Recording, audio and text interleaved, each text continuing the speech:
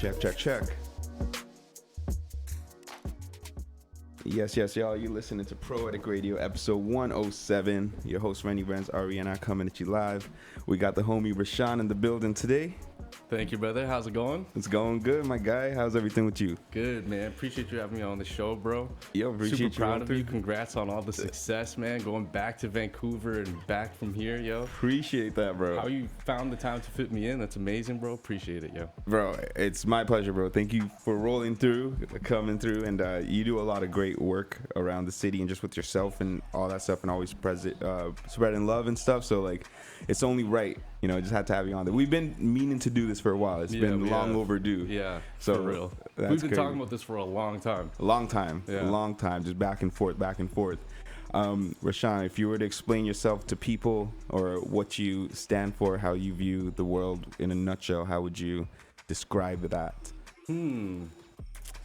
So how I look at the world, I would say that we're creatures of habit.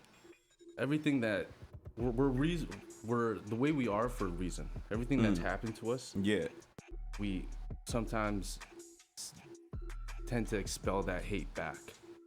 For stuff that happens to us, we tend to give that back out. It's kind of like a Batman versus Joker theory, right? They've gone through the same psychological damage. Batman chose not to. He chose to defend people and stand up for people that gone through the same thing. And then Joker, he said, "Oh, if it happened to me, I'm gonna exact the same revenge. I'm gonna do it back. If other people got away with it, so can I." Right? Interesting. So I that's how I kind of view people. It's just like, I don't like when I hear bad things about people. It's just like, okay, so give me the background. Why? Like, yeah. If you could give me their life before that, I could be like, okay, well, that's why they act like this now. You know what I mean? Of course. Interesting. So that's the Batman versus Joker theory you were mentioning. No matter what, people could go through certain different things, and it's whether they decide to be Batman with it or Joker with it. Exactly. Kind of thing. That's crazy. We all go through traumas, right? Of course, yeah. So it's just, how do we deal with it? Yeah. Right? Yeah. So, yeah. And a lot of times things that happen to us, we get so emotional, we want to do it back, or like we want to justify it in a way that isn't growth. The only way to grow from it is to understand it and see where it came from and why you chose to act that way. They choose a path of vengeance rather than converting into something positive. Exactly. And stuff like that. That's crazy, bro. That's true. I feel like a lot of people go down that road without having a moral compass, and that's part of the reason why and stuff. But then some people gotta really push hard to not fall to that dark side and stuff. It's just crazy. Because a lot of people are good at heart, but like you just get lost in the circumstances, and then like you said, creatures of habits. Those habits develop, and then before you know it, you're this thing that you did not expect to be, and you're like, oh damn. Yeah, absolutely. That's crazy. So the profession that you're in. So I'm an emergency rescue technician right now. I'm pursuing a firefighter, Toronto. Okay. So I specialize in high angle rescue, confined space rescue. So most of my jobs are in steel plants, or like plants like where they just manufacture mass and huge equipment, right? Like I was at a plant that they make all the landing gear for Air Canada. Wow. All the planes.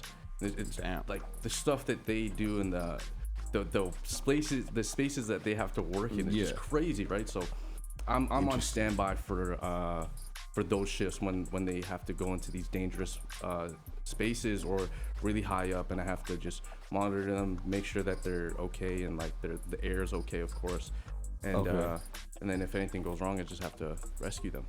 Damn. And then so on the other side, so I started my own business. I was doing that for a while with my with an employer, but I realized he charges $115 an hour for me to be at that site, and he pays me $22 an hour. And I kind of looked at that like, yo, this guy is kind of greedy. Like, you know what I mean? Like, I'm risking my life, and you're taking the lion's share of it. You can't even break me off a little something. Yeah.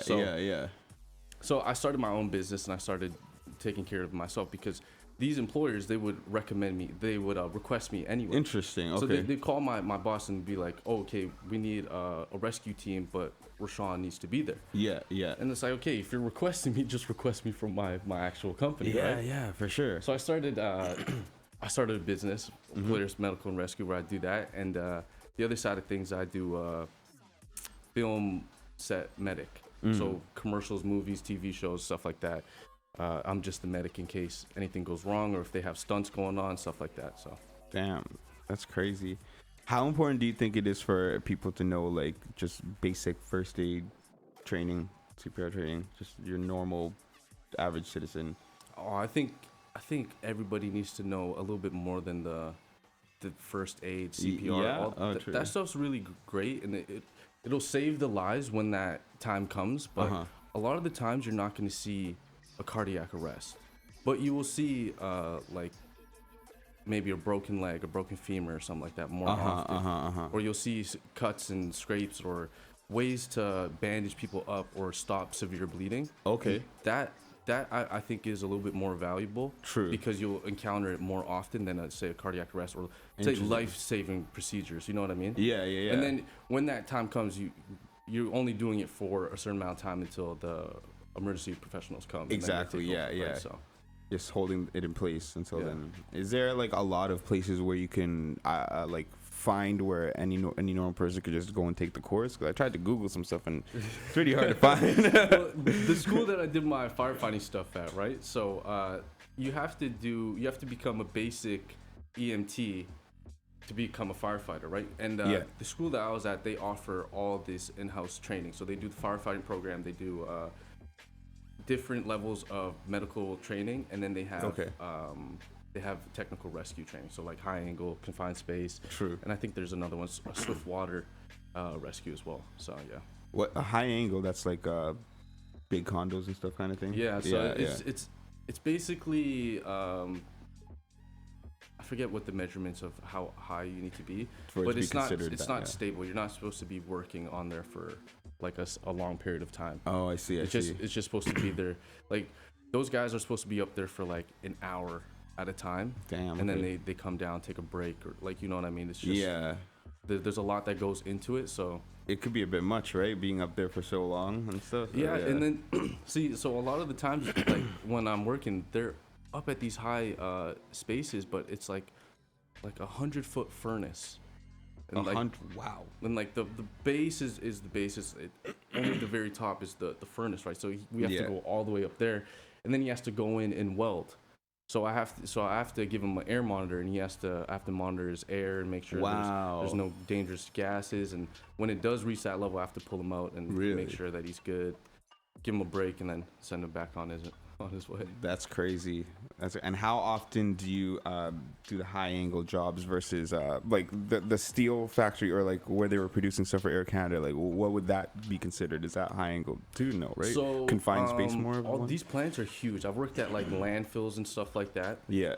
And this like a confined space. This could be a confined space. This room that we're in right now. It doesn't have to be small. It's just regulated by certain codes. So like if specific work is not supposed to be done for 50 minutes or longer, and then if it's a enclosed entrance and stuff like that. So it's really hard to dictate, like just give you just a broad view of what a high angle or a confined space looks like. It's all really different. But most of the times we're all in harnesses and we're all like locked off, tagged off, and you know what I mean. Crazy. So is it the same company that the same company sends you out to the high angle and like the confined and like the Air Canada stuff? It's all one company that sends you to these different so jobs. That guy has he has a whole bunch of contracts throughout the city. And so whenever they need work done, they can't work without a rescue team. And then so like no matter what, there was a call. I had to go to an emergency call in Hamilton.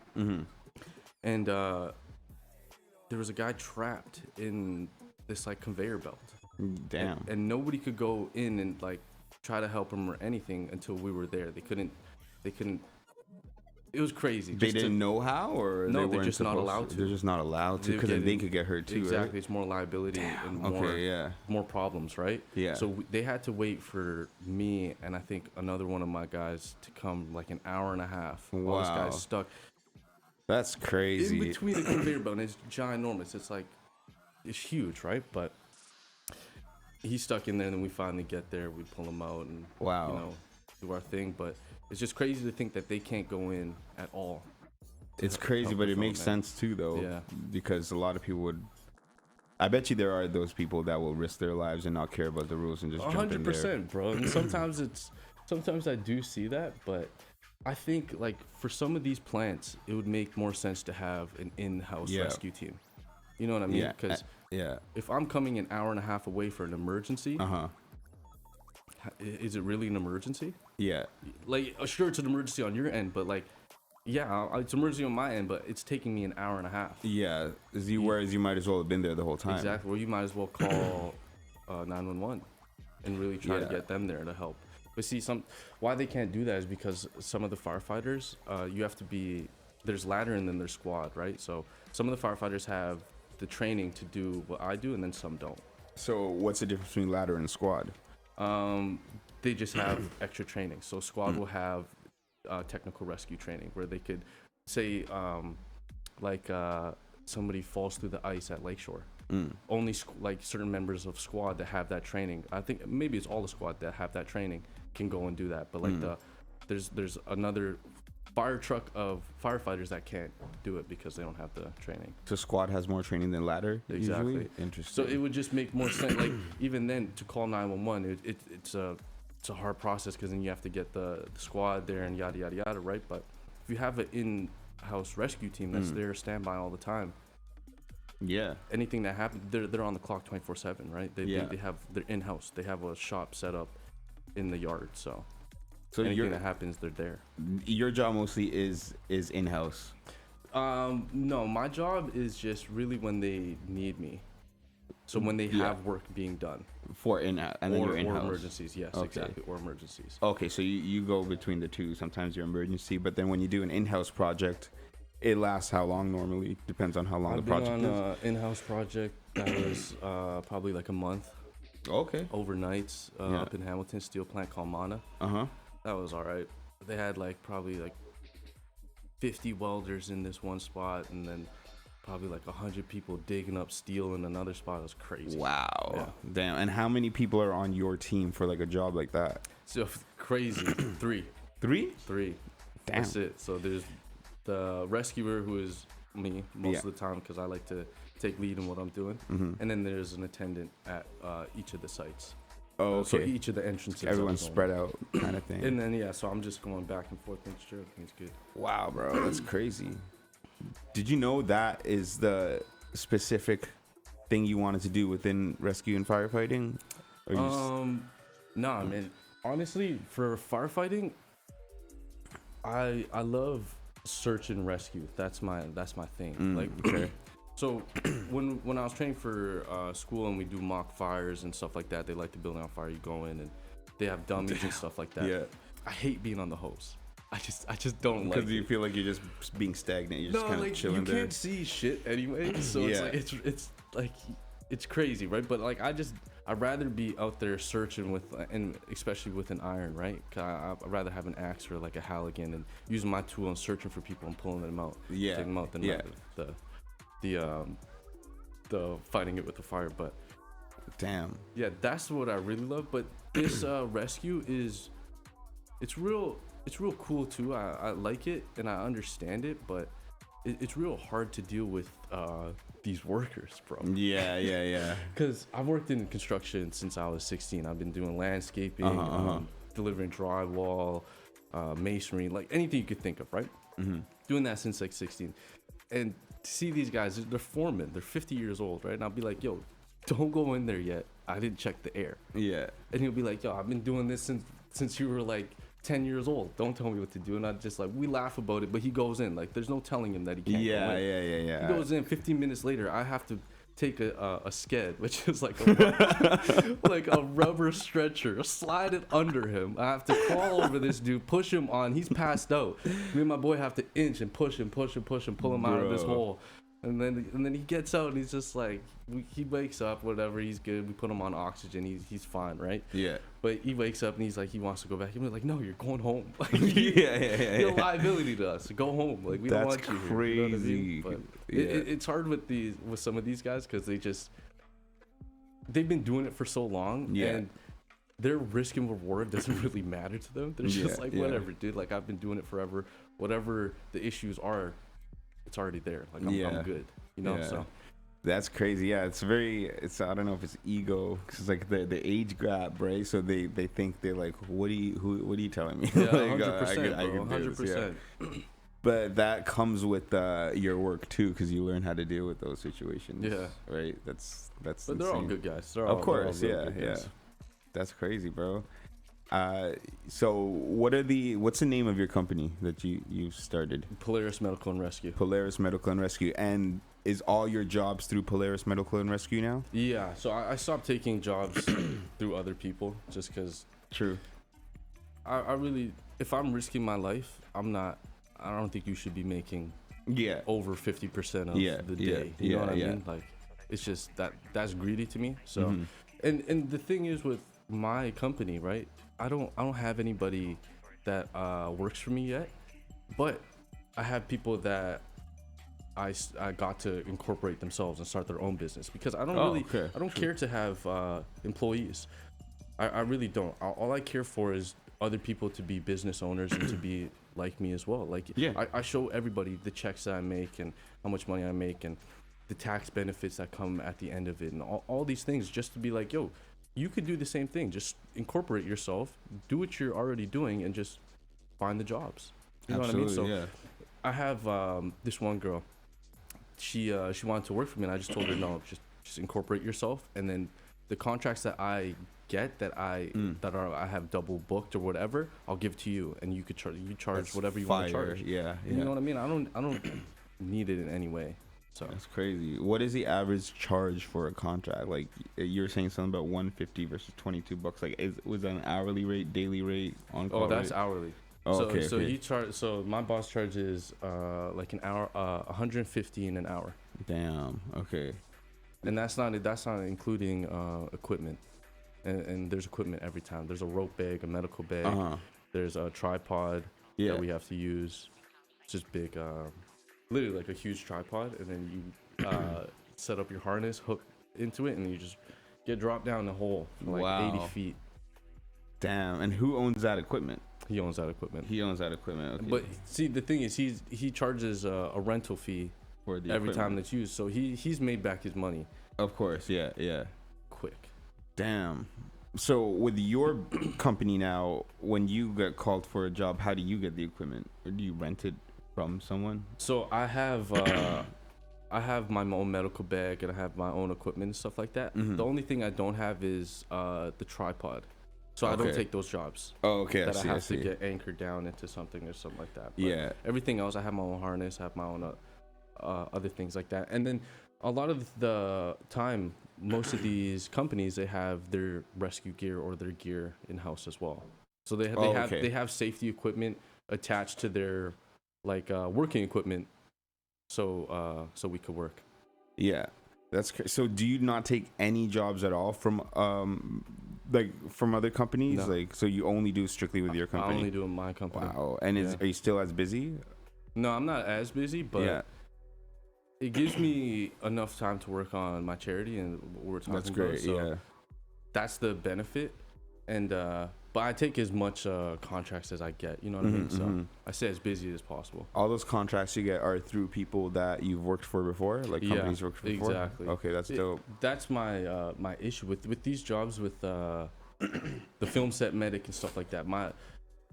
These other companies that provide the medics, they have like an agency that they'll get the call like, oh, there's a shoot going on here, we need a medic, right? I'm the only one that's really doing it just like by myself, and like I have to meet these people, and these people really like me and like how I work, right? So then they're just like, oh, boom, this guy needs to be our medic every single time. It's trust. You build the groundwork, right? Exactly. And then it's just like, okay, here's all my business information. Contact me directly. That's dope. That's fire. And how long have you had your company incorporated at this point? Since I would say August. August, okay. Yeah. That's dope. That's I made since August I made 15 grand. Damn, okay. Just from the company alone. Just from the company. Wow. But I spent all of it feeding homeless children so far. Yeah, that's a charity aspect. Every single penny of it. The charity under the same company? No. Oh, what's the charity called? So the charity's called Falling Seed. Falling Seed. Okay, Falling dope. Seed. Yeah, so that's awesome. That name came to me because I had a thought one night that every aspect of life, there's in every aspect of death, there's a seed of life. Mm-hmm. If you cut an avocado off from the tree, it's essentially dead, right? But that pit, you take that out and you plant it in the ground, it's a seed. It's gonna grow to be an avocado tree. Yeah. So I had this thought that, and then again, a samare seed. You know the helicopter, the little helicopter leaf that falls. Yeah. So that's a seed as well, right? Yeah. That falls from the ground, from the tree. It's essentially dead because it's falling, right? But then it falls to the ground, and however, like 1 out of 2 million, say, or maybe 2 billion, grow to be a tree. Wow, that's the ratio. Right? No, I'm just. But saying like something like that. Yeah, it's not like every single one of them. Not every single one. Yeah. So what if our purpose in life as humans is to do something so noble that we come back again? So that we have a dying seed. Yeah. So when we die, there's a seed of life again. And absolutely. I figured that we have to do something so noble, and that was my my nobility is my rescue job, of course, and being a firefighter, and then helping as many people as I could help. So would you say nobility, doing something noble, is something that you're giving and not expecting something back? Is that what you mean by doing something noble, or that we fall for something noble? I would take it a step further, and I would say nobility to me is maybe like giving more than you should, not financially, maybe even mentally or just psychologically, but just knowing that they need it more. Yeah. And that you'll get it back in a sense. And I have a tattoo on my middle finger that says I'll get it back just for that, right? Because like I work so hard, right? Like I go broke almost every month. Like literally zeros in my account, just giving money to people. And why I do that is because I know I have 1,000 or 2,000 in the mail coming from a check because I work so hard. So it's like I could give these people what they need. You know what I mean? It's gonna break me a little bit, but I work hard and I know it's coming back to me, right? So I could give them more, and you know what I mean, and just give them everything that they absolutely need, and just try to help. And there's a plan too, right? Like it's like you say you're going broke doing this, but also like you're laying down the brickwork for something. Yeah, exactly. Right? Yeah, exactly. But it's like I'm going broke like for the moment, but I'm not broke. No, you know I know. Like, I know what you mean, bro. I'm going broke for the moment, but it's all for exactly what you said, laying down the foundation for something, getting the brickworks down just to like understand where this is going to lead to.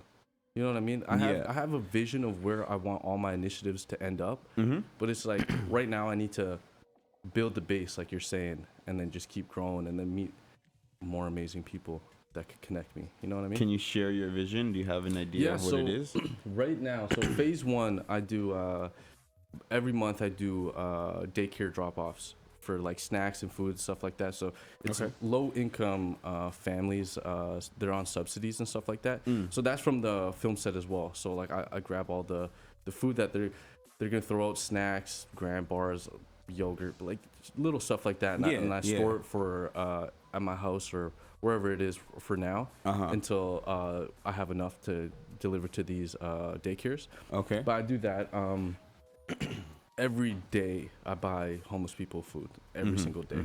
I told you at a shawarma place by my crib. Yeah. I walked in one day and I bought myself a plate. This was a year and a half ago. Bought myself a plate, and this kid walked in. He was maybe like 13 years old, and he came in and he goes, "It's like $10 or whatever it was, enough for like dinner." And the guy goes, "No, whatever, right?" And I gave the kid a $20, and he paid for his dinner and stuff like that. And he tried to give me back his money in quarters. I was like, "Brother, no, like don't even worry, bro. Like, you got this, right?" And I was like, "That's for candy. Like go be a kid, right?" Yeah. So then after that, like I was just like, every time I'm in here, I'm just gonna buy a plate for like for a kid like this or for a homeless person that comes in. So every time I go in, I buy myself something, or there's times I go in, I just don't even buy myself anything. I just be boom, just the regular 2 plates, and I just leave, right? Yeah. And then they just hand them out. But so I do that every day at least, right? The other initiative is Sick Kids Hospital Bills. The Sick Kids Hospital Bills? Yeah, so like I'm gonna start taking care of treatments for like featured children. So there's just one girl that I know of right now. This I'm not gonna say her name, but she's 4 years older, and she has Down syndrome, and she's on her 3rd heart surgery. Wow, damn. And it's like the cards that you got dealt, baby girl. It's like that's not fair, right? Yeah, so it's like I wanna take care of that, the surgery, the next heart surgery for this family, right? Because the treatment that these kids need, it's not covered by insurance a lot of the times, right? So it's like extensive treatment, or like they're really ill, so it costs money, right? Wow, okay. And so what my thinking is behind that is that if I could pay the bills, like that bill, right? Maybe the parents don't need to go to work 5 days a week. Yeah, they could be with their daughter. Exactly. Yeah. They could go 2 days a week, and they could be with their daughter, and they could spend, if they have limited time, and say the time's not granted, right? They could spend that time with their daughter, and that love is miraculous, bro. That love can heal. Yeah, bro. So if I could grant them that time, just by me working hard enough and me sourcing donations from people that believe in my initiative and stuff like that, then that's all I want to do is just grant them that form of that love in the form of relief. Yeah. And so they could hopefully make their baby girl better. That's amazing. How do you come up with these ideas for like what you want to do to help people, like because they're very specific. Yeah, they're very specific and they're very good by nature. But how do you come up with these ideas? You just see something and you're like, Sick Kids Bills, and then one thing leads to another, and then you just think like, I can help this person directly. So that that initiative evolved from something like I wanted to do something for orphans. Okay. That's why I thought it was like it's real tough. Imagine having nobody in this world. Like this world's tough as it is. Imagine having nobody. Yeah. Not a brother, not a, you know what I mean? Yeah, no one. That's crazy, bro. How do you trust anybody? Yeah.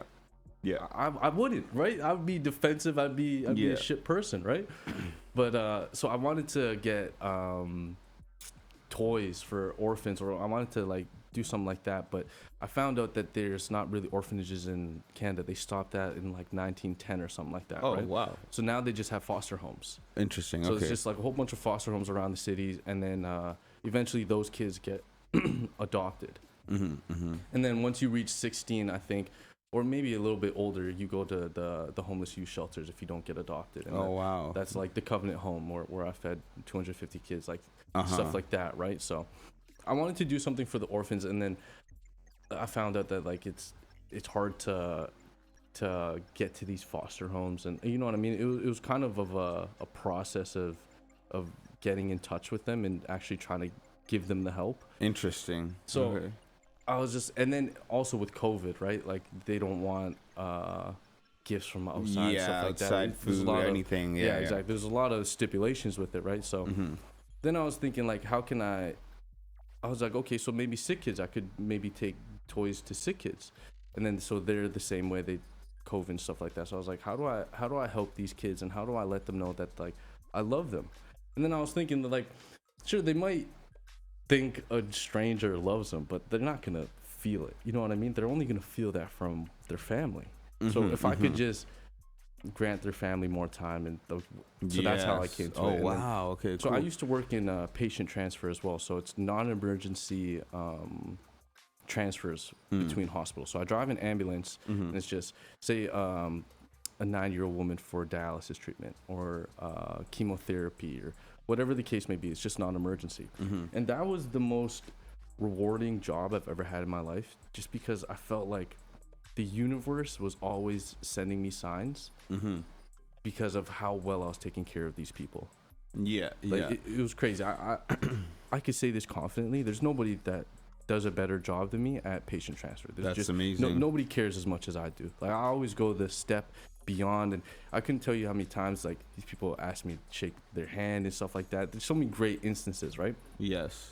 So I wanted to get back to that in a sense of helping sick people. So this was the other way of getting back into it, of helping sick kids, because That's dope. you know, I really want to help kids as much as possible, just to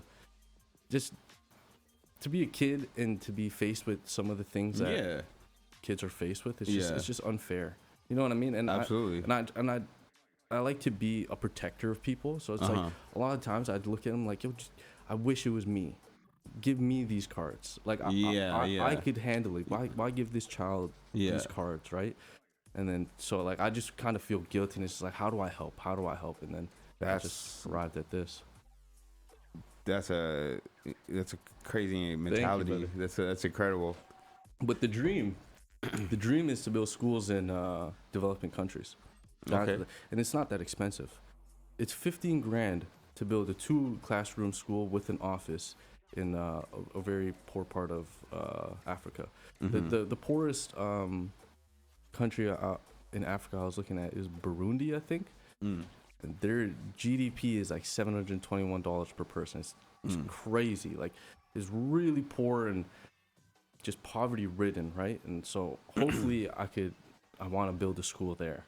And you know what I mean? And then expand from 2 classrooms to bigger, keep building. And then there's a direct link to education with health, wealth, of course, financial. Of course, yeah. And then there's the environmental sustainability about it too. Like they'll learn to farm. They'll learn to be basically self-sufficient and self-sustainable from their land. You know what I mean? It's just knowledge that we have here, and it's just, if we could just offer it to them, they could be great. You know what I mean? Now, 15 grand to build a school. What about after that school is built? How did those teachers and principals get paid? Who's paying them to teach these kids now? So that's where I'm doing more research. But from what I found out so far is before you could even buy the land and build a school on it, you have to talk to the government officials, and they'll tell you where you can and stuff like that. But they really help with setting up the administration to run the infrastructure of these schools.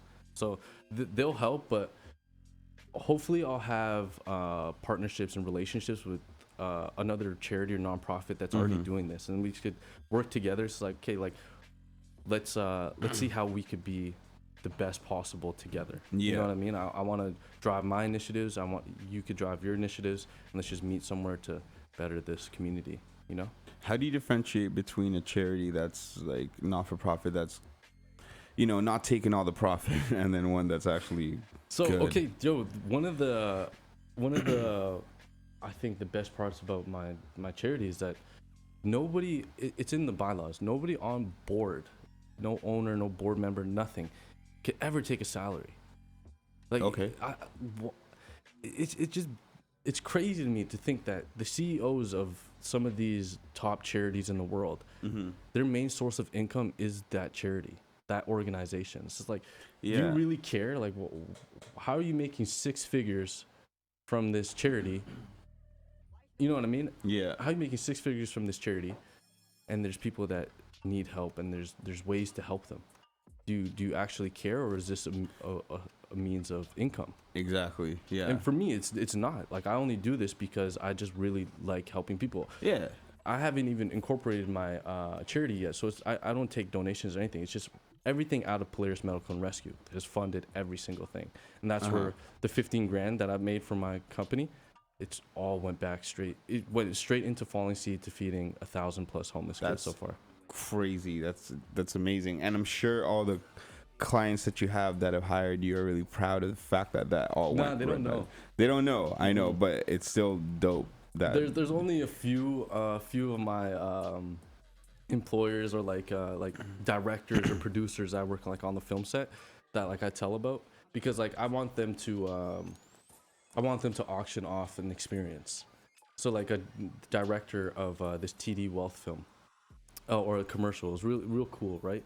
And we had a good conversation, and I wanted to auction, like go to like say Tokyo School of the Arts and say $300, and somebody could shadow the director, like who for the day, right? And so whoever could pay the $300, that kid can go, and then we'll choose another kid that wouldn't be able to afford it at all, and, and so it's 2 for 1, and they go for the experience. And they just kind of learn the ropes, and it's like, hey, this is how you do this, yada yada yada, like this is what you're going for in school, and I'm going to show you like the ins and outs of it once you're in the profession, you know what I mean? So it's like a cool experience, so you don't have to donate capital, but you could donate a cool experience, right? So there's only a few people that I actually tell, and this is what I was telling you earlier, bro. Like, I don't tell anybody that I actually do this stuff. So the fact that I'm telling you, bro, you're just such a great person, bro. I appreciate that, brother. I have so much trust in you. You know what I mean? So that's why I don't tell people things. It's because it's just like, they might feel away or they might take it away. But like with you, it's just like, okay, this guy's so like-minded and the same has the same views as me. So it's like, okay, I could tell this guy and get a real perspective on it. And I could take from that and grow. You know what I mean? So. No, absolutely, bro. Like, I've always thought like helping is key, caring, nurturing, and stuff. And like, a lot of people say it and they want to do it, but then like they just say it, like they still just live their lives doing whatever, and like, you know, that's just the way that there's some people are just brought up, and that's a habit, because there's nobody really to show you like, yeah, you can actually help other people and, you know, still live your life and stuff. Exactly. Right. That's a very common misconception. I think that's why a lot of people don't help people, is because they don't think that, you know, when they're young and innocent, they want to save the world and change the world. But as they grow up, they realize everybody else around them is just trying to look out for themselves. Yeah, absolutely. Right. So it's different, but it's good. It's good that there's people like who think like you, or like you said, who think like, you know, share the perspective of like actually wanting to care and do something. And you have a profession that is very admired in society as it is, but what you do on the sidelines with it is even more incredible, because you take it a step further. You're not in the profession of rescuing just for that and the salary and the money and the house and a secure job. The what's behind the scenes is like, you know, like, okay, I'm gonna take that aspect of it and take it a little bit further because I actually care about it. And then looking at kids and trying to help kids with it too. Like, kids need guidance. Obviously, there's not a lot out there. Exactly. You know. So why I chose to become a firefighter? Everybody's always told me to be they're just like, yo, you'd be a great cop, right? And the reason I can't, like, not that I can't, the reason I don't want to become a cop, it's crossed my mind, and I've actually had cop friends just actually recruiting me. They're just like, yo, sign this paper, and like, yo, you're in the recruitment. You just have to show up, and you're gonna be a cop in 8 months, right? Yeah. And why I can't is because of the area I grew up in, right? Like, all my homies from the ends from back in the day, they would, if I show up in a cop uniform, they're not gonna look at me the same. They might be like, yo, that's Rashan, that's our boy, but they're still not gonna trust me, or they're not gonna be like, there's a stigma around it, right? Of course. But if I show up as a firefighter, they look at it the same, but I still have that authority and that figure, you know what I mean, in society, that I could still talk to these kids. So that's why when I'm a firefighter, I want to be in Toronto. I only applying to Toronto. I could have been a firefighter for Brampton and Vaughan, but I just didn't apply. I know that I'm getting hired the first time. I just know, because my resume is great, and honestly, the things I do and the way I speak in interviews, I'm good. Yeah, because it's from there, right? It's like a passion, it seeps through. It's not like no BS. Exactly. Yeah. But sorry, I forgot what I was even saying. You're just talking about why you wanted to be a firefighter insteed. Oh yeah, so I could go back and I could talk to these kids, right? And I could show them, be like, yo, I grew up right where you grew up. You could be just like me. Yeah, Nothing stopping you from doing that. Yeah. And I'm still cool. I'm still from the ends. I still talk to all the homies. You know what I mean? They still look at me the same. Yeah. So you could go and you could rescue lives, and you know what I mean? Being a firefighter is usually an extension of a person. You don't just like I'm gonna be a firefighter. Like I just want to do that. It's usually like you already have that caring, nurturing virtues of you, and that like you want to help people. Yeah. So just like, oh, okay, I'm like, this is what I want to do with my life. It's not really work. It's just like it's just who I am. Yeah. Right. So most of the time it's that. That's crazy. And so if they could realize that from a young age and see like, oh, I don't need to be like everybody else. I could be caring and stuff like that, and still be cool in the neighborhood and stuff like that. Right. Yeah. So as long as they can see both sides to it. Yeah. And they can relate to it. Somebody will relate to it, and that's all I care about for being a firefighter, looking the way I look, and tattoos on my neck, all that crazy stuff, right? I could just relate to them and be like, yo, I've done my nonsense, you've done your nonsense, you could be great too, bro. It's just not that hard. That's wild. When did you first decide, like, at what age did you decide you wanted to go the route of like firefighting? Firefighting, yeah. So I've been playing baseball my entire life, since like literally 4 years old, maybe like even 3. But playing baseball my entire life. I've been traveling the States since like 12 with just my coaches. My parents were with my brother. He was 2 years older, so his draft year comes before mine, obviously, because he's older. So they gave him more attention. Okay. So I would be traveling with just my coaches and stuff like that, 12 years old, all the way up to probably 23. I probably stopped baseball. 23? 23. Oh, wow. You're doing it for your whole entire life. Yeah. And playing professionally. So I went to a baseball scholarship in Illinois, a JUCO in Illinois, and then I transferred to a university in Kansas. Okay. And then so when I came back from Kansas, I was done baseball and stuff like that, and I was just working construction again. And that's what I did in the summers between baseball, right? Yeah. So I'd spend most of my time traveling for tournaments growing up for baseball, and then when I was back, I would just work construction, just have some cash, right? Mm-hmm.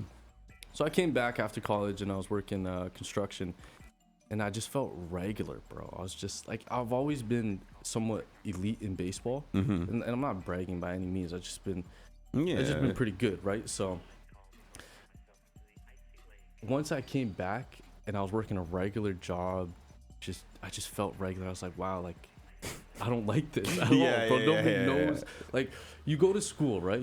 Not many people from Canada that play like baseball end up going for scholarships, right? A lot of my graduating class, a lot of them came back or quit after a year because it was just a lot mentally on them. They missed home, whatever the case may be, right? But a lot of them don't go to their scholarships. So I went, fuck, I forgot what I was even saying. Well, the graduating class, you mean like your normal class in your normal school, or you mean from everybody that got the scholarship for baseball? For baseball. So my graduating class for like my amateur baseball team, and that was like a traveling baseball team. Okay. So like a lot of those guys, they didn't like they took their scholarships, but some of them didn't stick with it. Interesting. Right, but even so, when you go, right, you're elite once you go, right? Because you're literally elite. And then once you're if you're good on the team, you're even a step higher. Right now, I was pretty good on my team, so I was always like a step higher. So to go from there and then come back here, I was depressed. I was in the ruts, right? And then I had this thought one night, and I was just like really going through it, and I was just like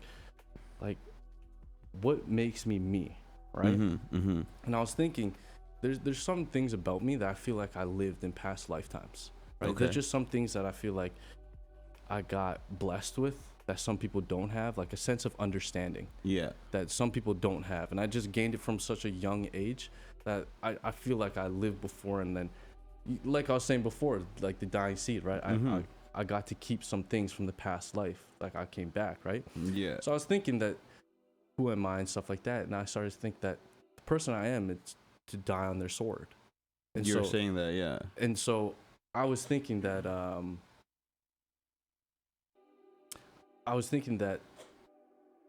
no matter what I do in this life, I have to do I have to put other people before me. That's just who I am.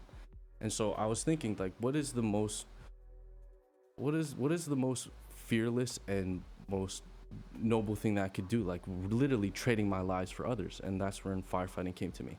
And it's like, and I have no problem doing that. Like any given day, any given moment, I'm willing to trade lives for somebody and save them at any given time. So it's just like that's exactly where I want to be. That's exactly what I want to do. And so once I figured that out, I just put all my efforts into obsessing over how do I get this done? What is the most efficient way? What do I need to get done and stuff like that? And I did all the research, and then within, I would say, a year, I got all my certifications and it was done. Wow. Yeah. That's wild. Now, dying on your sword, like the stuff that you say about that, wouldn't you want to, like, you want to do this for your life, right? And you want to help people, save people, protect people. Yeah. But do you feel like you saying out loud, like, I'm going to fall on my sword, it's manifesting an end that, you know, when that end comes, then, like, what about all the other potential lives that you could have possibly saved if that end didn't come? And, like, you know, do you ever think, like, I'm manifesting an end or anything like that by saying things like I'm falling on my sword? No, I don't. But I do say some stuff that is kind of crazy. Like, I truly believe that I'm gonna die young.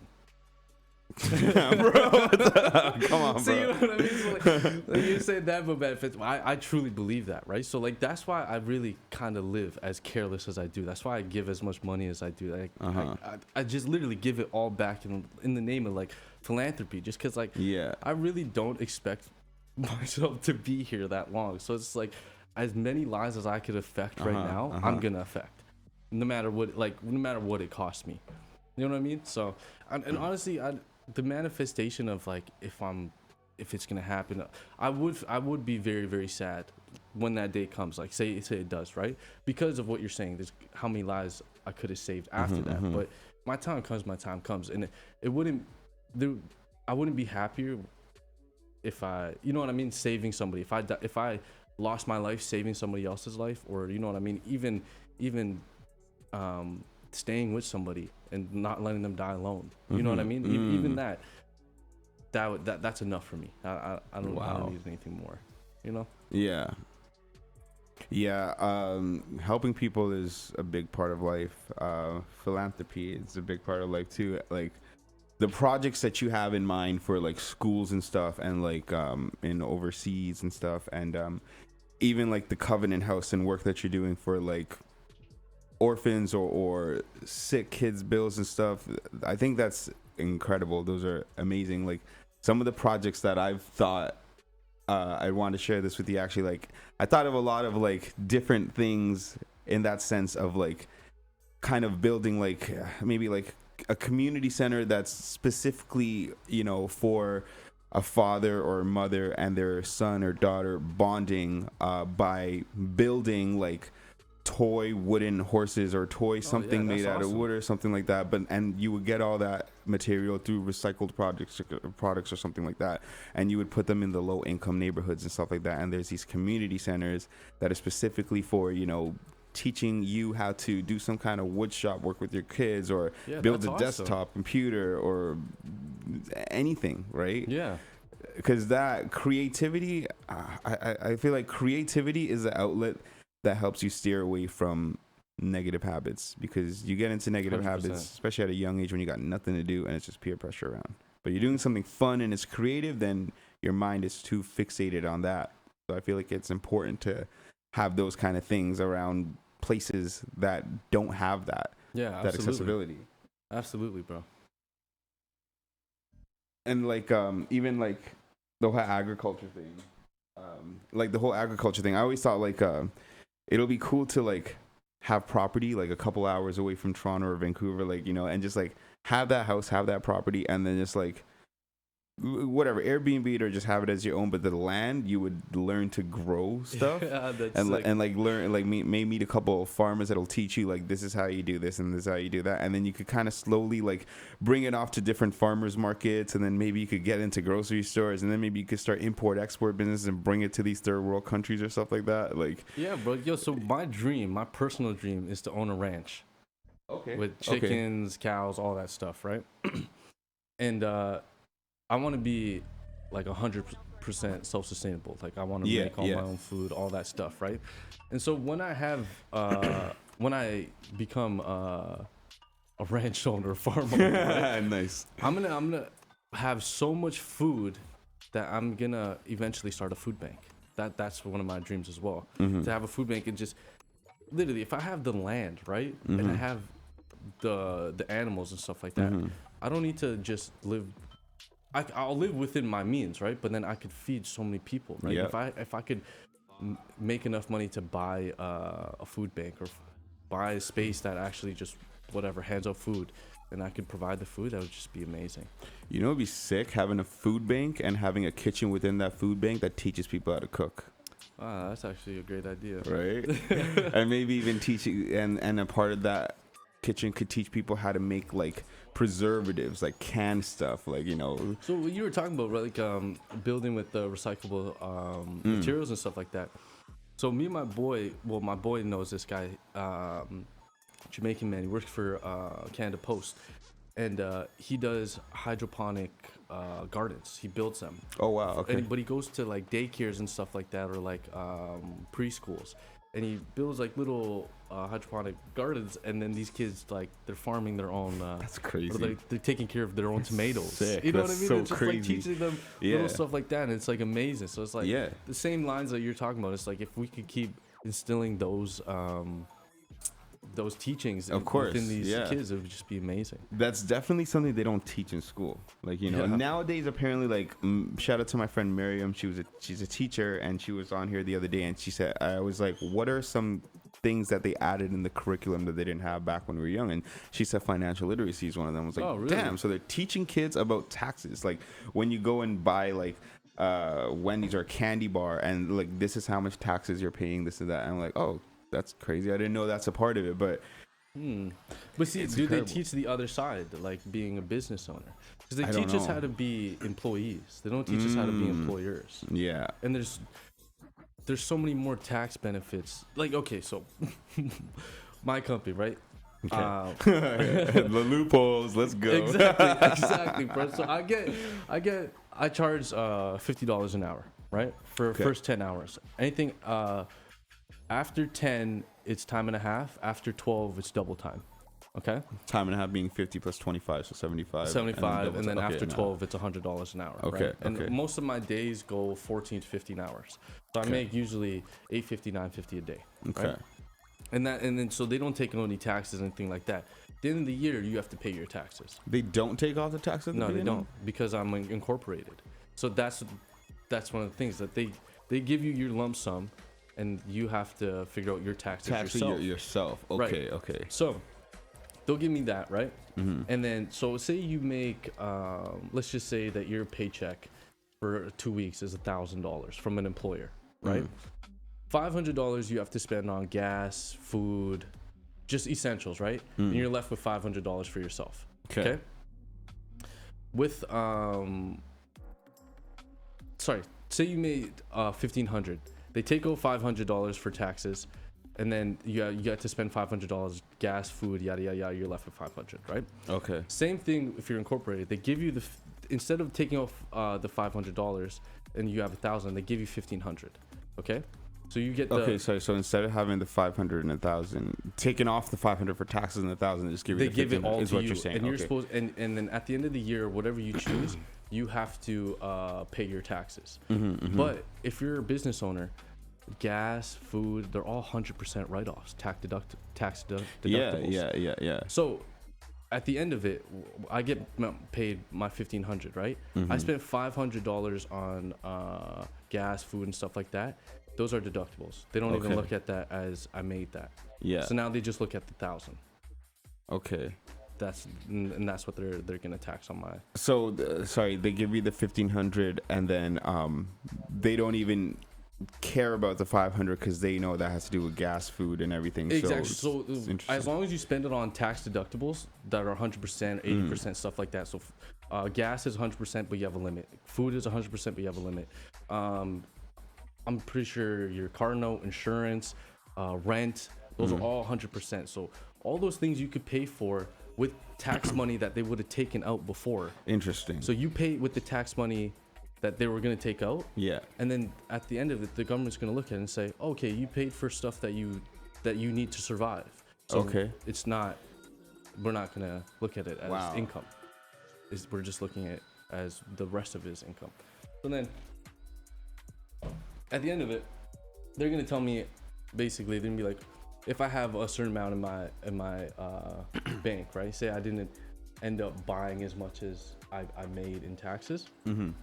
So they'll say to me, my account will say to me, you have $2,000 to spend before this time, or the government's gonna take it in taxes. Damn. Okay. So yeah. $2,000. Yeah. I could buy LCBO gift cards. Exactly. Right? Yeah. I heard about this flex. And then you could buy all your alcohol with it, because all gift cards are like Or for a client. Exactly. It's promotional. Yeah. It's an incentive to do business with me, right? So then you just finesse your way all through around it. It's crazy. It's just all these different tax benefits. But it's crazy. the thing about it is it's just much better to be the business owner than just an employee. Of course. Right? Yeah. Yeah. You don't have to be this huge business owner. You could, like me, I'm just a one-man team. And I just run my stuff and I pay myself, and that's it. Mm-hmm. That's crazy. That is, yeah, a lot of people really need to learn entrepreneurship, business ownership, and know these loopholes, because you're right. A lot of people think like employees and not like how to overcome that stuff. I think the baseline is, though, like, people need to figure out what they want to make money from, like how, like, because if you're going to start a business, you got to have an income for that business, and then you could. Let me ask you this, brother. What is your passion? Music. Music. Yeah, 100%. Really? Music, and telling my story through music, and just like connecting with people through music, and just being really different at it. That is 100% what the passion is. But what drives me behind everything is like caring and trying to give back. Like, I come from a country of genocide. Like, I'm the first person born here. My life would be very different if my dad didn't, like, you know, come here. So I look at that, and I also see, man, we were talking about this earlier, actually, about father and son, and like how you are your father's son. Yeah, absolutely. But yeah, what drives me behind everything too is like just based on that as my history, and just growing up in Canada, like 90s and stuff, colored kid in a very multicolored school. Yeah. Kids are assholes sometimes. Like, you know what I mean? Like, towards each other, like 100%, man. Kids are mean to each other, right? And that's just like what it is, right?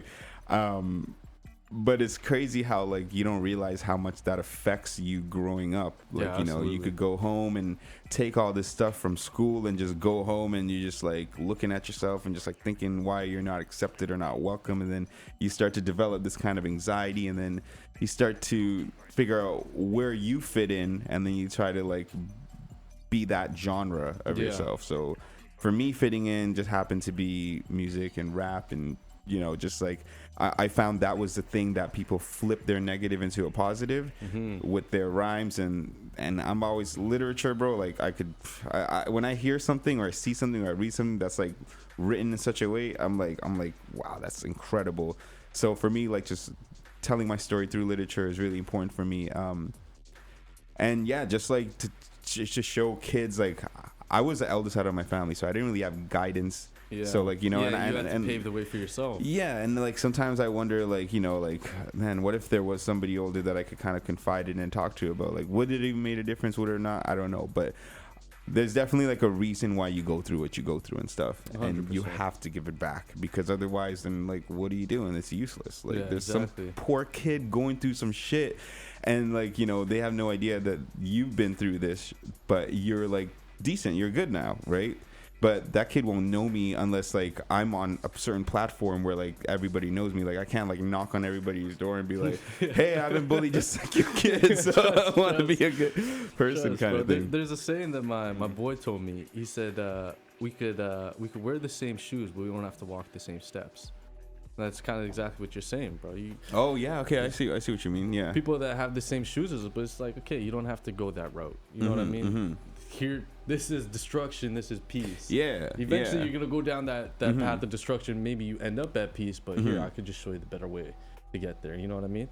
Yeah. Exactly what you're talking about. Honestly, very parallel to your reasoning to being a firefighter and going back to your ends, because you made it to this and you came from this and you're still cool with the homies. I feel like the same. Like I want to be like, I made it through this, I came to this, exactly, and I'm still cool with the homies and stuff. And like, you know, you don't like, sure, you might get in a little bit of shit here and there, but like, don't get too far down the rabbit hole, because there's consequences. There's like mad major consequences. And me as a person and you as a person are very lucky, like, you know, as well as we have worked really hard and disciplined ourselves to as much as we could discipline ourselves, we're also very lucky and fortunate to have, like, you know, whatever support system it is that we've had to kind of keep us like molded in that routine. Because like you know, I probably, like, if I didn't have like my mom, my pops, or like, you know, certain people in my life, like I probably wouldn't have had like that safety net to kind of like, when I fuck up, like, okay, like here's a little crutch for you to keep going, where there's other people that don't have that crutch, right?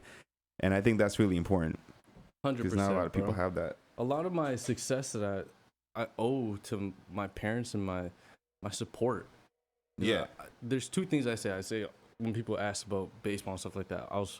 I worked hard. I was fortunate to work hard enough, and I was fortunate to have the support system around me to propel me to get to that level. If I didn't have that support for the down times, the up times, there's no way I'd be as great as they see me. Right? Yeah. But yeah. No, it's wild. Like, I have friends that don't have that, and like, it makes me feel really guilty sometimes, because I'm like, oh man, like, you know, like, I'm very fortunate. And I never realized, like, when I was a kid, like, I was pretty much a spoiled brat who didn't realize it was a spoiled brat. Like, I just, like, you know, like, I thought I didn't have it all, but I kind of did have it all, because like, I had the basics. I had the roof, I had toys, like, you know, I had both parents and stuff, right? But like, you know, growing up, like, I feel like just like looking a certain way and just like being from a different background and stuff, like the, you know, racial like, I wouldn't even say racial hatred, I would say the racial like comedy that you take the wrong way as a kid, because like kids aren't trying to be like hateful towards you, they're just like poking fun at you, but sometimes you take it a little bit seriously and stuff. But that really like drives you into like, it really distracts you from like being able to just like, you know, study and do a good job and be a professionalism and stuff like that. And my parents, they did the best, but they didn't really know, you know, the stuff that I'm going through in school and stuff. That to them is like, brush it off the shoulder, like, why being a bitch, like, just deal with it kind of thing. That's their mentality. No fault to them, because they grew up very different. They're from like a village, like, where it's like everybody looks the same, everybody knows each other, like, you know, like, but me, like, it's not the same. Like, I deal with this at school, and I go home and I'm expected to just like, is your schoolwork done? Is this done? Is this done? Is this done? Like, yeah, but like, do you know what's bothering me? Like, really? Like, it's crazy. Bro.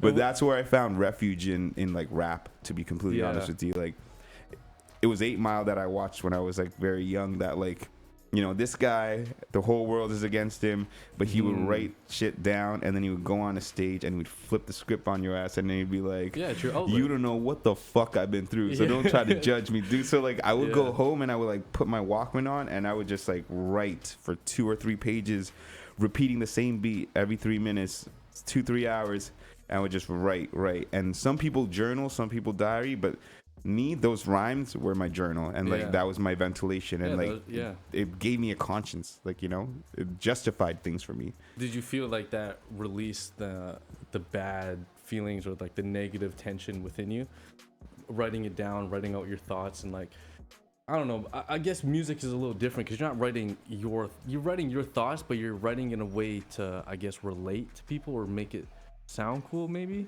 Not exactly sound. Well, I guess it is always sounding cool because you're trying to, fit in with something. But it's mostly flipping the negative into a positive. I think, okay. right? Because and just the way that shit was structured, it sounds cool because the syllables are there and it just matches. Like you turn that into an art, and like no matter who hears it, they're like, oh, how did this guy go? Like that. That's sick. So like in my own head, I'm already like, I'm breaking this down. Like it's crazy. It works for me. And so there's a flip side to rap though, because like, yeah, sure, it's you're releasing the negative stuff and stuff, but then as you get a little bit older, and especially when you're at a young age, you realize what everybody else in rap is actually doing. So then all that releasing of your consciousness and trying to make yourself feel better, for whatever reason I wrote that stuff, it turns into, oh, these guys are doing violent shit and selling this and that, so maybe I should go down that road kind of thing. Trust. So that's where it gets a little crazy and iffy, and you gotta like watch yourself on that. Yeah, for sure. So do you make beats, or are you writing? I've always written. I'm learning how to make beats now. Okay. I've never met a producer or engineer who could kind of help me take like what I do, which is just like rapping and spitting, and like put it on something and make it actually sound good. It's kind of why I got into radio in the first place. I just wanted to meet producers and engineers to kind of help me with my craft and at the same time help other people. Yeah. But it's been such a long and tiring journey that like I slowly but surely have still been building on my craft, but I've been more focused on helping other artists and promotions and editing my videos and editing my show and just showing up for the shows and working other jobs to support my show and stuff like that. Like it's a lot that comes with it. But I've learned that you kind of have to take your foot off the gas sometimes, because once you do take your foot off the gas, you kind of release that stuff that you're naturally supposed to do. Like, not to say like you should like slack off and stuff, but sometimes when you're doing too much and you're feeling overwhelmed, like I think you need to take a step back and just like look at everything from the starting point. Yeah, and 100%. When you do that, you kind of refresh, kind of thing. So yeah, man. Yeah, that's just that's yeah. That could have been a firefighter. That's sick, bro. That's sick. Yeah. Wait, I wanted to touch on what you're saying before, like racial and bro. If it wasn't for racist dudes, I wouldn't be as well worded as I am and able to talk my way out of situations. I understand that. Because traveling for baseball to the States, right? You meet the most racist people you could think of, like West Virginia, just crazy stuff that I've experienced, right? But what am I gonna do? Am I gonna fight every single person in West Virginia with a gun? You know what I mean? Yeah. You have to learn to shut up. You have to learn to cease your ego. And in terms of ceasing your ego, you grow like a lot, right? And so I was able to see where this hate came from and understand them and just flip it on them. You know what I mean? It's just like the best things you could do. Well, what I learned is that these people hate me is because they don't understand me. Exactly. They see me and they just go, oh my gosh. They fear me because it's like they can't relate to me. Maybe they feel like they can't say anything to me, or I might take it the wrong way. They just it boils down to relating to me, right? So they just look at me and they fear me. But once I come up like, hey sir, how's it going? Hi ma'am. You know what I mean? And I speak to you with the respect and I give you all the kindness in the world. They realize like, oh, they get taken it's by me surprise. looking at you like that. It's not you looking at me like that. Yeah. And so I found myself kind of being a bridge for absolutely for people like, you know what I mean? I just in Kansas, there was one time I was in school, right? And there's this big white guy, and he was just country dude, and he was just staring at me the entire night. We're at a pool bar, right? Staring at me, and the only I'm the only colored person in this bar, right? Yeah. There's no other reason for him to be staring at me, right? But so I don't like, sure, like before, like when I was hanging with the homies and stuff like that, you take that as disrespect. Anybody staring at you, you fight them, yada yada. But as growth and maturity comes along, right? I let it be, whatever, smile at this guy, whatever, cool. We go out on the balcony, and he taps me on the shoulder. I turn around, and he goes, hey, man, I'm sorry. I go, oh, what for? He goes, you know what for. I go, oh, word. Wow. We shake hands, right? Damn. Yeah, we shake hands, and my homie goes to me, because he noticed that we're staring at each other. It was going to be a problem, right?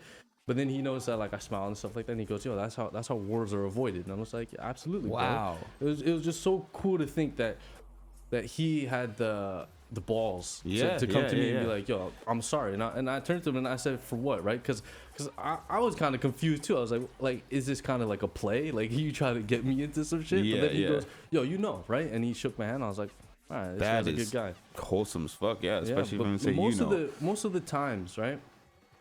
I experienced racism in the States is just because they just seen me.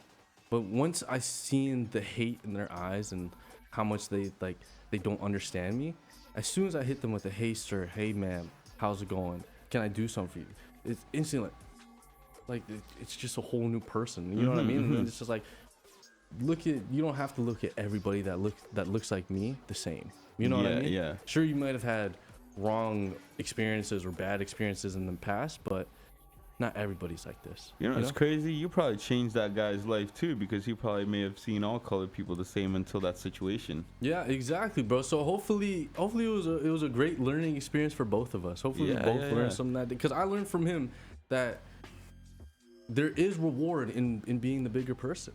Of course, yeah. And that's always like, my brother asked me one time. He said, "What's the toughest thing you've ever done?" Right? And I couldn't really answer. And then I was like, while I think of my answer, you give me your answer. And he gives me like 3 different instances of him just being a bit like, yo, just, you know what I mean? Just being the tougher dude, right? He's that dude, right? So he was just being the tougher guy. And then so I was thinking, I was like, wow, like, yo, we're actually kind of different. Like, the toughest things that I've done in my life are the thousands of fights I've walked away from. Wow. And then every time I went to bed was thinking like, oh, I should have beat the shit out of this guy. I should have whooped this guy. And I know I could have. Why didn't I? But that's the toughest thing that I've done, is walk away from those fights and have to deal with my own thoughts in the night and say, even though you could have whooped him and they would have been justified and all these things, you did the right thing, but you kind of have to live with it. And, it takes I like to think of myself as a man's man, and you know what I mean? I don't take no shit and stuff like that. So when I do take some shit, it really affects me. So, but then I have to look at it the bigger picture. It's like, no, man, I was the tougher guy. Yeah. He wasn't a tougher guy for trying to show intimidation. That's actually weakness, right? But, yeah. That's crazy. That's very true. There's a lot of different reasonings for people to be tough, like walking away from a fight versus fighting somebody and stuff. Yeah, it's crazy, man. It's crazy. I'm actually so blessed for baseball. Yeah. It brought me to scholarship. I won a national championship at 18. Fat ring. I have great accolades, right?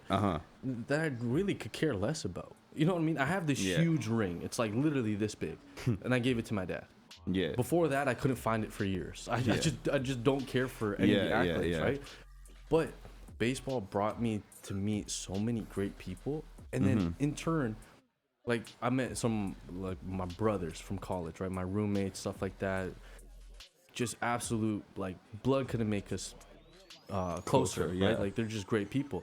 But then for traveling for baseball, you see like these impoverished communities and like how bad it is, and then you see that the mental restrictions on these communities, and like how it's just a downward spiral, right? So baseball just granted me things that I would never be able to see in life, things I would never be able to experience or learn from. That, like, say people that have stayed here their entire life or like didn't experience the things I experienced, and it's all because of baseball. So I have to like be so gracious and grateful to baseball for allowing me to use that as a vehicle to experience the things I have.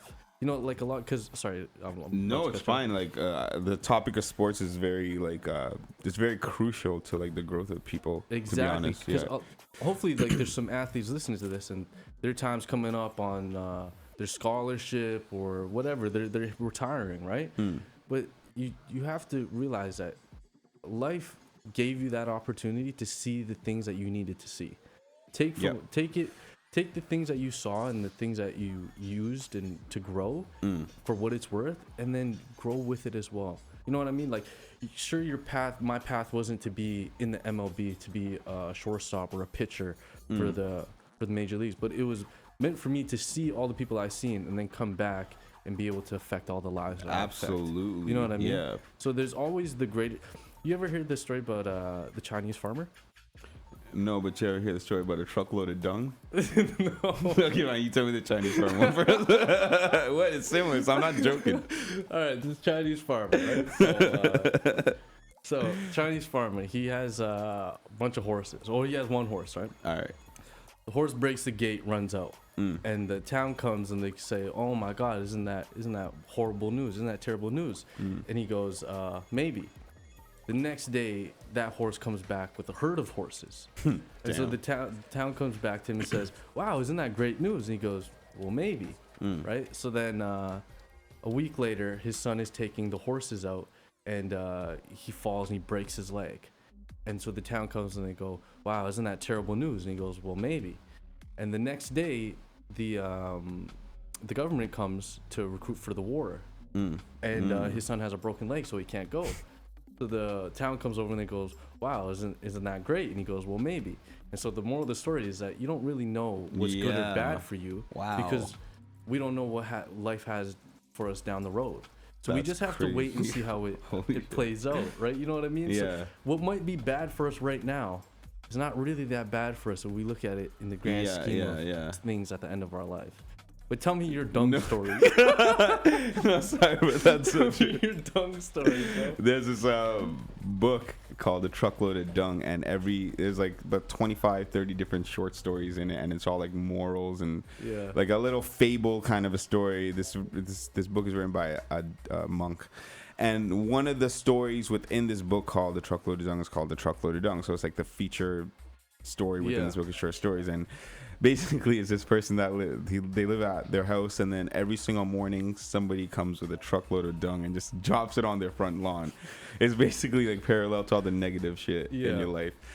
And he wakes up every single day and it just keeps piling and piling and piling, and like, you know, days, months, weeks go by, all that stuff. And then one day he just starts taking a wheelbarrow and just bringing it around to his backyard and just like puts all that dung in the back little by little till it was, after all the long amount of time, it was all gone. And then one day he went and looked in his backyard. It grew to a beautiful garden. Yeah. Because of all the dung, Yeah. So basically the story was like taking all your negatives and putting into something positive. Yeah, that's awesome. Yeah. That's actually awesome. Yeah. So, you know, there's this book. It's called Meditations by Marcus Aurelius. Okay. So he was the only Roman emperor to ever be a philosopher. It's crazy, like the only one out of all those ruthless men. He was the only philosopher, right? But he wrote this diary. Well, he wrote his thoughts down in a book, and then he never meant for it to be published, but a poet found it and then published it. And that it's crazy to think that his thoughts from 125 BC relate to us now. Like we still battle those same thoughts in the morning and the night. Like, it's crazy to think, right? But he preaches this thing about stoicism. Stoicism. So it's everything bad that happens to us and everything that we know that are kind of our flaws, but using it in our favor. Like, for me personally, I know I'm sensitive as fuck. Extremely sensitive. But instead of just understanding that I'm sensitive and just like, oh, I'm being defensive about everything, I learned how to turn that into like an outlet.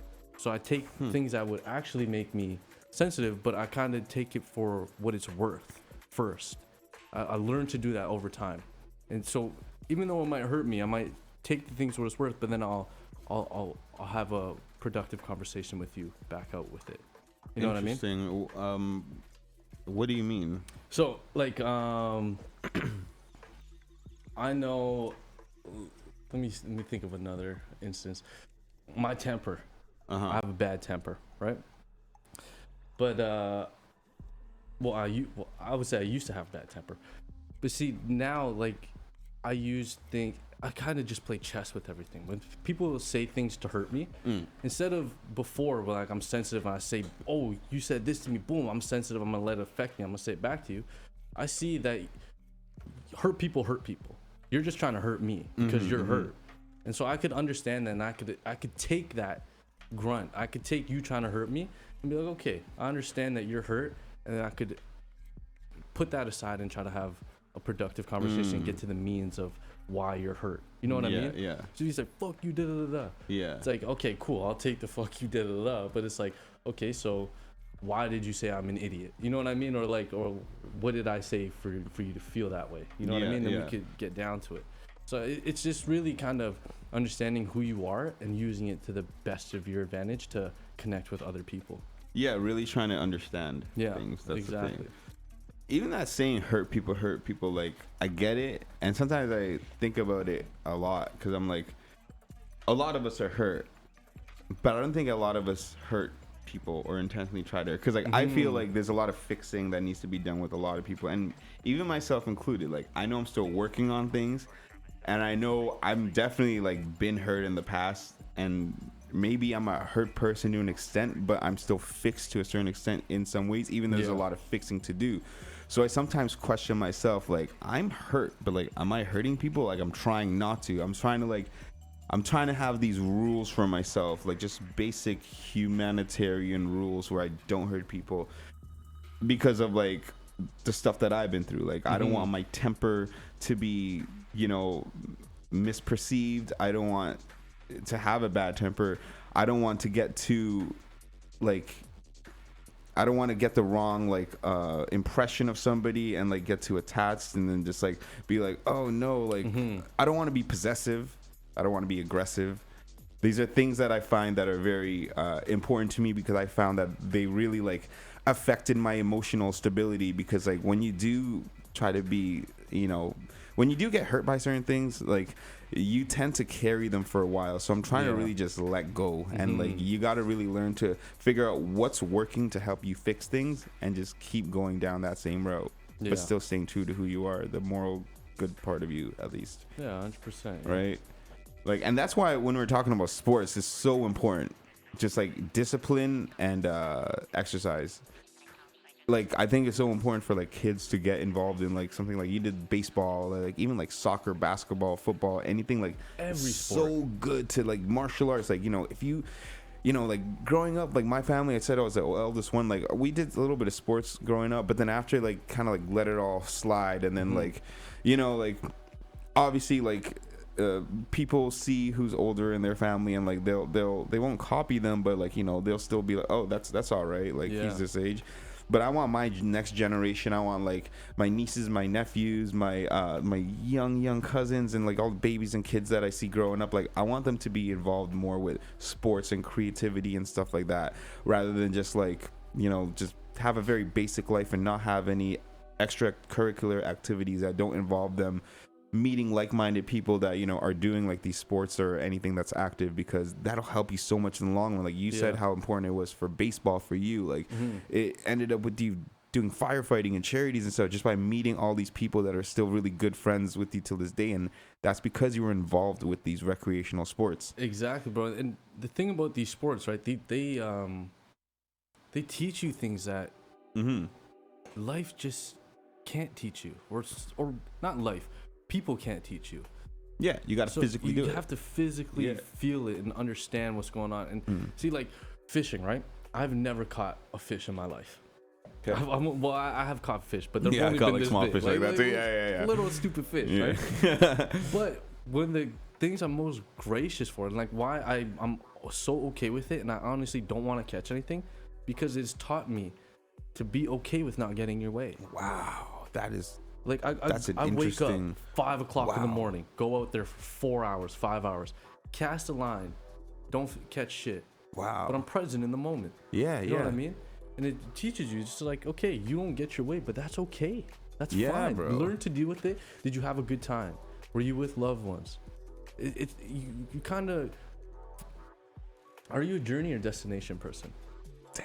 I think I'm a bit of both. A bit of both. I've been since I was very young. I used to like, as I was in my room writing rhymes and stuff, like I would like close my eyes, and as I'm reciting those rhymes, I'd picture myself on a stage in front of hundreds or thousands of people, and just like that, I guess that was a destination. Yeah. But I learned that like this journey is this journey for a reason. So like I don't think I could be one or the other. I think I have to be a bit of both, because the destination is a fuel, but the journey is life. I like that.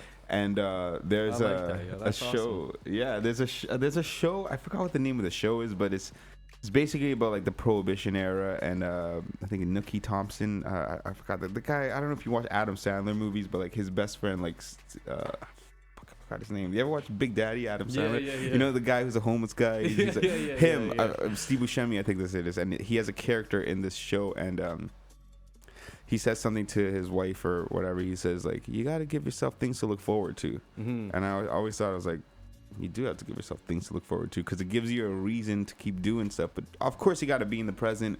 But when you give yourself things to look forward to, it gives you like a reason to be like, oh, this is coming up, like sick. Yeah, I like that. Yeah. But yeah, I'm a journey person. I get depressed once I reach my destination. I see. Interesting. But I heard something that kind of changed my whole perspective on it. Interesting. The journey and destination, they both don't fucking matter. It's the company. Wow. Yeah, that's That's deep. all that matters. That's true. That's true. It's the company. That is very true. If you have the right support system, no matter the journey or the destination, you're gonna reach it. Yeah, 100%. It's all about the company. So that's crazy. kind of just what I learned, and it's just like, how, you know what I mean? How do I get the right people involved? All the time? Yeah. You know what I mean? I feel like the reason why I say I'm a bit of both is because I think I set such high standards for what my destination should be that I don't think I've quote unquote reached it, like kind of thing. Like how you said, like you get a bit depressed when you do reach that destination. I feel like my destination in my head was this crazy amount of success from just music, articulating what I do. And like I feel like I've always been working on that from as young as I was, since I was like riding skateboards and bikes and little kid just playing basketball and soccer in the neighborhood. Like it's always been that thing that I've been striving for and stuff, and I feel like I never actually reached it. So maybe I don't know what the destination is, but also there are all different destinations in my life that like I have reached. Like I've graduated college, or like I went to Vancouver and like worked you know, traveled around, or you know, like I rented a house with my homies in BC. Like, you know, even though that's not a destination, that's still like something that I did. It's an accomplishment. Yeah, absolutely. Yeah. So that's an interesting question, like, because journeys and destinations, like I feel like a lot of people I feel like it's people look at the people that look at journeys, that's a bit better than people that strive for the destination only. Yeah, because if you look at just the destination, you don't embrace the journey and what you're supposed to learn during the journey. You know what I mean? You miss out on life, basically. Exactly. And then the fishing story I was telling you about, like even that, like the destination is catching a fish, right? The journey is being there, right? But you forget about all that and who you're there with, right? Yeah, you're enjoying time with loved ones. You're in nature. You're doing whatever, right? So it's just kind of being present in the moment, and just taking everything for what it is, right there. You know what I mean? Yeah. Like a lot of the times, I kind of like I was at a funeral a couple months ago. It's funny how we're laughing about this as soon as we say funeral. I was at a funeral, right? Wow. And I was by myself, and I felt like taking out my phone, right? A lot of people around me had their phone. It's just kind of like dead time. That's a horrible. Wow. Okay, I got that. It's dead time. Whatever, right? That's crazy. But yeah, and I was just like, yo, I'm not gonna take out my phone. I'm gonna just be present in the moment and take in everything around me. And in that moment, I just found myself just really embracing the unspoken bonds between humans. You know what I mean? Like trust and comfort, and like, you know what I mean, love and stuff like that. And sometimes I think that's our purpose too, is just like other than dolphins, we're the only species that could communicate verbally, right? We have a language. Dogs, when they bark, they're just fucking yelling at each other. It's not a language, right? You never watched Look Who's Coming to Dinner? I'm just joking. But dolphins and us, we're the only ones that have a language, right? Yeah. So what if our purpose as humans is to strengthen every other bond other than our... Wow. Because we could speak... I could tell you right now, I love you. I could tell you that. Love you too, bro. Yeah. Exactly. But what does it mean to show you? Yes, that's a very key thing. I feel like, yeah, like I've learned, like I've noticed that, like certain people, like, you know, you could just tell, like you're showing it. Like there was, I forgot, my parents were watching this random like Tamil movie, and the guy's like, "I love you," and the girl's like, "You tell me you love me, you don't show me." Exactly. But it's true though. There are that's crazy. Yeah, like we need to sharpen the other forms of communication. And like, exactly. what are those? That's like Love, trust. Yeah. You know what I mean? Yeah. Like stuff that you can't speak of, but it's like a bond that it's just an unspeakable bond. You know what I mean? All right, let's ask this. What do we think are the unspoken forms of conversation with love? With love? The unverbal. The unverbal. The unverbal forms of communication. I would say that comes in many different forms, right? The unverbal, the first one that I think of is in passing. I don't have to say shit, but if I hold you, you'll feel that I love you. And I'm caring for you in this moment. Like whatever you feel, I feel in this moment. You know what I mean? Yeah. So that's a form of love without speaking. I would say another form of love is with your girlfriend, boyfriend, whatever the case may be, and you at night or whatever, you're just staring into each other's eyes. You know what I mean? Just talking to them, or not even talking, but just you understand, you get it. Them know, like, yo, my like, soul loves your soul. Yeah, you know what I mean? Like, yeah. I couldn't betray you. I couldn't cheat on you. I couldn't do anything because I really just love the person that you are, and I would never want to betray that person. You know what I mean? Yeah.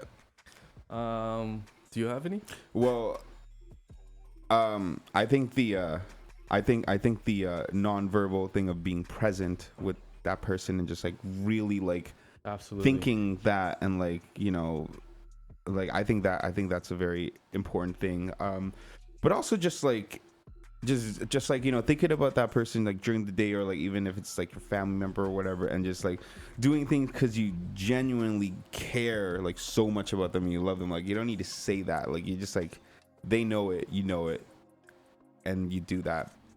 And what you said about like, you know, like your girl or boyfriend or whatever, you're looking at them and thinking about that, you know, it's kind of scary with that kind of stuff sometimes too, because like, unless it's like an established relationship and you're just getting to know that person, or even if it is an established relationship, that vulnerability is so scary, because like sometimes like you could feel so much love for someone and it could be growing, but you don't know, like you don't want to get hurt. Yeah, 100%. You don't want to get hurt because like there was no mutual agreement that like, you know, that's the way that I love you, that's the way that you love me, and like you got to be so careful because you don't want to get hurt. And like that's one thing about me too, is like I try my best, like I'll take things as they come, and if I feel that love, I will accept it back. Absolutely. But then if I feel like, wait a minute, like I need to chill back a little bit because like I don't want to hurt myself, and there's no like, this is not like a I don't want to say contract, but this is not like it's not like set in stone. Like, you know, I can like think in my head like as absolutely. much like man, like I love you so much, but then I also got to remember like, in what way do I love you? Do you love me the way that I think that I'm falling for you, kind of thing? And like you got to figure it out. And like I think the best way to like combat that or like do that is just keep doing your own fucking thing until you're like so happy and proud of yourself. And like anybody, I love myself enough that anybody who loves me, I will love them back like that. So like, yeah, that's a huge part of it too. You have to love yourself first in order to give the love that other people need. Yeah, you know what I mean? But I was gonna say something else about what you were saying too. About like forms of love, or like expressing it, or like trusting. So there's two parts of this, right? That that the unspoken, right? But then there's another part of it that we can speak and we just sometimes choose not to, just because it makes us vulnerable. I could tell a girl, yo, this makes me insecure. Please don't do this, this, and this. But at the same time, it makes me weak. So I don't say it. Yep. So it's hand in hand, right? We choose to communicate, and then we choose not to. So it's like if you could stipulate that without seeing yourself as vulnerable or weak, then you could try to get to it. And then see, the love goes hand in hand with trust, because there's not one without the other. Yeah. So you have to give that person the trust of your heart in order to understand that they love you and you love them. Yeah, trust is a big factor. I think I was watching a reel and Pac said that trust is more important than love or some. Yeah. I might be butchering it, but like, yeah, it's very, very true. I had a thought for you, kind of it's irrelevant, right? But Okay. off topic. Yeah. But, is God water? Water is odorless, tasteless, takes the form of anything around it. It's 7% in the world, right? It's in us. We need it to survive. Yeah, and it's What would innocent. you- We are a part of. For our listeners and for you too, what would you say if God is water? Well, if we're 70% water and the world is 70% whatever water is, and God is water, then what is the other 30%?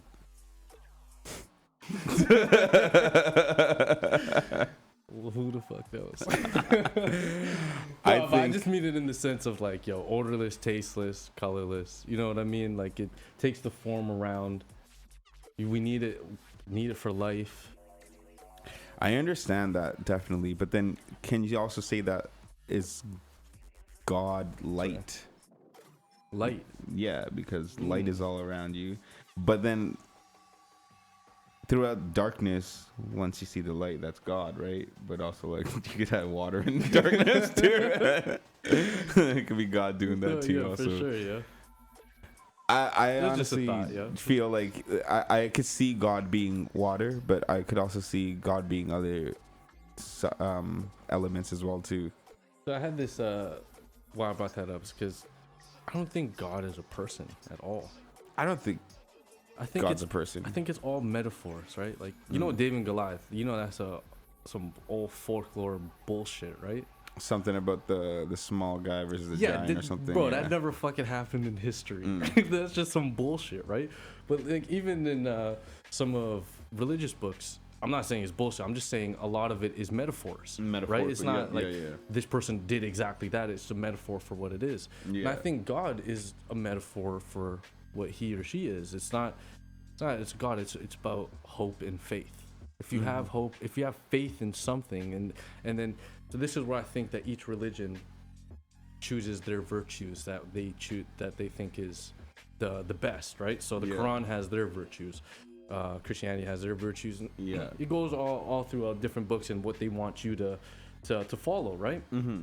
But I think it's just all for if you just have faith in whatever good that you deem or hope that things will always be better or get better. I think that's all that it is, and I think that they put a face on God because it's more relatable to us. You know what I mean? Like we could look at and be like, let's talk to that person. That person's gonna speak back, rather than it's just like, it's just the universe pulling towards us like a gravitational pull.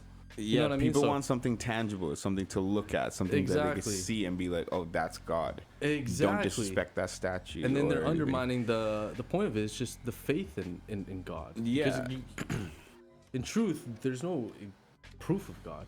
It's the faith that we have in that he's taking care of us. He's looking out for us. He has a plan. Everything that bad happened is for a reason. All these things, right? Yeah. But it's not really God. It's just the faith that things are better or getting better. I mean, I could see why you would have that thought of is God water, because that is probably one of the most precious elements we have in the world. Right? Pure, yeah. It's pure, yeah. I was thinking too that a lot of people, like, you think of rain with like sad times, right? Yeah. God too. I mean, you incorporate it with sad times, but also think about when it's really dry out for agriculture and they need rain. And we need it to grow. It saves Exactly. lives. Exactly. So that's another thing too, right? Like God, water is calm and then treacherous at the same time. It can take lives and saves lives at the same exact time. In the same way that we question God, it's like sometimes it takes our lives. Why so young? Why 18 years old? Yeah. Like, what do you think? You know what I mean? It's like we always question it, and then you know what I mean? That's crazy. Yeah. At times it saves us and it's calm. And I feel like a lot of people, their religions and their virtues, God was there for like structure, like because a lot of like these societies and communities were developed with, if you had no rules, some people would say it might be chaotic. Like, you know, like 10 100%. commandments, for example, is like just don't steal, don't do this, don't do that. Like, just giving the basic rules of what sounds like it should be right and wrong. And God is the one who wrote these rules, so you should abide by them. And then it just builds on and builds But on I and feel builds like on. we all have our own moral compass. Yeah, the Yeah. books give us, like you're saying, the 10 commandments of general stuffs, right? But Mm-hmm. there's things that happen in our lives that we just know if we're doing the right thing or the wrong yeah. thing. Yeah. It's just like, how does that weigh on us? You know what I mean? At what point do you sway to one side and you become that person? Because I say this about fight or flight. You could be flight 99 times. Mm-hmm. It takes one time to be fight, and then you're fight every single time after that. It just takes one. You know what I mean? So, But that's saying it means fight or flight means like flight means you're doing good, and then fight means you're doing something wrong. Is that no. So fight or flight, like, okay, so you're faced with a risking life traumatic experience, right? Like, okay, boom. Say a dude comes with a gun, God forbid, right? Mm-hmm. Comes with a gun and he da-da-da-da. Fight or flight was running. Like, boom, he comes in here with a gun, right? Fight or flight is you try to run away, or fight is you're gonna try to take this guy on and try to put your life in your own hands. Okay. Right? But so that's an extreme. That's just an extreme. It could be me and you. We could get into a confrontation right now. You may be right, but I might be upset and be like, "Yo, shut up!" Da, da, da, da, and speaking to you away. Yeah. Then you'd be like, and your flight. So you don't choose to fight me. Not physically. Mentally or whatever it is. You choose not to fight me, so it's flight, right? Yeah. You could be flight 99 times. It takes one time to be fight, and after that, you're fight every time. You think so? 100%. So you're saying once you fight, so is fight a good thing or a bad thing? Because No, it's a good thing. Oh, so fight is a good thing. It's a good thing. So fight is standing up for yourself. Standing up for yourself. Okay. Yeah, exactly. And But now, what about those situations where you said one of the toughest times for you is walking away from these fights? You decided to flight. So that I would say, okay, so in those times it's flight, but it it's wasn't fight in a but sense. it wasn't in the sense of combat. It was in the sense of like mental warfare. This flight was, right? So I guess in a way it was flight, but eventually I learned to master that. And then eventually I learned to, instead of combat them with physical being, I could combat them with words. Yeah. And then that's what I gained from it. But Interesting. So you could fight 99 times, but then the time you fight, you're always going to be doing. you're always gonna fighting. be, so like but those, that's good though. so like what you're saying with those like racist dudes, right? Those times it wasn't really flight. Like I turned and I stopped talking to them. Yeah. They said what they wanted to say, but I just combated them in a way with my words and just outsmarted them. So it just made them look stupid. You know what I mean? So if it's like, if you act out, it's on you. Whether before it was on me because I got offended in some way, right? Being like well spoken. Yeah, exactly, right? So in that sense, I would say it's a little bit different, but in most times, I would say the fight is better to be. I read this quote the other day. It's better to be a warrior in a garden than a gardener in a war. Wow, yeah, that's facts. Right? Yeah, and a warrior in a garden is somebody who has been through so many of those flights that when it was time for them to fight, they know how to move. They're calm. They're a warrior in the garden. They're not just going rummaging machete to every single shrub. They're just moving, or reacting to anything, right? They move proper in peace, and when they see the threat, it's eliminated in a very modest way.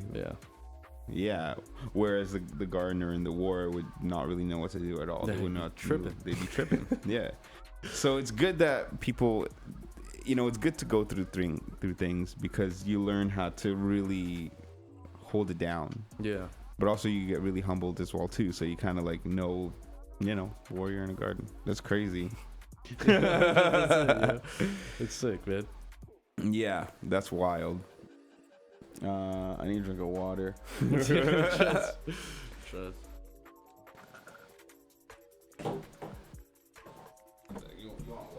Nah, I'm good. I want to smoke though. I want a Bogues.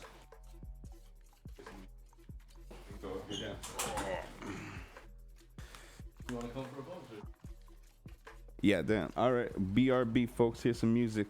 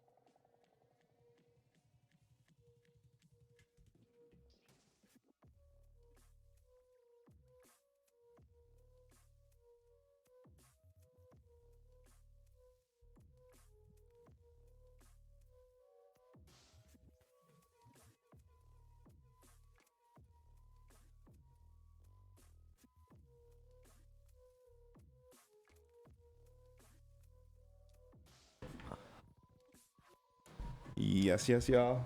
We back. We chilling. Poetic Radio episode 107. We got Rashan in the building. Thank you, brother. Thank Thank you you for having me. Thank you for being here. We was chopping it up. We got into a whole loads of topics and conversations. Very, very deep. Very informative too. I would say just good convos. Yeah, bro, and the perspective that you offer and the questions that you offer is amazing, man. It just makes us dig deeper and figure this out more as we go. Bro, thank you. It's easy to do it with somebody who's who's doing it already. Like, you got that path, the structure. So like me just kind of just like bouncing off the ideas that you got. It's perfectly dope. Thank you for making it easier. That's dope, brother. Absolutely. We were talking about God before this. We were talking about is God water? Yeah. And then we thought, because the reason you have that thought is because water is pure. We're made up of water. Like a whole portion of the earth is water, and water helps things grow. It could be calm. It could be ferocious at some times. Yeah. So that's really interesting. And then we were talking about the values that people perceive God to be. Like they just put a face on God, whatever religion they are, so they could relate to God. And then, like, sometimes we think about, like, hey, atheism and people that don't believe in God, right? I feel like sometimes people go that route because they've, experienced something that they're like, if this happened, how is that even possible? Yeah, absolutely. Or they just look at science and be like, yeah, okay, well, this is the actual facts. Or they just look at the institutions that is made surrounding all God and different religions and the gods that they have, and they're like, some of this stuff seems a little bit off to me, so they question things. But I feel like at the same time, a lot of people probably do believe in some kind of something out there, like some kind of spirituality, something out there. So it's tough. Like I believe in God. I do. I was born Catholic, raised Catholic, and it instills, those teachings instills a lot of good values in you. And I have friends that don't believe in that God per se. They believe in a God, but they have a different relationship with that God. Yeah. And then I have people that I have in my life that don't really believe in God at all. And like, it's all the same to me. I feel like whether you do believe or you have the same relationship, it's still all the same. It makes me not look more or less of you. Yeah. That's just what it is. And that's nothing that we should really overthink and point fingers at. 100%. Yeah. 100%. Like we were saying, that these books are just kind of guidelines, right? Yeah. So I think if we find what right is and wrong is to us, we could really live our life virtuous as we need to. You know what I mean? Yeah. So, but I heard this compelling thought for atheists, and I don't really consider myself to be religious, but I just believe that there's a spiritual or pull towards this universe that works out towards our favors for if you're doing good or not, right? But I heard this thing. It said if you had a child, right, ready, and they want nothing to do with you, would you still do everything that you can to help them? Of course. And it's the same thing with God and atheism. Wow. But you could believe that he's not there, whatever, but whatever it is working for your favor. And so there's a quote that I have for my charity. It's we must do as much it is to help as it's doing to help us. So if we take everything that happens to our lives for how grateful we are, we could only expel that how grateful we are back to other people. Yeah. You know what I mean? And make them feel that as well. I hear that. I feel like it's all about gratitude and giving back and all that stuff. And like even like you giving back with your charities and stuff like that, it's like, not to say it's a godly thing to do, but it's like the right thing to do, because you're looking for people that are in need, and with no ill intention, you're trying to help them. Absolutely, bro. If we treated everybody like a brother or sister, we'd be so much better off. And I don't mean just in the sense of just like looking at each other as brother or sister, but like if I have something, I give you half. Mm. You know what I mean? And caring for that person, like you're my brother or my sister. We build a sense of community that's so strong, and it's not like, oh, that person did something to this person, or that person committed a crime or whatever. It's like, wow, that person did that to Rob did that to Jenny. You know what I mean? Now you put faces and names on it. Like, wow, that community member did something to our community, like another community member. Yeah. Like that's disgraceful in a way. You know what I mean? So Yeah. if we could look at each other not as just like competition, or just look at us as literal community members, and how we can look out for each other and care for each other, I think we'd be much better off. It's all kindness. It just boils down to kindness. And but I think we all have kindness. Yeah. It just kind of gets drowned out by life. Yeah. A lot of stuff gets very mixed up. Yeah. Emotional things, maybe greed comes into it, or ego comes into it. Competition gets overweighed. Vengeance gets into it. Yeah. So kindness gets overshadowed by that sometimes. But that's where we kind of have to humble ourselves and do something more noble, and just realize, like, listen, it ain't that big of a deal. Yeah. You're not against this other person. They're just here in your life. Like, they're in your company. Just be kind to them and spread that kindness to other people who don't even have those interactions. Exactly. With people. They can't even afford to go to a workplace or like a school place or have a family home where they can experience that. They got nobody. They got nothing. And like a lot of those people, like, they got nobody looking out for them. So it's really cool to see like charities or like people like you and other philanthropists like going out of their way to do these things, whereas a lot of other people might think you're not making a difference at all. Like, if they were to do that, they'd be like, there's no point in me doing this. They'll spend that money on X, X, and X. They might, they'll get a blanket or a jacket from somebody else. They'll get food on their own from somebody else, but that's not always the case. Absolutely. And see, the thing about me, I'm not special. I'm not greater than nobody. Nothing of the sorts. I was just able to see who's in need, and I just really want to help them. Just like the mission statement for my charity is to invoke what you already knew. And we were talking about this before. Yeah. If I tell you, yo, I have the money and the means to help a community or a section of an area, or just a category of people, right? Where should that help go? You could instantly tell me, yo, boom, this school needs help, this neighborhood needs help, these people need help, all these things, right? So you already know where needs help. I'm just the connection to make that happen. So I've been blessed with being able to speak to people and communicate in great ways. Yeah. So I'm gonna use what everybody else's initiatives and stuff like that, along with my own, but to drive it to the community and to actually make the impact. You know what I mean? Because I feel like I can. And it's crazy because my boy Sean yesterday, he was telling me, eventually I'm gonna get, like, I don't want to be known for any of the things that I do. Like, I take my name off of everything. I'm not in any pictures, just because I don't want really people to know that it's me, right? They can know it's Falling Seed and yada yada yada, but they don't need to know it's Rashan, right? So I take away as much as I try to take myself away from everything as much as possible. But then I realized, and my boy Sean told me that it's inevitable to eventually I'm going to get that big that everybody has to know me. And the thing that I realized too with him saying that is that people fall in love with who I am, and that's why they trust me with their money and what I'm going to do. So eventually I'm going to have to overcome this little bullshit of mine that, like, oh, I don't want to be known and stuff like that, and just be like, no, the only reason I'm making strides is because of who I am. Yeah. If it wasn't for who I am, they wouldn't care. Yeah. Right. So these people fall in love with me and trust me. So I have to. Eventually, I'm gonna start putting myself out there more and trying to, and I guess get that gravitational pull too. But it's not really in my interest to be, head of anything, or you know what I mean, just anything of the sorts with my name on it. But I realize that for me to get further with my initiatives, people are going to have to trust me and know who I am.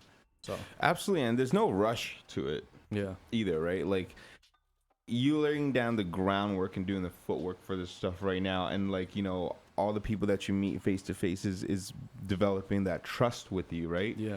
But what you're saying is eventually when those people that you come face to face with, like, that runs out because you've met everybody that you could potentially come to face with, Yeah. then it's time to really put yourself out there. And Exactly. all these people that have vouched for you before, they're going to vouch for you on this other platform now Exactly. because they know who you actually are deep down inside. And, you know, other people will be able to trust you because these people trust you and they'll vouch for you 100%. So Exactly.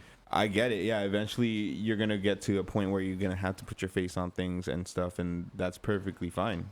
Exactly. And then, see, I don't really want to be, like, I don't want to be known for, like, oh, I give all this whatever, money, food, all that nonsense, right? I don't really want to be known for that, but I guess I would be, I guess people want to know who I am and what I'm doing with the money, right? Yes. So and then that's a huge thing with my charity. It's just like no board member could take a salary. I don't take a salary.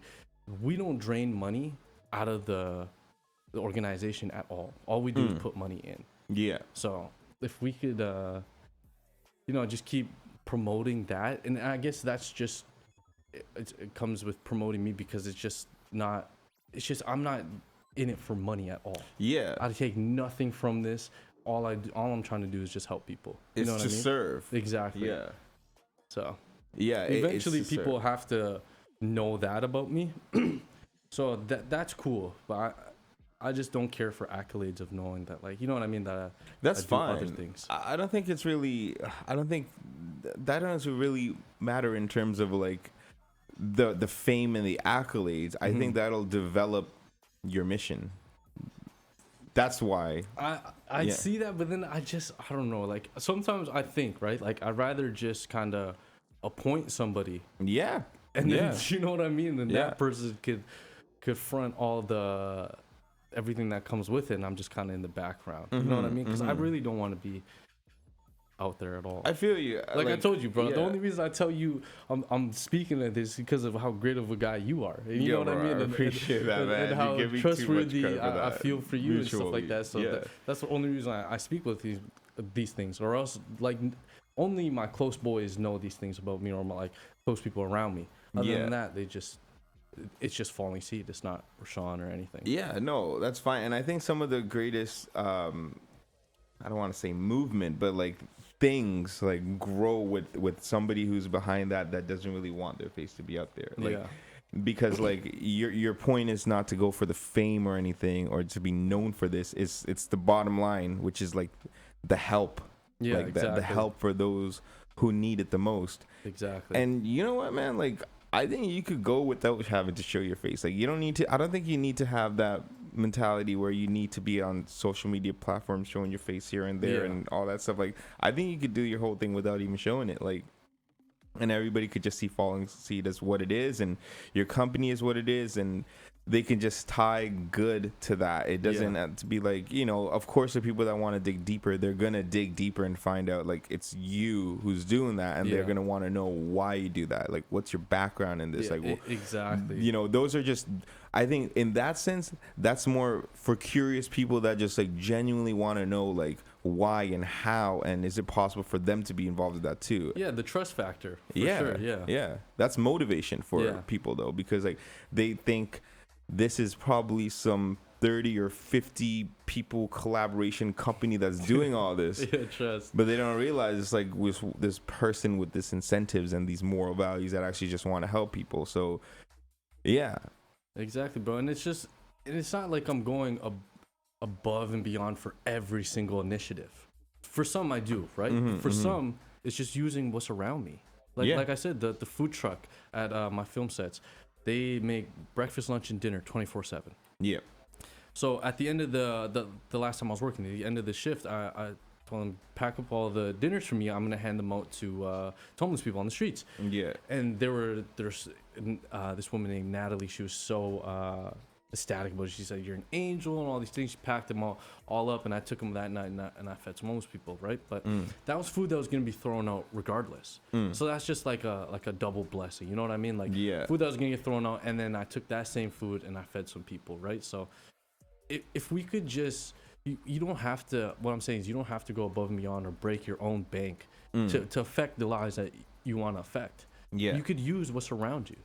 Absolutely. And then I was saying this before too. It all starts at home. Of if course. I ask, I'm doing me and my boys were doing a blanket and a coat drive coming up, right? If I get 20 people to donate, some warm clothing, that's a great number. 20 people, right? Course, that's amazing. One piece, that's 20 pieces of clothing. Yeah. But I could easily get 20 pieces of clothing at home by myself. Boom. Yeah. Here's track pants, here's a sweater, here's a jacket, another sweater, all these things, 20 pieces by myself. So if we start at home and we start building from there, we'll see how much pull and how much we can actually affect these lives. And of course. It doesn't really cost us that much because it's just stuff that, like, I have tons of stuff in my wardrobe that I don't wear. Yeah, you know what I mean? Yeah. And they're nice gear. There's Nike. There's all these things. Why wouldn't I give it to somebody that needs it? Of course. Right? Instead of it just sitting in your closet for years and then you end up donating to some random thing anyways. Exactly. Yeah. So it all starts at home, and if we could use just our connections, our jobs, or whatever it may be, just to make the world a slightly better place. Yeah. Because I feel like there's room for corporations and some companies that they just don't really care. You know what I mean? Like maybe like a bar, right? They throw away some food at the end of the night. Or like even Krispy Kreme. I heard that they throw like boxes and boxes of donuts, right? Like that's just crazy to me. Like why not keep those boxes and just have a program running that it takes it to a food bank. It doesn't have to go directly to homeless people on the streets, but it could provide donuts or desserts for a food bank every week. Yeah, you know what I mean? And then that's a way that you know that it's getting used. It's going to the proper people who need it. You know what I mean? And so it's just helping everybody that needs to be helped. So how would you combat that with liability though? Because some people don't want to donate that food because it might be, they don't know if somebody gets sick off of it and then that company gets sued. So I would speak to the food banks and have them deal with the liability. I would say I'm bringing everything to my knowledge that is in good faith, whatever, right? But you guys have to deem what is servable and what's not. So I'm going to bring, say I bring 30 boxes of just regular donuts and then 2 boxes of with peanuts, and they say, okay, we're nut free, allergy free, yada yada yada. So boom, those you choose what you don't want to serve, I guess. Yeah. But I feel like most of the time it's not, I don't think there's really health risks coming with it if they're donating in good faith, or like, you know what I mean? It's not something totally wrong with it, or you know what I mean? It's just stuff that was gonna get thrown out just because it's over, or they made over they're expected to. You know what I mean? I mean, especially when you go to the small like food banks and shelters and stuff, and you legit bring them like 8 boxes of these donuts or food or whatever, they're not gonna turn it away. They're gonna trust, like, you know, like, these guys aren't poisoning me. There's no over. Well, when I came with when I fed the Covenant House of Toronto, trays and stuff like that from the Z's and this great place called Butterbaker downtown on Dundas Street. Both of them, like, they kind of just, there was no inspection, nothing. They just kind of trusted that we're here for good reasons. You know what I mean? And obviously I coordinated with them before, and they spoke with me on the phone. They understood that I'm a rescuer and stuff like that. So I kind of built some more trust. Yeah. But other than that, they just kind of really understood, like, okay, I guess this person, these people want to help us. Exactly. So let's let them help. I think that's when they build that trust, that's what's really important. Yeah. I'm gonna read that comment over there. I was trying to pull up Twitch here so I could just read it, but it refreshes the comments. I think it's my homie T-Lac, still too slick. Let's what up, What's homie? Up, brother? Randy Brand, France passed a law that makes you have to donate leftover food instead of throwing it away. Really? Yeah. That's actually Well, that's a great bill to pass. You know what I mean? That's amazing. That is pretty crazy that that's an actual thing. And like obviously if they pass that bill and like they know that they gotta donate instead of throwing it away, they're gonna double check their food to make sure that it's servable at least too. Exactly, right? Yeah, yeah. And see, the thing with that, I feel like most people in the food industry, they kind of take an extra look at it anyway, just to make sure it's good. And then once they understand is, oh, it's going to feed like a certain demographic of people, and they're like, oh, okay, word, like let's make sure it's all Exactly tailored to their needs. You know what I mean? So it's crazy for them to like pass a law like that. Like I wonder how many people in Congress they had to talk to like actually get that going, or how much of an issue homelessness and the hungry were that it got to that point where they're finally like, let's pass this law. 100%, man. Because like, why don't we do that here? How has people thought about that, or it just got swept under the rug? Because like, can you imagine how many businesses throw shit up, bro? Like Exactly, like bro. Millions and tons of millions of food. There's not. It's crazy to think that I was doing patient transfer, right? I told you this earlier, but I had some calls with some very obese patients. Like they needed a team of like, it was 5 of us to do a sheet transfer. And a sheet transfer is just grab the sheets under from the hospital bed. And so we had 3 guys on one side, 2 guys on the other side. You have to pull them across the stretcher onto their bed, right? And it's crazy to think that that person, I would say, in my opinion, was probably like 350 pounds, right? Yeah.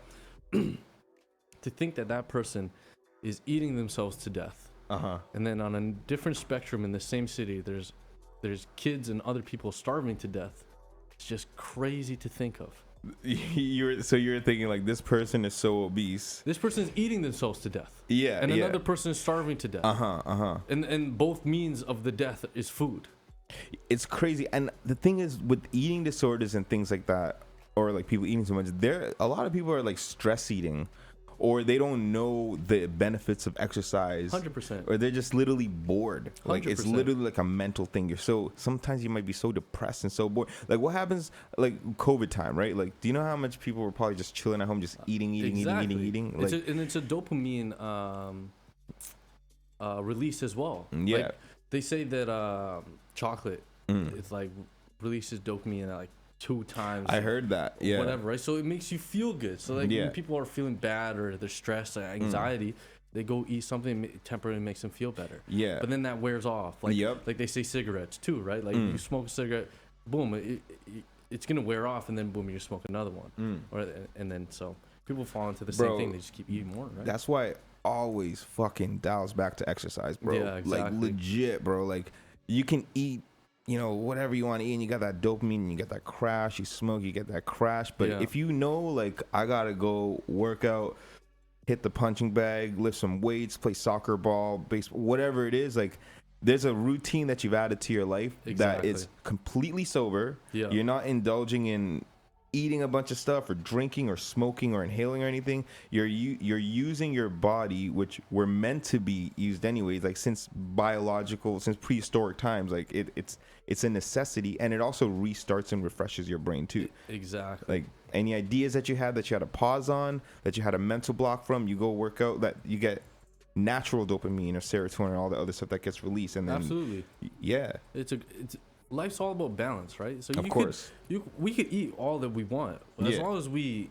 expel that out and have an outlet to get it out, it's fine, right? You know what I mean? So live your life as you seem fit to be happy, but also have the discipline to enjoy those privileges and those things that make you happy. You know what I mean? I could go out and I could go eat some cake and I could do all these things, right? But that's just kind of unearned dopamine.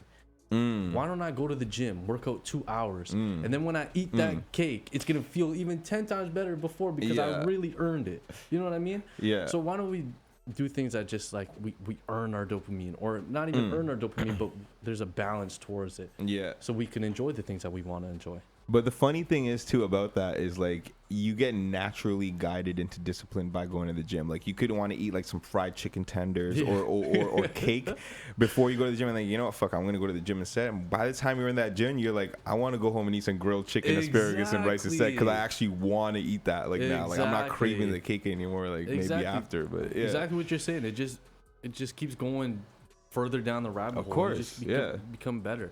And I said this to you before. Yeah.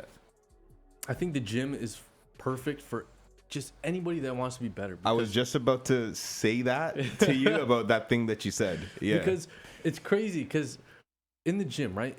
Sure, you don't even if you wanna be better, just go to the gym. You don't have to do anything.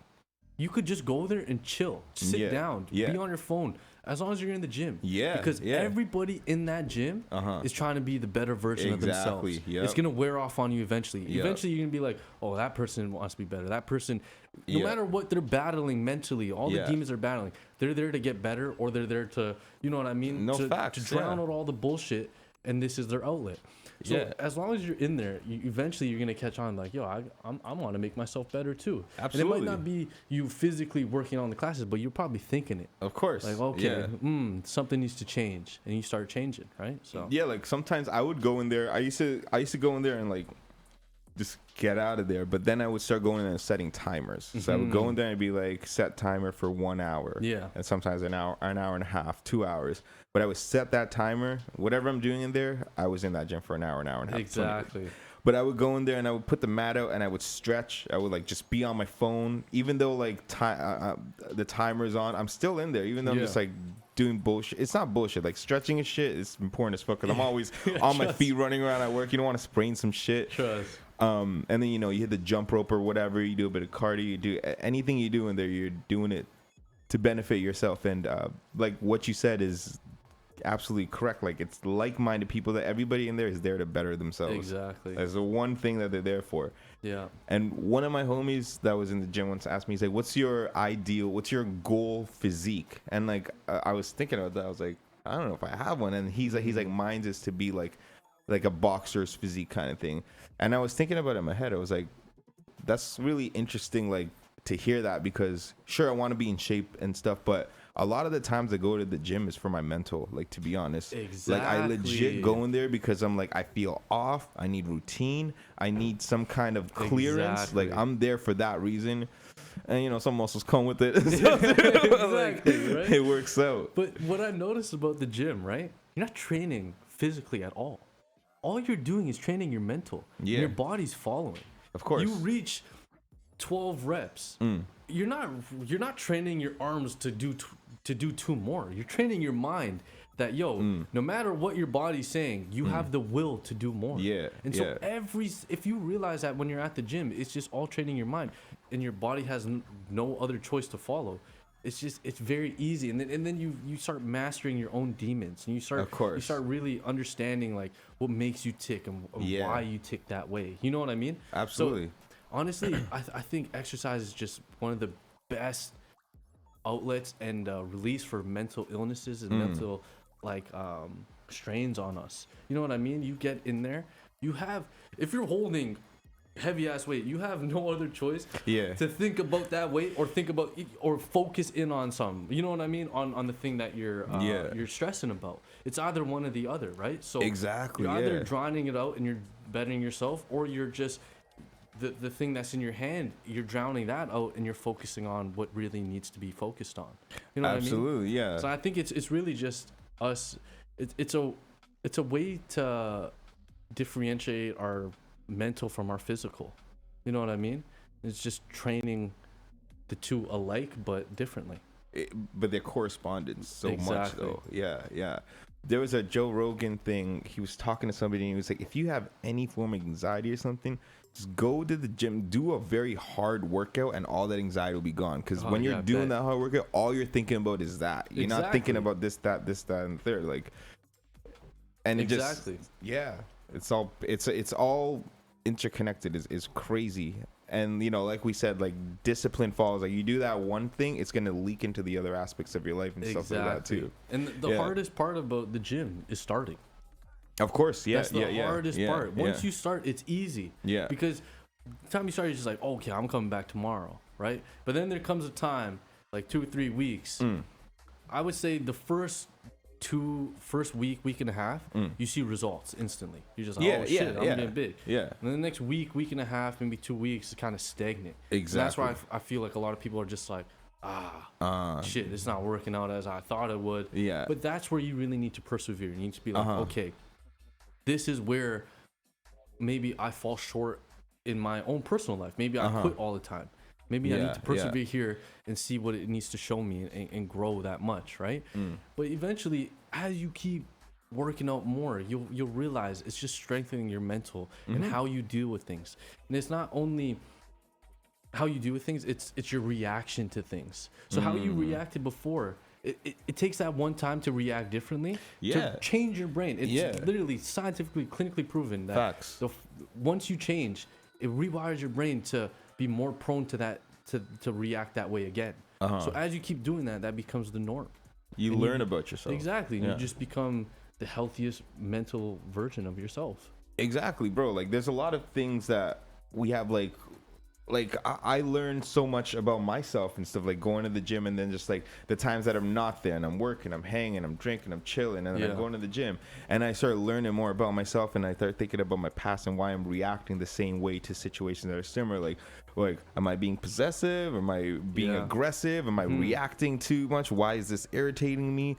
But then, like, when you're like working out and going to the gym and stuff, you kind of clear your brain, you think about it, and then when you go home and you're living your day-to-day life, like, you reflect on it, and you kind of like, you become a better version of yourself and stuff. Yeah, absolutely. And for me too, like, I feel like after work, the weekends and stuff, sometimes for I think a lot of people in the world, especially like some people it's very lonely on weeknights. Yeah, absolutely. And the weekends, because like they got nobody, they got nothing to do. It's just very like it could get very overwhelming, because like, you know, you give yourself to this job that you do throughout the week, and then once you're there by yourself at home, and like, you know, you're by yourself and it's like lonesome, it's like, where's the reward for all of that stuff? So you got to really know how to be good on your own, and stuff like that. And like, if you're having, like, if I'm drinking on Friday night or something, right, and I'm just like doing it all the time, I'm drinking during the week and stuff, but then I need to think like, hey, what can I do on a Saturday if I'm off all of Saturday? What can I do that does not involve partying? Like, how can I force myself to do that? Okay, I could go to the gym. Maybe I could pick up a sport. I could pick up dropping soccer or basketball or something. So I'm forced to go there and do this physical activity that's not going to involve me partying and hurting my body and drinking and smoking and, you know, all that stuff. Like, I'm actually there. And when you're doing that too, now you unlocked another door. You're with these other like-minded people that are also doing the same thing. So I went from the gym with all these like-minded bettering people, and now I'm going to go pick up this sport with all these other like-minded bettering people. And you better believe they got a job too. They got their own shit going on. They got their own family shit going on, everything, but they still deciding to be there. Yeah. You know, and it's just beneficial. Bro. Yeah. Yeah, the more who you hang out with just tells you exactly who you are. You Absolutely, know what I mean? Bro, for sure. I don't have time for anybody that's not ambitious or not ambitious, but don't show me that you're working towards something, because you could be in a bad place right now, but if you show me like, yo, I have a plan, or like I want to do these things, I got you. I'm helping you, right? But yeah, as long as you do that part, you know what I mean, and have the I guess the part to understand, like, I need to get somewhere. I could help. I feel like I've always kind of had this chip on my shoulder where, like, I don't know if that's the right word for it, but like, I always felt I was supposed to be in a certain position in my life, but it also has to do with the expectations that you have from like traditional like family and stuff, and like, not to blame parents or people before me and stuff like that, but like, you know, it gets really hard on like a kid, like, you know, when like your parents are really tough on you and stuff like that, and they do it with all the right intentions and stuff like that, but I have this chip on my shoulder sometimes, because like, I feel like I might have fucked up in my past and made mistakes and stuff, and if I see like a business owner or an entrepreneur or somebody that's like, you know, making 6-7 figures and they're out of an office and bankers, like, I could look at them and I could, you know, non-verbally say like, you're not better than me, I'm not better than you. Yeah. And you best fucking understand I just had a different path. Like, you know what I mean? Like, I'll be a fucking billionaire if I want to. I'll get there, and there's no way in hell you could judge me for that. But I gotta learn to not judge myself first. Yeah, absolutely. You gotta. I think that's a good driving point, because like if you don't have that and you just treat yourself like a piece of shit, like that's fucked. So you really need to know yourself and kind of, in a sense, justify why you made mistakes that you did, but also learn from them and know you're not that same person, right? Yeah. Because that is so heavy. I think a lot of people fall into bad habits because they get stuck and they don't realize that like that's just who they are. That's the life that they have, and like, you know, all these other people have had it better than me. They got dealt better cards. But what are you gonna do with that? Don't be a bitch about it. Like, fuck it. Like, bro, like, be better. Those people that you think have been dealt a better card and you think that they judge you, you do better and you flip the script on, they're gonna respect the fuck out of you. They're gonna be like, bro, like, how the fuck did you come from there to here? Like, I want my kids to learn from you, because like no matter how rich you are, how poor you are, your kids could probably go through the same thing, bro. Yeah, absolutely. Like, no matter what. Like, so all these rich people, poor people, their kids, they could be in the same class going to the same shit, and like you don't even realize how important it is for like people that have gone through things to really make it out of those things and share the way they flip the script with the world, because a lot of people don't know how to flip the script and they end up on the street. So I had this thought. You've seen Avatar, right? We talked about this. That's a blue people, right? Like, I've seen a bit of Avatar. Okay, so they get like mentally induced, almost like a Matrix kind of scenario, so right? they go lay in this bed, right? Yeah. And then they get put to sleep, and then they're this blue giant avatar. They control it with their mind and stuff like that, right? Yeah. So I had this thought one night. It goes hand in hand with what you're saying, parallel to what you're saying. Like, what if at the end of our lives we woke up from like a mental induction, like Avatar, right?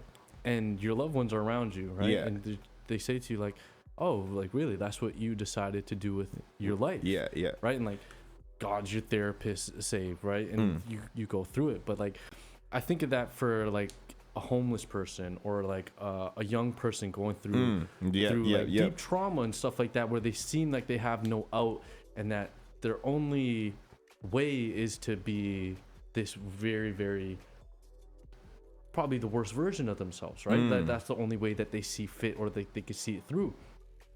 And so what if we woke up and it's just like, wow, you chose to do that. So if people could kind of realize that like you have the means to change everything about you.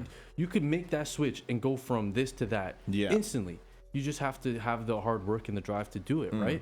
But if we have that understanding that we can change everything about us, we have control of everything around us, then we could honestly be great. You know what I mean? So like when I see some of these homeless people that I deal with and like I care for, I think like sometimes like, wow, like imagine your loved ones saying like, wow, this is what you chose to do, right? Like at any point in time, I see like these, minus the ones that are struggling with mental health or addiction problems, stuff like that.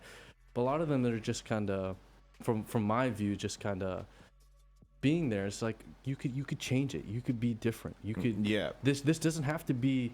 You're a 20-year-old man on the streets, just being homeless. But this doesn't have to be the next 60 years of your life. Exactly. Yeah. This only had to be 5 years of your life, and you learned what you had to learn, and you never have to go back to it. But you could change your life, and you could become something.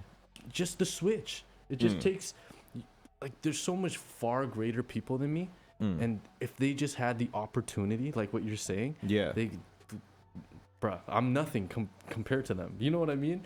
If only they're given the opportunity and the means to understand that they could take the opportunity.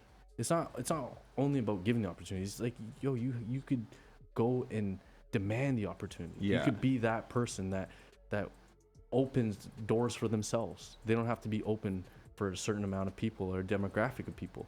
You open it for yourself. I feel like, yeah, absolutely. And also the stigma behind, as soon as you're on the street, like if you're 20 years old, it's like there's a stigma with like, you ruined your life forever now. Yeah. Right. And also a thing with that too, to go off what you said, is like, that opportunity that you create for yourself, we were talking about you are who your friends are and who you surround yourself with. It's a lot harder for those people on the street to be better because the people they surround themselves with and their friends are also people on the street, right? Yeah, but then at the same time, You need those someone aren't to really come their along. peers. They're not their peers, but it's what they see. Yeah. It's who they know. Yeah, that is very true. It's who they, buy like a sandwich with or something or party with, right? Yeah. Like, See, it's really, that's their I understand company. what you're saying. It's really hard to break these people from this mental restriction or kind of confinements on their mind that they like. yeah. There was a guy that I went to feed the other day, and he was laying on a vent, just in the middle of the street, on a vent. Didn't care that anybody seen him, nothing like that. He just wanted to be warm, and I was just like, I was thinking like, wow, that takes a lot mentally for that person to say, yo, I don't care about my past identity, my name, who sees me, who judges me. I just want to be Need to be have warm. To be warm. Yeah, period. Like, well, that's survival instinct, though, right? Exactly, right? That No, at the end of the day is straight up survival. It's like Exactly. you're just like, I can't die. Exactly. My ego, fuck my ego. I just can't die right now. So then to be in that mental state and try to break them from that, to say like, yo, you can go to work and you could, you know what I mean? You could earn something, stuff like that, is really hard to break them from that. And that's kind of where like I want to find more purpose in. Like, sure, I own a company, I make good money for myself, and I help other people. But how can I provide the opportunities for people that really need them? You know what I think? You know what I mean? I think consistency for one, right? Like, these people are surrounded by people on the street all the time. So, like, and maybe every so often somebody comes along and gives them a box of food or a blanket. Yeah. But that's once in a blue moon. Like, when is the next time that's going to happen? Yeah. But if that same person sees that person every other week or so and they recognize your face and they're like, you again? Like, why? Why are you doing this? Yeah. It just starts building trust. That's what it is. We're talking about love and trust. It starts Exactly. building trust. So they have faith in humanity again, basically. Yeah. And they're like, maybe this guy's trying to help me. Maybe I could talk to him and be like, how are you, like, not on the street, but you actually give a fuck about people on the street. So imagine even just like a little booth set up with, like, I don't know, an artist is just drawing stuff and selling it, but also like you got these homeless people just kind of hanging out and chilling, be like, hey, what's up, how's your day? Oh, here's some free food. They see you every week and they're like, and eventually they're like, do you know where I can like get a job or something? Yeah. See, know what's crazy is I'm willing to pay for schooling, for certifications, anything for the right person that's gonna change their life. You know what I mean? Yeah. And I meet so many people that I want to change their lives. But my boy Sean, he told me you could I forget the saying, but you could bring a horse to water, but you can't force it to drink, right? No. The saying is you could bring a horse to water, but if he drowns, I'm just joking. I'm just talking shit. You can't force it to drink, right? Yeah. So it's like, I want to help these people, right? And then it's just like, at some point, you have to show me that you want to help yourself. Yeah. Because if you don't show me that, then I can't really help you. No, that's facts. Yeah. You know what I mean? Yep. Because I'm willing to send you to school or pay $2,000, $3,000 for you to get some certifications that you could start working. Yeah. You know what I mean? Yeah. And then boom, you have a place to live. You build up enough money, or I could even give you first and last rent. You know what I mean? As long as you show me that you're willing and you're committed to changing your life, I got you. You know what I mean? Facts. So it's kind of hard finding the people that actually want the help, because they all need the help, but some of them want it and they'll take that help to be better. Some of them just want the handout, right? And it's kind of and I'm for all of it, right? Of course, Like I give out. I stopped doing this recently. I used to give out $50, $100 to homeless people, right? And why I stopped is because I had this like just really bad feeling one time. I gave this gentleman. He was walking in the middle of Toronto, right, middle of the street, jacket off his shoulders, pants like real far down, right? And I felt real bad for the guy. He was just walking the street, so I gave him $100, right? $100 bill. I gave it to him, and then that night I felt so like just something real wrong within me. I was just like, I felt like I killed him. Like I felt like I felt like I get where you're coming from. Like I gave him stuff, but he didn't have the means to take care of himself. He just went and indulged in whatever he wanted to indulge in, right? Yeah. So I started thinking, in that sense, like, yo, I gotta be smarter with the way I do this, right? So I was just like, how do I help these people? How do I help them without hurting them? Yeah. You know what I mean? Because there comes to a point where, like, yeah, I'll give you money because I just want you to be happy. I don't care what your vice is. Go be happy. Go do whatever you want to do as long as you're happy. Because I know what your life is, right? I see it all the time. So go be happy. But at the same time, I want them to be happy. But then I also want to better their lives. So it's not like I'm just sending you down this downward spiral to be this version of yourself. I want you to be happy, but also be a better version of yourself and get out of this rut. Absolutely. You were afraid that you overdosed him. Yeah, exactly. You were afraid you might have given him something too much. Exactly. I gave him $100 thinking like, yo, $50 will get him off the streets for the day, because $50, say that's his vice, right? He goes buy some smack, go buy whatever. And 50, I was thinking like, yo, go get some food. Maybe you could use whatever to get some shelter for the night, whatever the case may be. But I gave too much trust in people that lack, and I don't mean this in a rude way. That lack the mental means to take care of themselves. Yeah. Right? So that's the time that I was like, yo, I can't give out big amounts of money like this, because I'm doing too much harm to them. Absolutely. Then I'm actually I want to do good. Like, my heart's pure and I really want to help them, but it's like, you're not. You're really not. You could do other things to really help these people. You just have to figure out that means. Exactly. You know? And there is this, it's a very viral clip. This lady was talking about, like, how her grandmother would always say, don't give money to people on the street. Yeah. Because they're going to go turn around and use it on substances and stuff. And this woman's like, yeah, I know my mom said that. But then I think about when I have a rough day at work, when you have a rough day at work, you go home, what do? You open up a bottle of wine, a beer. That's your vice. Well, your vice. So why is it wrong that this person just happens to live on the street and they're having a bad day, so that is their vice? Exactly.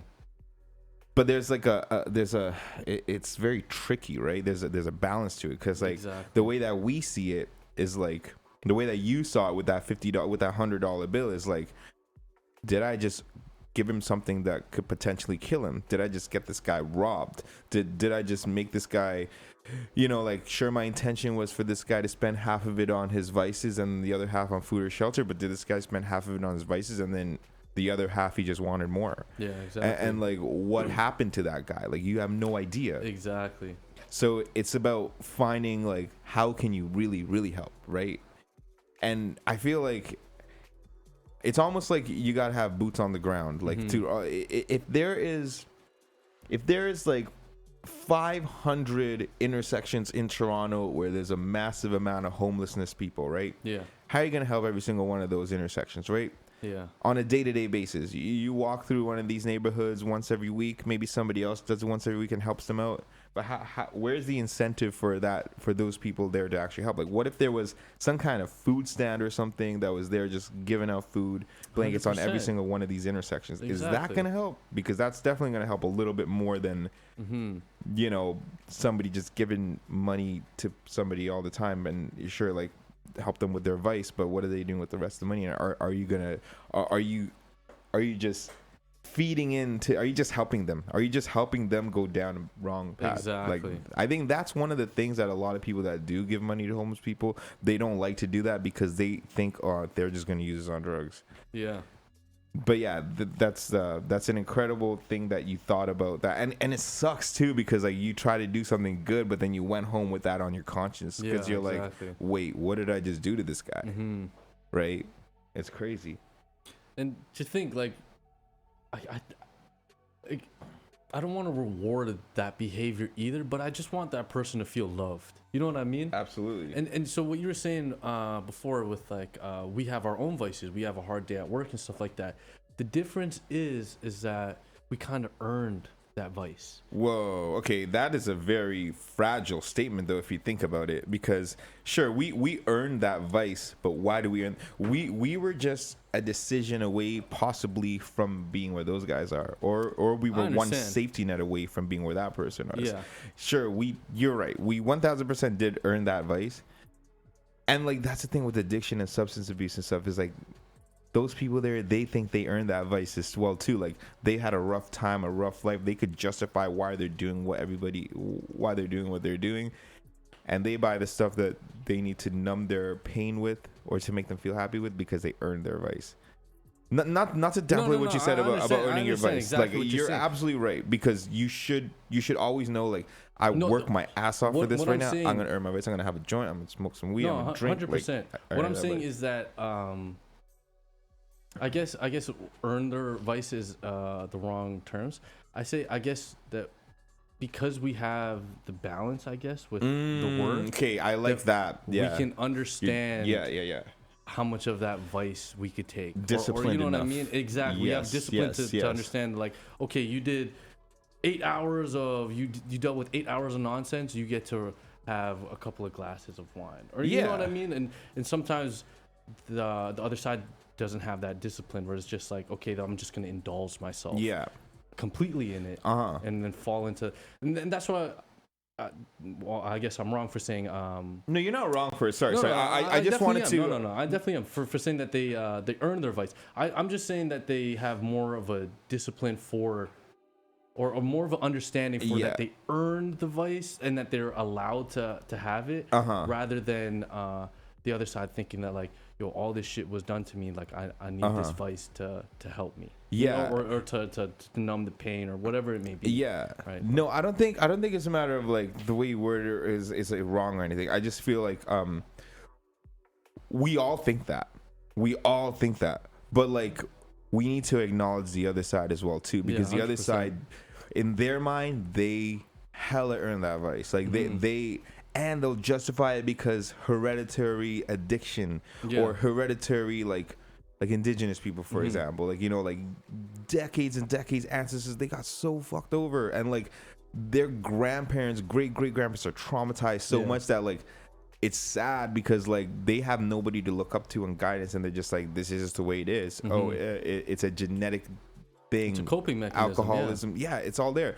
But now one thing that is very important is one thing that the factor is, it's guidance. It's like when you have somebody to like guide you and have discipline and be like, I think that's what a lot of people lack, and like, because it's either you care, but you're either here on the street or you're not, and there's no like guidance. There's nobody that's like not on the street that's gonna be like, yo, look, hey, I'm over here.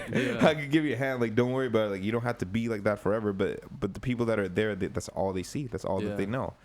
No, 100%. And the coping mechanism is like the vices, absolutely. And it's why, like, I feel like you know, it's discipline and balance, like you said. Like, if you know, everybody earns their vices, you should be able to. But like, you know, sometimes look at like Wolf on Wall Street. Those guys earn their vices like a motherfucker till they ended up like, you know, overdoing it. I understand what you're saying too, because there's this one girl that I met at a gas station. She was maybe 16 years old, maybe. Okay. Right.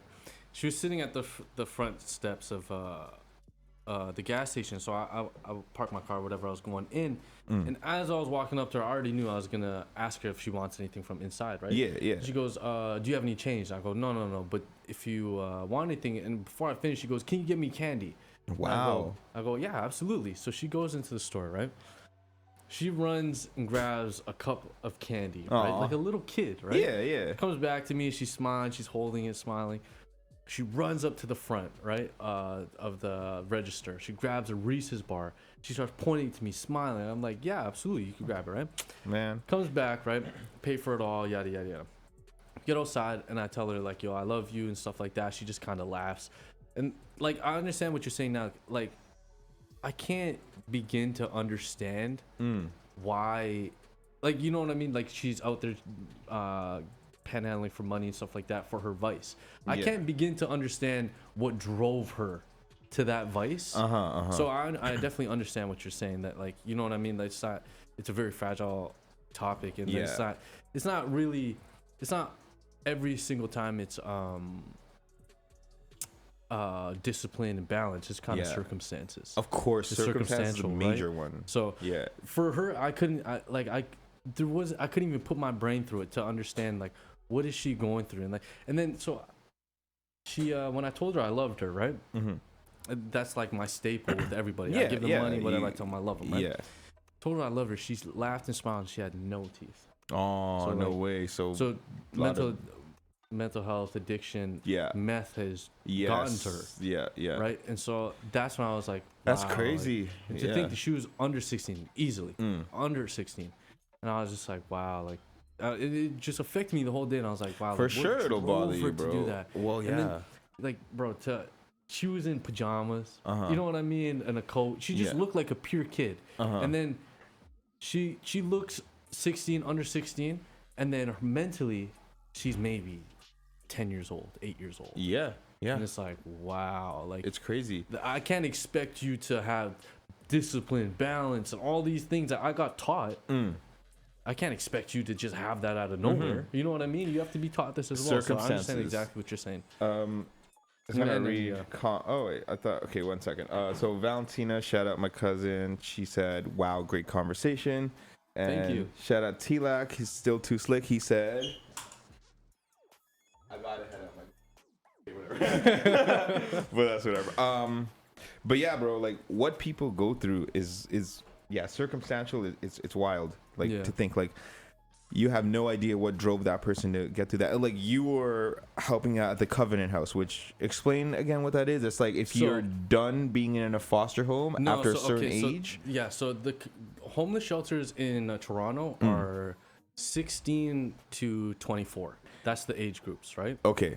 Anybody under 16, they're in a foster home. Okay. And then you have the chance to be adopted and stuff like that, but once you reach the age, you go to an adult or a youth homeless shelter. Okay. So at the Covenant House Toronto, 16 to 24, we went and fed them and stuff like that. But a lot of the kids, they're not just homeless. It hurts me to say, but a lot of them, I would say like 90-80% of them have been human trafficked, and they're not just homeless. They have some shit in their past. And like, you know what I mean? And see, and this is crazy. Like I took some pictures of me and my boy when we were there, just like serving food, just because I don't like to take pictures of myself or anything like that. But just people want to see it for the charity. They want to see that you're actually doing something with your time and the money, right? Yeah.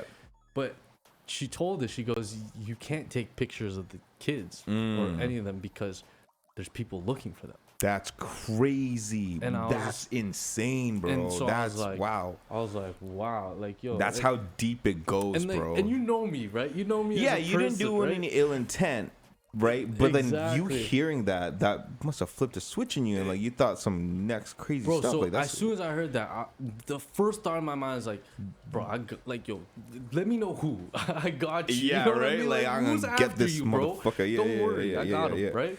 Yeah. And then after that, I was like, wow, like how much these kids have to deal with. Not only do they have nobody in this world, right, and they're living at a homeless shelter by themselves, but like they have people. They're being hunted. They literally like legit. Hunted. Yeah. And then so there was right here in our backyard too, bro. Exactly. Like, it's wild. And so there was some of the younger women, and my boy noticed that they had specific tattoos on their neck. They're kind of like. Branded? Marking, exactly. Wow. Branding, marking, so they know who's theirs, or like, you know what I mean. So I was just like thinking, and I was like, wow, like a lot of these kids got dealt shit cards, right? And it was just a real humbling experience, and just like, you know what I mean. And I tried to talk to this one gentleman. He looked like he was going through it. Like I served him his food, and he just sat here at a table, just looked like the food was in front of him, just looking there for like 20 minutes. And eventually I kind of noticed, right? So I went over to him, I offered him conversation. I said, yo, what's going on? Yada, yada, yada. And told him I love him, all that great stuff, right? But it was just from that experience with that gentleman, it was real sad to see that he trusts nobody.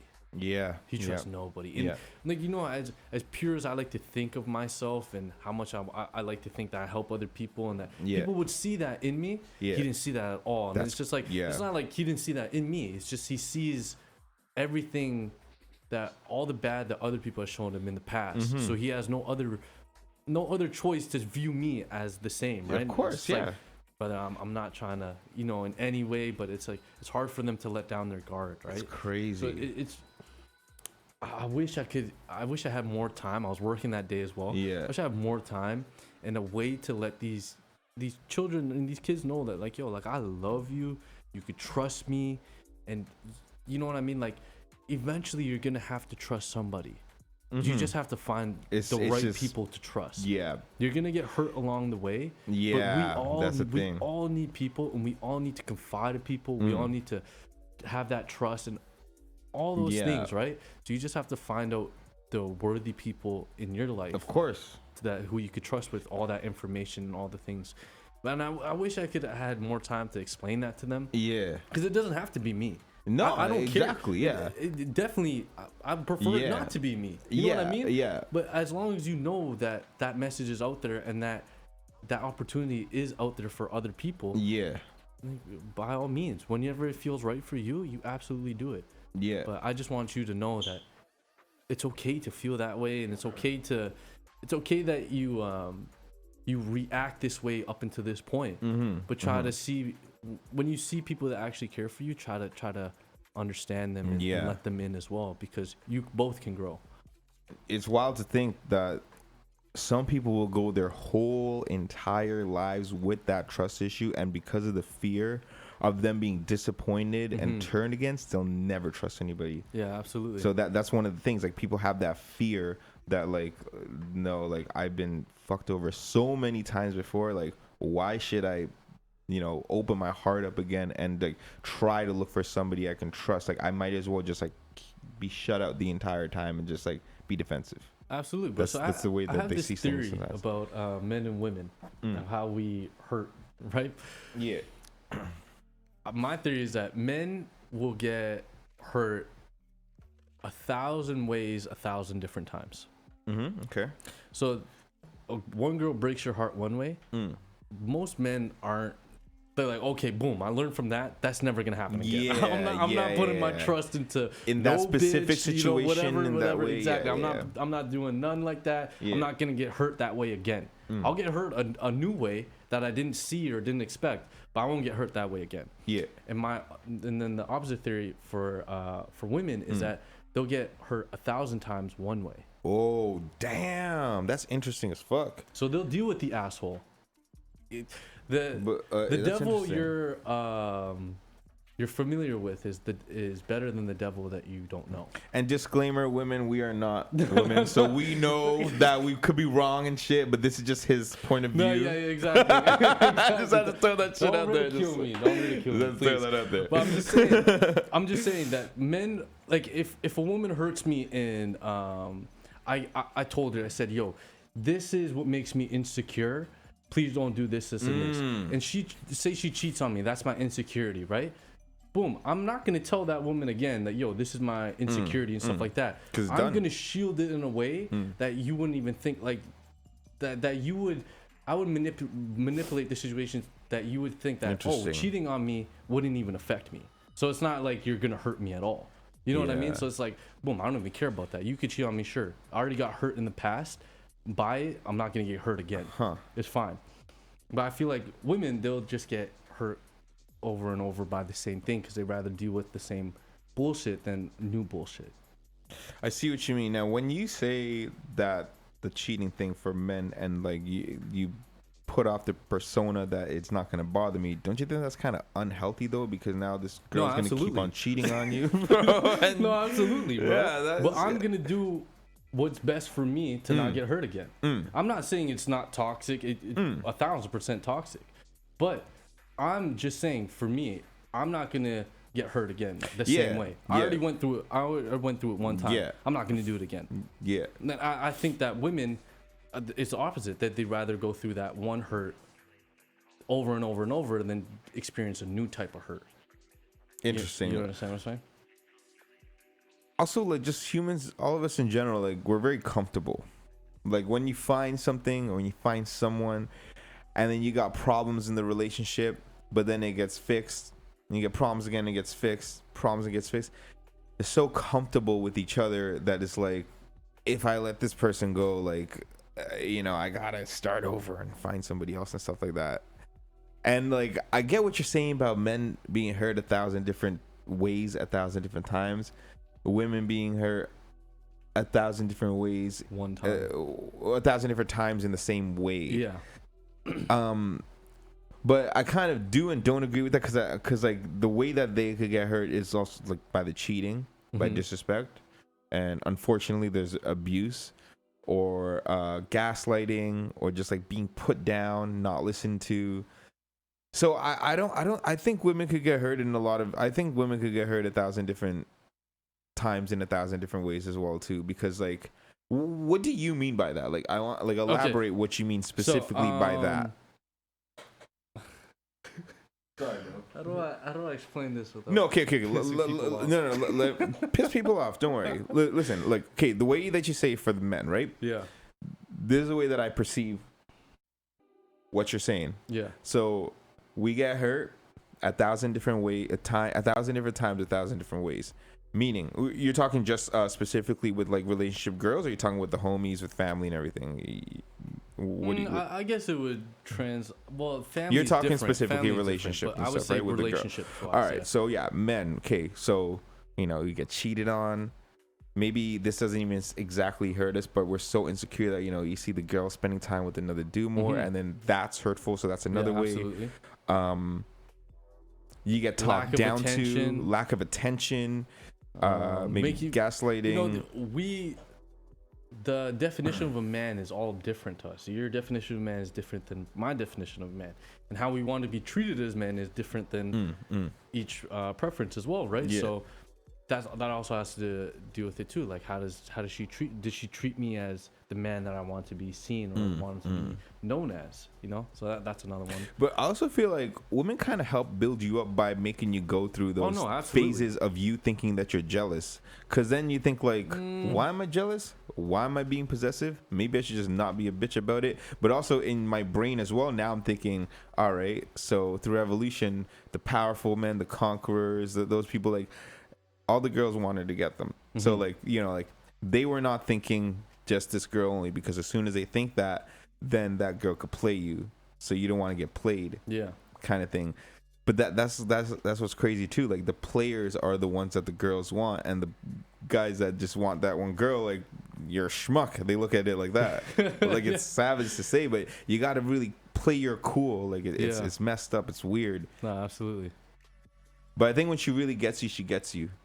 And like, and when she gets that you get what the fuck is up in the world, and like how this game is played and stuff, and she knows you're not a little bitch, and she knows, like, you know, like, yeah, absolutely, bro.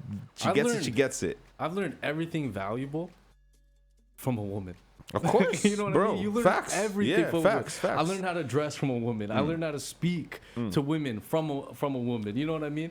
I learned, like, literally every single thing about women from another woman. Of course. It's just like, I definitely wouldn't be the man I am without the women in my life. 100%. Of course, bro. There's a big reason why, like, you know, without women, like, we won't have another level in life, because they're the ones who procreate and stuff. But yeah, like, for me specifically too, like, I have like my younger sister, I got my mom, I got my cousins that are females, I got my aunts. Like, I'm very fortunate to have, like, you know, I got my cousins that are the homies, like, that are males and stuff too, and like my boys and stuff. But because I grew up around women as well too, like, I still learned their perspective. Yeah, absolutely. And I learned you got to use Dove soap because all the other shit is nasty. Exactly. Yeah. Like, I learned that perspective, but I also learned, like, I gotta respect you. And I gotta respect other women, because, like, you're my sister, you're my cousin, like, and of course we're humans, we make mistakes and shit like that. But like, I still learned a lot. Like, obviously I learned a lot from my father too, and my uncles and stuff. But being a male, we're very egotistical, yeah, right? Absolutely. So like, what I would learn from my pops or my uncles or anybody, like, I will take it with not just a grain of salt, with a fucking salt shaker. Like, women, like, I'll take it and I'll be like, all right, cool. Like, I'll listen to you more. Whereas, like, learning from my pops or my uncles or anything, like, I'm gonna, like, listen to you, but I'm still gonna do it my own way, like, a lot my own way, because absolutely. Like, I'm going through the shit on my own. I feel like fathers kind of build you up through your through strengths to hide your vulnerabilities. Yeah. And I feel like mothers build your strength through the vulnerabilities. Wow. Okay, wait. Repeat that. That's pretty deep. So fathers build you up through your strength to hide the vulnerabilities. Yeah. So I can only speak for me. Like my dad used to be, boom, you need to be a fighter. You need to be this. You need to be that. Because you don't need to show emotion. You need to be sad. You don't need to. All these things don't affect you. You need to be a tough. You need to be a man's man, right? And my mom kind of showed me that, like, no, you are sensitive. You are this. You are that. Yeah. That's what makes you so strong. Damn. And you know what I mean? So facts. I feel like your dad teaches you to be a strong shell, but then your mom really teaches you to have that just impenetrable force within you. You know what I mean? Just she teaches you how to, that soft thing that you think is soft is actually the purity of the world. It's actually your strength. It's actually that moral compass. Exactly. It's what's lacking in the world. Exactly. And your pops is saying, but you gotta hide it a little bit, because these motherfuckers will look at you like a sheep and they'll attack right? you. Exactly. So that's why it's so important to actually have those both sides, you know? Absolutely, bro. And a lot of people lack, and like, that's what's sad about it. Like, you know, you saw that girl in front of the gas station and you think, what has she gone through in her life? Like, she had none of that.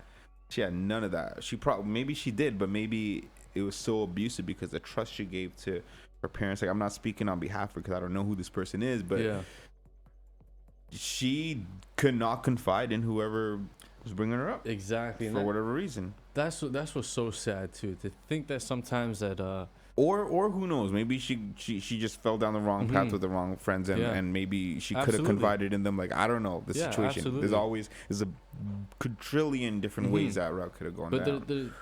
It's just sad to think that sometimes that, like, the ones that you expect and want to protect you are sometimes the ones that are doing the harm to you. And it's like, wow. Like, and then say that is the case with this young woman, right? And that it was her family, or was her father, brother, whoever that took that trust and used it against her, right? Yeah. How do you ever trust somebody again? You know what I mean? So it's really hard to be dealt some of the cards that these people are dealt with, and then to be like, yo, I have to take what God or whatever wanted me to see from this, and just and learn from it. And like, so I thought of this too. I had this thought that at the end of our lives, right? Like, what if they said on the seventh day God created man, right? And that was the worst mistake he's ever made, and there's so much evil and stuff that came from this, and yada yada yada. So say that's all true in the seventh day that God created man. Yeah. What if it at the end of our lives that, like, God was just like, okay, like, say I die, right? Well, I have a conversation with God. So what is it? How do I solve? Like, what is it that solves the problems of this earth, right? And then, so then I kind of looked at it like, maybe God is throwing all these situations at you to build you up, so that, like, okay, you learn something. Like, okay, boom.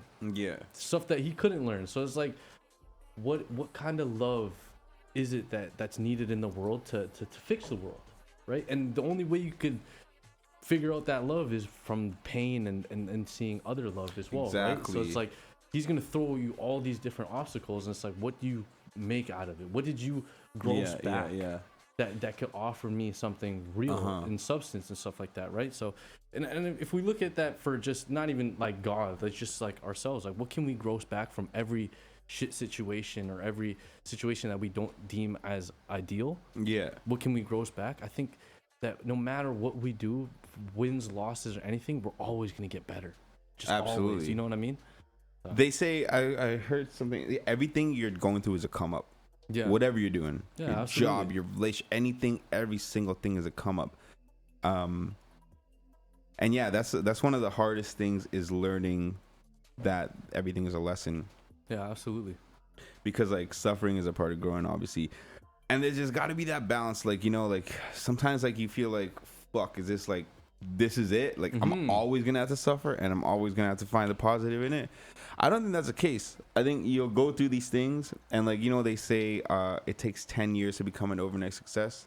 Yeah. I think that's a fact, bro. Like, yeah, absolutely. I think when you work so hard for something for such a long period of time, like, once you get that, it's not like you just decided to do it a week ago. Like, you've been building. Like you've seen the ups and the downs. You know what it would be like if you didn't have it. You know what it would be like if you did have it. I used to think, oh, I want to be a millionaire. I want to be a billionaire. Okay, why don't I think if I did have that money, what would I be doing right now? What habits would I be doing? Why don't I act like that? Why don't I act like I have that? And what would my routine be? So it's all about longevity, building that groundwork, that layer work. Because like if you don't have that, like what are you really chasing? What is that purpose? Because like, you know, we're all just trying to enjoy our life and do something good. But like, you know, is it? Are you just chasing it for that day or that week, or like, do you see that routine that's gonna continuously happen every month, every week, everything kind of thing? Because like, that's what I feel like would better lives. Yeah, absolutely. Even like going to the gym, like we're talking about, like after a week you see results, but then after 2-3 weeks you're stagnant, right? But are you only going to the gym for a month, or are you going there for your life? It's longevity, right? Like you're going there for longevity. So like when I go there, I'm thinking, I'm like, it's all good. I know maybe I don't see results. Haven't been going there every other day, like every week for the past year and a half, 2 years. Haven't been like actually actively trying to make it a part of my life. Yeah. It's okay. You're going to skip a couple of days. You're going to fuck up a couple of times. You're going to go on vacation for 7 days. You're going to forget about it. It's going to take you a while to get back on the horse. But you keep actively trying. It's going to be such a big-ass part of your lifestyle. 1 year, 5 years, 10 years, 20, 30 years down the road, that's just such a heavy part of your lifestyle. It's instilled. Absolutely. So fucking instilled in your brain, bro. Like, it's a wrap. Like, it's a part of you. Kinda like parallel with the stock market, right? So if you look at like some of the stock market apps, right, like Yahoo or whatever, right, those have an hour, a day, a month, a year, and then 5 years or overall, right? Okay, yeah. So for an hour it might be down, for a day it's going up and down, for a month it's going up and down a little bit, but then you look at the overall picture and it's just steady up. You know what I mean? So the overall picture. Exactly. So whatever we take losses during some days or whatnot, it doesn't matter. The overall picture is that we're always getting better. Yeah. Sure, we dipped down once or twice, like you're saying, we didn't go to the gym or we slacked or whatever it is. Yeah. But the overall picture is we're bettering ourselves every single day. You know what I mean? So if we look at the overall picture that we're always getting better, and that it's not a race, it's a marathon, then we'll eventually. So I used to not say that, like, yo, I'm gonna be a firefighter one day. Like I used to not say that. You should not say that just because of superstition, right? Yeah, but I feel like you don't want to jinx shit, right? Exactly, I don't want to jinx it. But I know for a fact that this is my dream. In your head, in your brain, this is what I'm doing. You're just gonna say it out loud. Exactly. I'm gonna be a firefighter for Toronto. It just, time will dictate when I'm ready. You know what I mean? Facts, yeah. So it doesn't matter. It's like, it's not like, oh, will I or will I? I am. It's just whenever time decides for me to be ready. So if we just look at the overall picture, it's just like whenever time decides us or deems us to be ready, as long as we keep moving and progressing along the way, we'll be ready. No, facts, bro. Like, it's patience. Exactly. Patience. Jay-Z says the key to success is patience and persistence. But I like what you said about that superstition jinxing thing, because I used to think that too. And I used to wonder, I'm like, okay, but aren't you supposed to say it out loud and manifest it? So there's a balance to it too. Like, but I feel like when you think it in your heart, you manifest it just as much. Yeah, absolutely. Some people will just talk the talk and say it and like not really get anywhere. Yeah.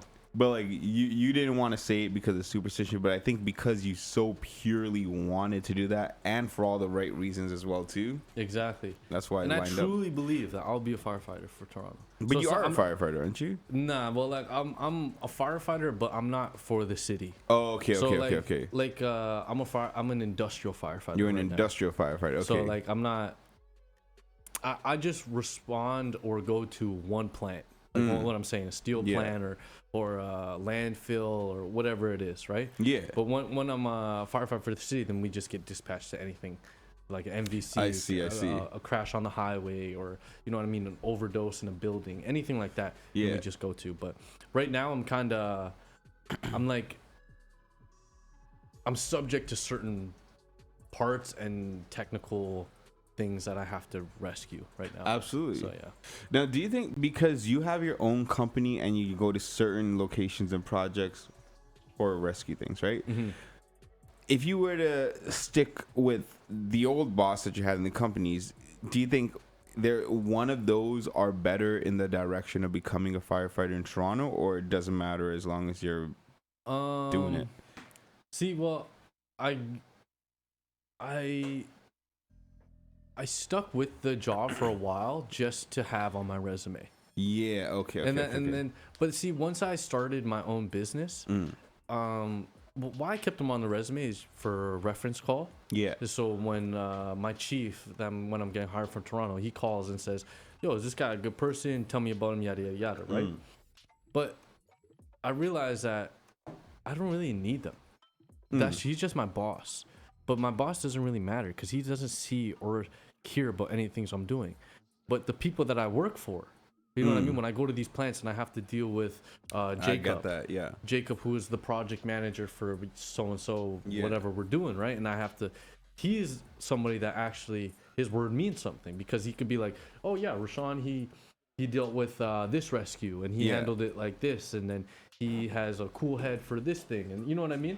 So it's just different things that he can, that other employers could say. Yeah. But yeah, so I kept him around on my resume just for resume purposes. But once I realized that like he doesn't really matter. Yeah. It doesn't matter, honestly. So it's pretty interesting. Like, you realize the client's references are just as or more important than the employer. That's 100%. Crazy. Yeah. 100%. Because if I wanted to, I could just have my say, okay, so boom, I have my company and stuff like that. So on my resume, I don't have my companies or anything on it because I don't care for it, right? But I could put that down and say Polaris Medical and Rescue and list all the things I do, right? Then I could put just anybody that I work with and say that they're my employer. Exactly. And say that boom, boom, boom, boom. But yeah, sure, that's just my employer. But what about the people that I'm actually there for? You know what I mean? So like the people, the clients, their word matters more because they have the customer service. They have to review everything. They have to deem whether we're going to use this company again or the same people again, right? So I feel like their word matters more compared to my employer's word. At that point, they are the ones employing you, though. Yeah, exactly. Technically, they are your employers. Yeah, they're their employers, yeah. Damn, that's crazy. Okay. So what would you say is your, like, do you have, like, certain steps or a path to becoming a Toronto firefighter right now? Or are you just gonna, like, do you feel like what you're doing with your company and the charities, like, you're just gonna keep building on that and then figure everything else out? No, so priority is to be a Toronto firefighter, and then everything will fall into place after that. Interesting. So I started this business because I got some information that Toronto wasn't going to hire again until 2023. Oh, wow. So I was like, okay, cool. Oh, okay. So you knew this going in. Yeah, exactly. So I was like, okay, cool. So they're not going to hire from July to January. Yeah. So what should I do in between then? So I was like, boom, start my business. Yeah. And then as that comes into when I become a firefighter, firefighters work 8 days out of the month. That's it? Yeah. I thought it was not that's it. Like, I know it's a lot of fucking shit that goes into those 8 days, but I thought it was like 4 on, 3 off, 3 off, 4 on. 24 on, 48 off. Okay, 24 hours for 8 days off. So no, 24 hours. You work a 24-hour shift Monday, and then you're off for 48 hours. Okay. And then you do another 24. Oh, okay. Then you're off for 48. So Monday I work 24. Yeah. Well, I guess that goes into Tuesday, right? So Wednesday, Thursday I'm off. Okay. Friday I come back to work. And is this through your company? No, this is for firefighters. Oh, this is for firefighters. This is the firefighter. This is Toronto firefighter schedule. Yeah. They work 8 days a month. So when I work 8 days a month, I can still run my business and do everything for my business, right? For sure. So it's just 8 days out of the month. If I have a contract for those 8 days, I just have to source other people, which I already have, like that girl, right? I told her to incorporate yourself, and boom, you could have the contracts that I don't have time for, right? Yeah. So boom, like if the 8 days a month, she could work that. The other days of the month, I'm working for myself. But it's all prioritized from Toronto firefighter. and then everything falls in place after that. That's crazy. So you're not gonna you're gonna apply in 2023 because that's when you've heard that that's where they're applying. Yeah, well, they're not hiring right now. I think they might have a job application or posting right now, but 2023 I'll be applying. So what are you gonna do once that happens? Are you gonna still continue with your business and the charities and stuff? Oh yeah, absolutely. So I think that like everything I realized in life, that it was a vehicle for me, right? Of course. So, yeah. Firefighting it is an extension of me. It's like we talked about before, right? It's just, you don't just decide to do it. It's just like you kind of are that person. And you just, already, yeah. You're like, okay, boom. What can I do that it doesn't feel like work, right? So exactly, yeah. So with the connection of being a firefighter, I feel like I could affect more lives. And then not only that, like, sure, people trust me now because they know me. Yeah. But then once I'm a firefighter, it's like an added. Yeah, it's an added credential. Trust. Kind of. You know what I mean? Yeah. It's like kids or parents always tell the kids, like, you could trust a police officer, yada yada. It's just an added, gain trust instantly, right? So boom, I could help these people just instantly, just like, oh, I'm a firefighter, or just wear my fire shirt that says Toronto Fire. They'd be like, wow, this person, I could trust them. They you know what I mean? They'll do the right thing type of thing. So as long as they know that about me just right from the jump.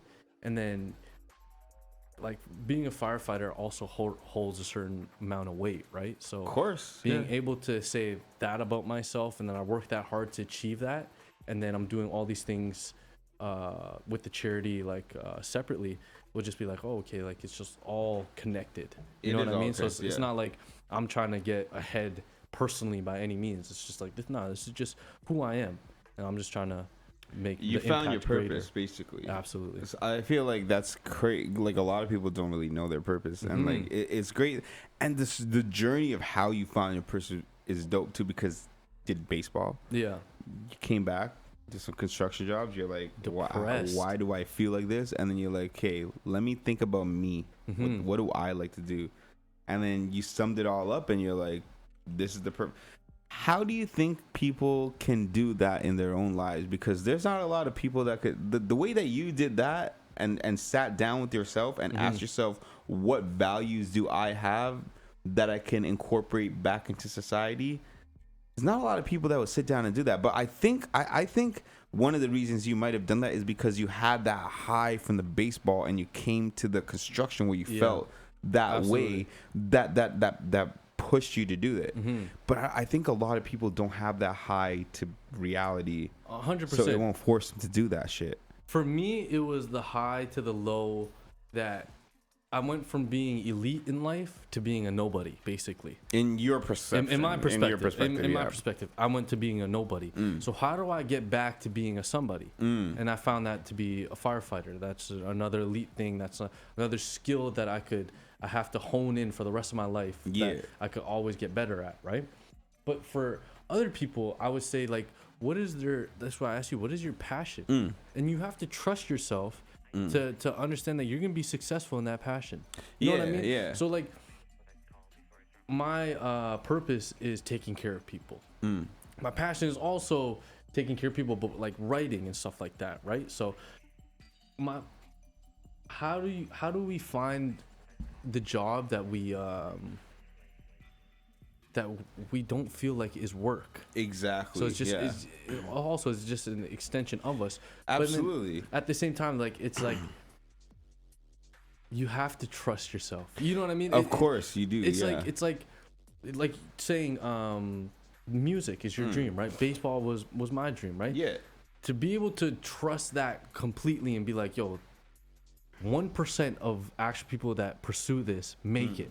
You know what I mean? You have to trust yourself so much and believe in yourself so much. So I think once people get over that aspect, it's easy. Once you trust yourself and you say, like, for me personally, I'm gonna be a Toronto firefighter no matter what. It doesn't matter. Whatever time it takes me, it's gonna take me, right? But as long as I understand that that's my passion, that's my purpose, that's gonna be what I'm gonna see it through regardless. Yeah. If people trust themselves that much as well, I think they'll see all their purposes and their passions through. It's really just trusting yourself and then when those inevitable lows come and those temporary highs come, is just how you deal with them. I think for me, it's always been music, like I told you, but that was a core, right? Yeah. But as I've gone through failures and successes in my life, I found not distractions exactly, but different things to do in my life for me to master, to do while I'm still trying to go for music, like bartending, hospitality. I've been doing that shit for 17 years now. I'm fucking good at it. Like, you know, like time flies by when I'm fucking bartending, especially at a place that I like being at. And the people, the company around me is good people, good vibes. The clientele is good vibes. And like, I'm there. I leave all my shit at the door. Like, I'm not bringing emotional shit in there. I'm there and I'm honing my craft. So like, sometimes I think like, what, like you said, like, what can you do for the rest of your life that does not feel like work? And like, I used to think about it. I used to think about it and be like, okay, can I be in front of a computer, in front of a studio, just writing music for the rest of my life and not that feel like work? Like, there was a point when I said, yeah, can I do this podcasting for the rest of my life? To be honest, probably not only this for the rest of my life, but do I have times when I'm bartending and it feels like I'm not working but I'm making money? Like, yeah. So I feel like for me, do I feel like when I'm writing down my thoughts and trying to make a book or like some shit, do I feel like that's something that's work that I could get paid for the rest of my life and not feel like work? Like, yes and no, because there are times I want to do and there's times I don't want to do and there's times I feel like work. So absolutely. I feel like personally for me, there's like a variety of these different things that I could do and I enjoy that don't feel like work that can make me money. Yeah. But that's why I feel it's good that it all stemmed probably from rap and music, because that's what started me. That was my first like love. Like that was my first thing. I was like, man, like I want to rock fucking stages. I want to show motherfuckers like I'm gonna kill this shit. Yeah. And then like, you know, it didn't work out. It did work out. And then as time went on, like I found another thing that I was good at. I'm like bartending. Like I'm not gonna be a bartender for the rest of my life. Or like, do I enjoy this? Like I actually kind of enjoy it. This is fucking sick. Oh, I'm doing podcasting and radio. It's like, do I enjoy this? I mean, it's kind of weird that I'm doing this because I only got into this because like I want to meet producers and engineers, but I just happen to kind of be all right at it. Like, will I do this for the rest of my life? I don't know, but it could be an avenue. Like, you know, like I feel like, so for me personally, there's a variety of different things that I want to do in my life that make me happy. Whereas like some people it could be like basketball or firefighting or this or that, and they could just do that for the rest of their life and they're cool with that. That's fine and that's beautiful. That's great. But it might be because of the failures that I've had in something so specific as music. It taught me how to.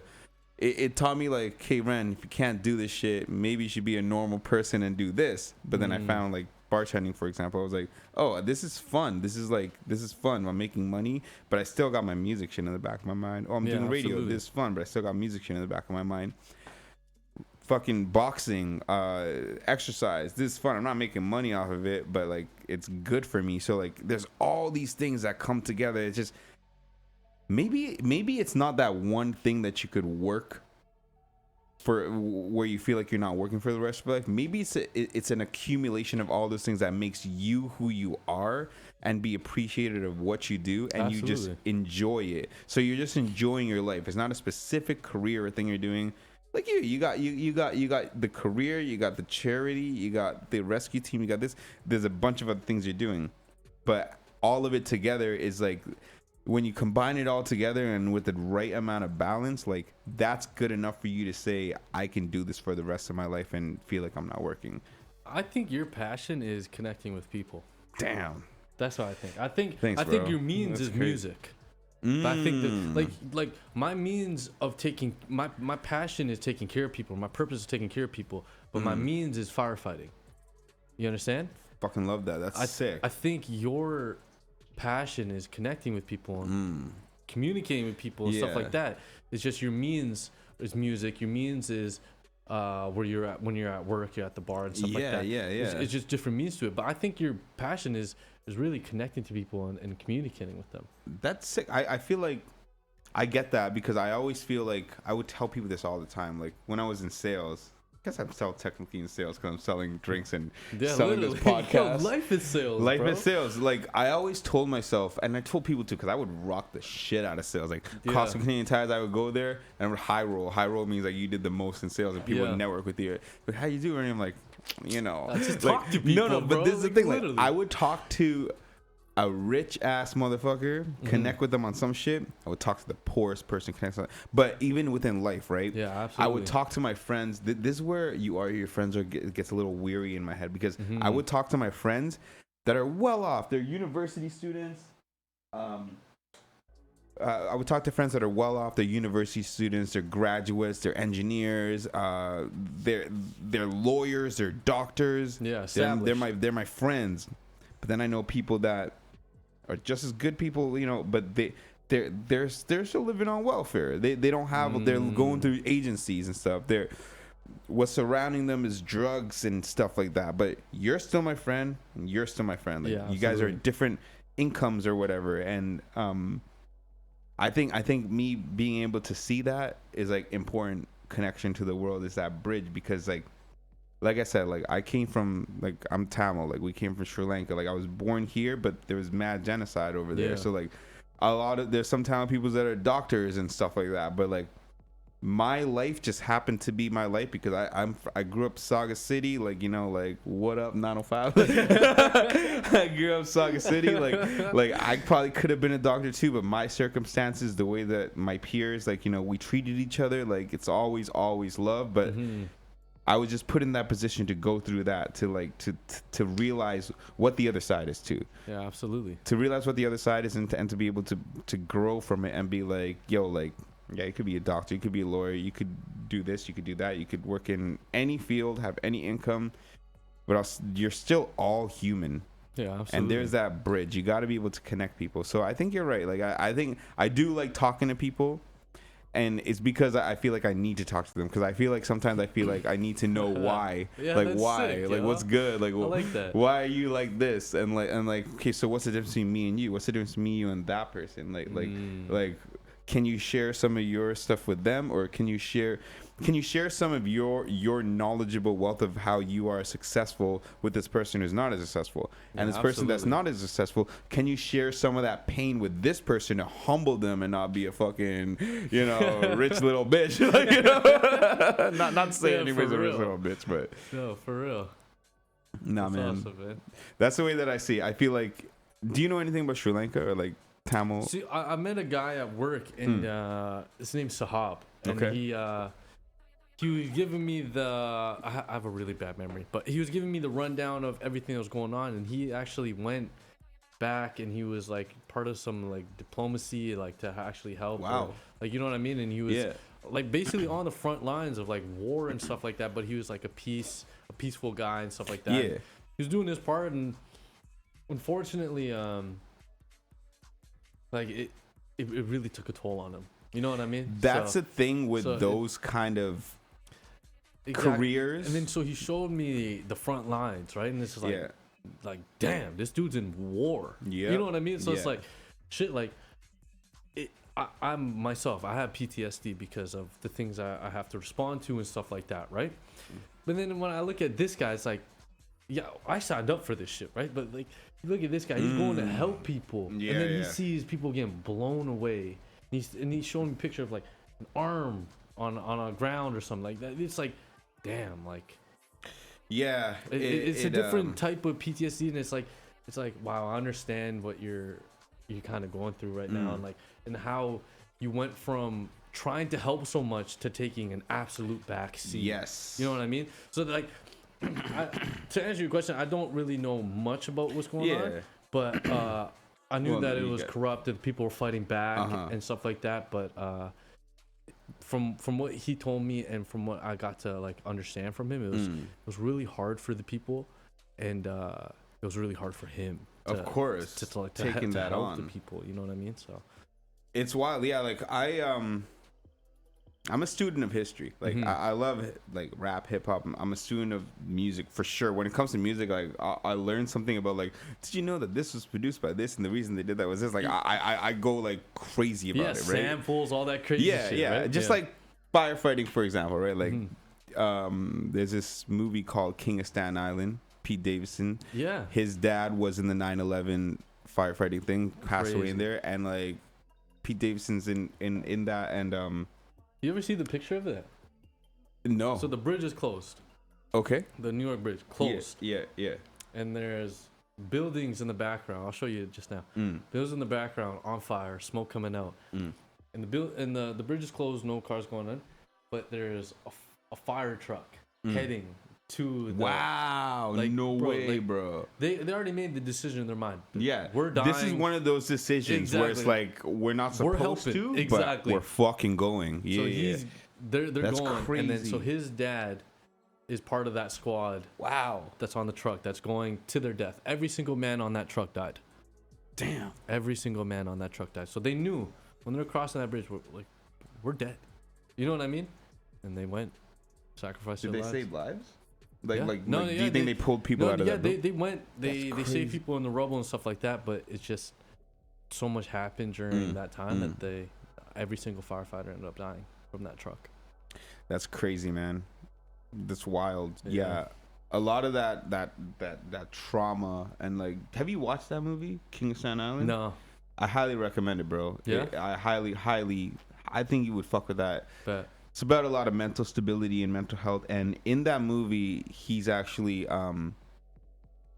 he portrays it like he's the son of a firefighter who actually died in a fire. They don't say that's 9/11, but you know, he has this ill perspective of firefighters because he thinks like, oh, you think it's cool to be a firefighter and you could potentially die and leave your kids behind? Like, fuck you. Like, that's his perspective. Bill Burr, are you familiar with Bill Burr? Yeah. So he is in that movie as well too. And it's funny, so Pete Davidson's a tattoo artist and he just happens to like tattoo some random kid in the forest, and then Bill Burr knocks on Pete Davidson's door and his mom answers, and Bill Burr's like, why the fuck are you tattooing my kid and shit? And then after, like, Bill Burr looks at Pete Davidson's mom, he's like, is there a father I can talk to? I don't want to yell at a woman. And he's like, well, he died. And then after, he's like, okay, I'm sorry. And then Bill Burr and Pete Davidson's mom go out to dinner, and then they talk, and then Pete Davidson's mom's like, yeah, my previous husband was a firefighter. And he said ladder. No, Bill Burr talked about firefighting, and she said ladder or squad. Like, I swear, we're just talking about this. She's like ladder squad, and Bill Burr's like, damn, like, what? Do you have firefighters in your family? He's like, yeah, my husband. And he's like, who's your husband? And she told the name, and he's like, whoa, he's a fucking legend. Yeah, like, he's a fucking legend. And then they get to knowing each other, and Pete Davidson starts being friends with Bill Burr. And remember we were talking about Adam Sandler, that dude. The McDonald's dude, his friend, he's also in this movie as a firefighter too. Steve Buscemi. So they all used to work with Pete Davidson's dad and stuff, and they were just exchanging stories. And you know, they went to a baseball game, and this is when Pete Davidson said, like, fuck you firefighters, you guys, if you have kids, I think you should never be a firefighter. And like, you know, that was his perspective and stuff. And then the other firefighters like, I'm sorry you feel that way, but like, damn, like, that's crazy. That hit them just as much as hitting me, because he's one of the kids that fell victim to like your dad being a firefighter and losing somebody, right? So yeah, I have a perspective on that too. Like in my personal life, I battle with this all the time. Our viewers could put into this as well, but like, how do you, like, for me, right? I told you I'm willing to die at any moment, any day for another person, right? And then you're saying that this whole plot of the movie is that the son viewing, like, how could a firefighter do that? Yeah, he changes his perspective. But that's what he's thinking. Well, my thought too is this, like, what I battle with my personal life is like, how do you ask a woman to love the man that I am, to know that I could be gone tomorrow, I could be gone today, and it's not like, oh, I'm risking my life for my brother or my sister. I'm risking my life for any random person. And then my job is very riskful, so I could die any time, and for my job as well, right? So it's like, how do you ask a woman to love you? And then what I honestly came back with is, you don't ask them. It just happens. No, I'm it's too much. No. I think so. It gets pretty layered on that. I feel like. Nah, if you're smart enough about it, like, anybody's smart enough to realize something, right? They realize something about their partner, their girlfriend, like they realize, and the girl realizes the same thing about you, because women like security, like, just generally, right? Yeah, 100%. Yeah. So now, if you know that you're with a firefighter, you know there's a good chance that person will live the whole life, and they're healthy, strong, bring home the bacon, bring home the money. But there's that chance, right? Yeah. So in the back of her mind, she probably might have that feeling. Maybe like, if this person goes, I might need to acknowledge that, and acknowledge I might have kids with this person or whatever. But if this person does go in the near future, it is possible I might have to find somebody else as well too. So in the plot of the movie, right? Sorry to cut you off. No, it's all good. The plot of the movie, isn't that a lot to ask of a mom and a family? What? To deal with me going. Deal with the dad going. You don't think that's hard? No. Well, it is obvious. It's hard, but like, this is real life, bro. Yeah. There's different people who do different. What would the world be like if there was no firefighters or cops? Yeah, it'd be shit. Well, like, honestly, bro, like, how can you? It'd be crazy. Go into work and just realize, like, I'm going to build this thing, but if I die, there's no one to help me. Like, that's it. So the firefighters and the cops, there's no firefighters and cops, but the working man or woman is the firefighters and the cops, because they're risking their lives now. Yeah. So that's just the way that it is. Like, you just got to take it how it is. It's just what it is. And also, life has risks, man. Like, imagine like hunter gatherers and shit. Like, these motherfuckers might get killed by a hog. Like, like what do you think that woman is thinking? Like, you're gonna go get food for my family, but you might get killed by a hog, so I might fuck your. That's just why survival instincts are so important, and that's why training is so important. Mastering those skills is so important. Absolutely. Learning how to get through that burning building and running out is so important. That's probably why like people in different fields look up to people who have been in that field longer and have been through that shit, because like, oh, how the fuck did you escape that 2x2 fucking tunnel filled with fire? Like, just in case I get into that predicament, if I talk to you about this, you might save my life and give me an extra 40 years and give my kid a parent. Yeah, I think we're overthinkers. I think you and me are. I think you're an overthinker too. Like, we're like that, but it's good because you get answers. You might not get answers when you overthink, but like, you at least try to get the answers. And learning from other people that are in the same shoes or have gone through it, that's the best way to do it, because there's definitely people who have lost their lives in the line of duty and stuff, but there's definitely people you could talk to and ask like how you avoided that situation and shit. Yeah, it's crazy. Firefighters, line of duty deaths are considered 24 hours after a call anyway. So if because of breathing, respiratory, because exactly, heart attacks. Some firefighters, they're not, towards the end of their career, they're not as physically fit, of course, right? So they might die from a heart attack 13 hours after a call, but like a strenuous call. Don't they wear those things all the time though? Yeah, we do, but see, okay, but it leaks in kind of thing. No, not that it leaks in, but so you have to do decom once we come out of fires. What is decom? So decom is decontamination. Okay. So once we come out of the fire, we have embers or whatever it is, soot that's on us that is still harmful to our health. Of course, So when you like a lot of this kind of like I would say like a newer practice, not new but newer. And when you come out of fires, they hose you down and stuff like that. They get all that stuff off, but sometimes our gear is embedded with that stuff. Like if you see a firefighter with a helmet that's just all black, that helmet should be gone. That should be out of service, stuff like that. It shouldn't be worn again. It's because it's causing damage to you. Of course, yeah. And so sometimes it's a lot of that stuff that like decom and stuff like that we. It's not necessarily it's seeping in when we're in the fire, but it's kind of like shit that while we're in there, when we come out, it's still there. You know what I mean? Yeah. But it could be also because the air system is really restrictive. So I have an air tank on my back, right? But every time I breathe, that's only air that I get. Okay. So you only get a certain amount of air, right? So you have to control your breathing, right? And that could really affect with your cardiac health, right? But if you strain that too much, there's definitely a way that you can die later. because of all those things. Right? If you strain it yourself. No, if you overstrain it. So if like a firefighter, he like you hear about old men that shovel driveways and have heart attacks. Really? Yeah, you never heard of that? I mean, probably vaguely. Oh, word. Okay, so there's stories about like older people, they shovel their driveway for snow because it's such a strenuous activity and they haven't done it in so long. Their heart, boom, boom, boom, boom, boom, boom, boom.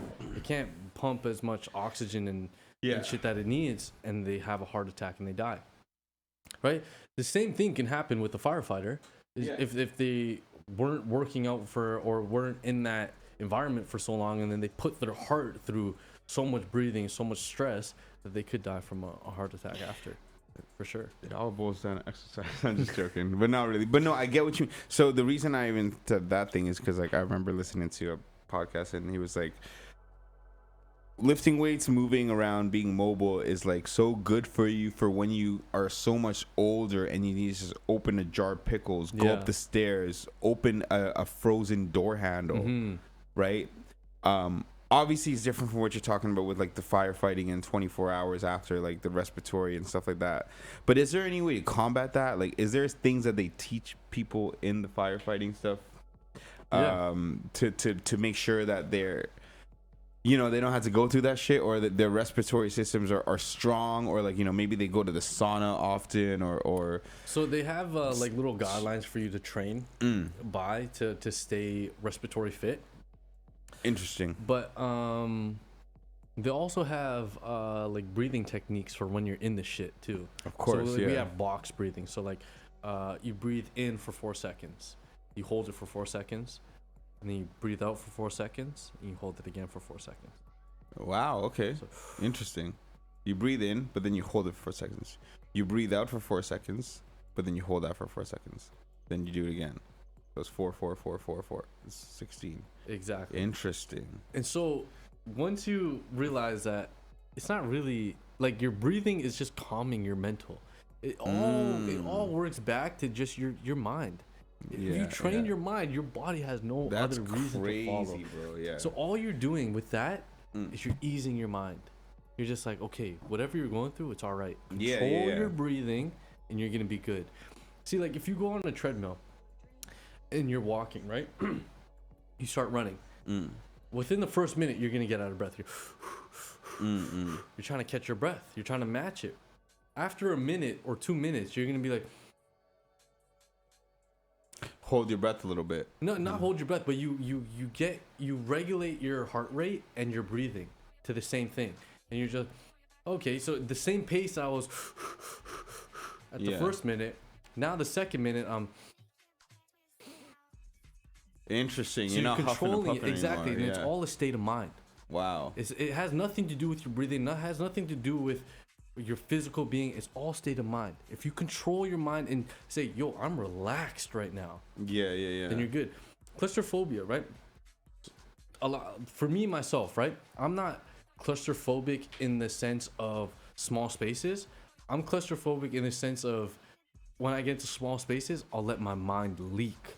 Wow. And my mind gets weak, and it'll be like, oh shit, start tripping out, and I start tripping. Right? Yeah, that's how I am too. But then with firefighting too, I overcame that because it was just like, boom, they black you out. You have the room's on fire. You're blacked out. You're in a confined space, and you're on air. So you're claustrophobic as fuck, right? But then you just have to. 1, 2. Okay, you're good. Search. You know what I mean? Wow. So the first time I did this maze that I'm talking about, right? It's a maze.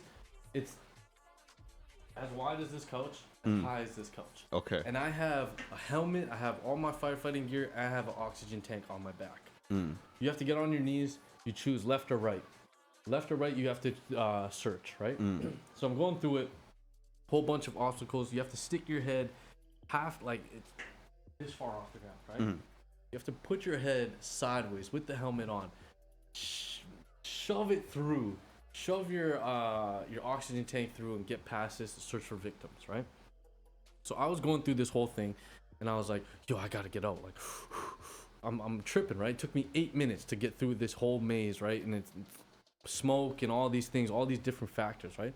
And I get out of the maze, right? And my captain goes, he's a captain for Mississauga Fire, and he goes, remember, when we're doing this, we're searching for victims. And in that moment, when I was just going through the shit and trying to shove my head through, I was like, yo, I need to get out. Like, I'm in danger, right? You weren't looking for the victims. Exactly, I wasn't looking for the victims. And he goes, yo, you're 911. There's nobody else coming after you guys. Yeah. And I was like, oh, okay, boom, right? That turned a switch on my head. Absolutely, bro. So after that, it was like, bro, like anything I had to do, boom, left hand search, boom, my hands left to the side.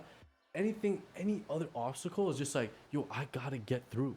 It's not if I'm gonna or anything like that. It's I'm getting through regardless because I have to search for people. Wow. So then it just really breaks down your mental, and it's just like you're not fearful of the things you really think you're fearful. It's just a construct of your mind.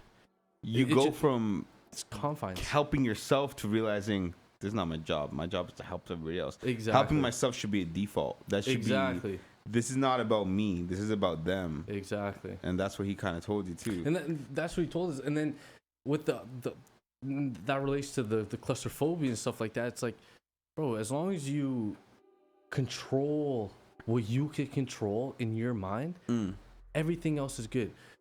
Boom. The fire is lit, right? I'm blacked out. The difference between the first time I went through that maze and the second time I went through that maze is that I'm not a victim in the first one. You know what I mean? The first one, I'm just like, oh shit, I gotta get out. I gotta go through this.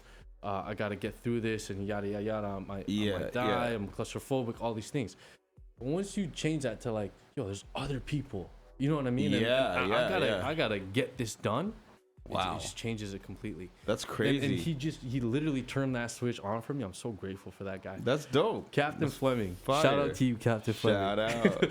But he turned that on for me, and it was just like, wow, like, yo, you're just confined by your mind. If you the same scenario before, all that changed was that it was just a drive within crazy, me, bro. Yeah. Everything's the same scenario, the same situation, same victim, same everything. All that changed is that, oh my God, I need to get out of this, instead of, yo, I need to save people. And it's just that little change that just changed everything for me.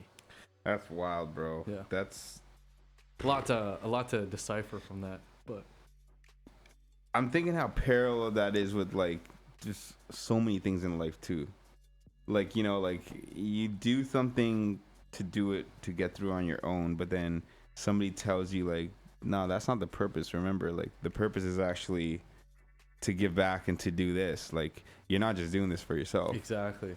That's wild. And that's crazy. The type of physical and mental training they obviously have to put you through to go through those confined spaces and buildings is so necessary. And then it's so insane to think that one coach said those very few words that flipped that script in you, because just those few words just enlightened you. It's crazy. They do that test on the first day. Of course. Weed people out. Yeah. I had the first week I was at firefighting school, we had 7 people quit. Wow. First week. Really? And it's crazy because you spend $8,000, $15,000. Yeah. And then those captains end up laughing at you and be like, yeah, so-and-so was a donation.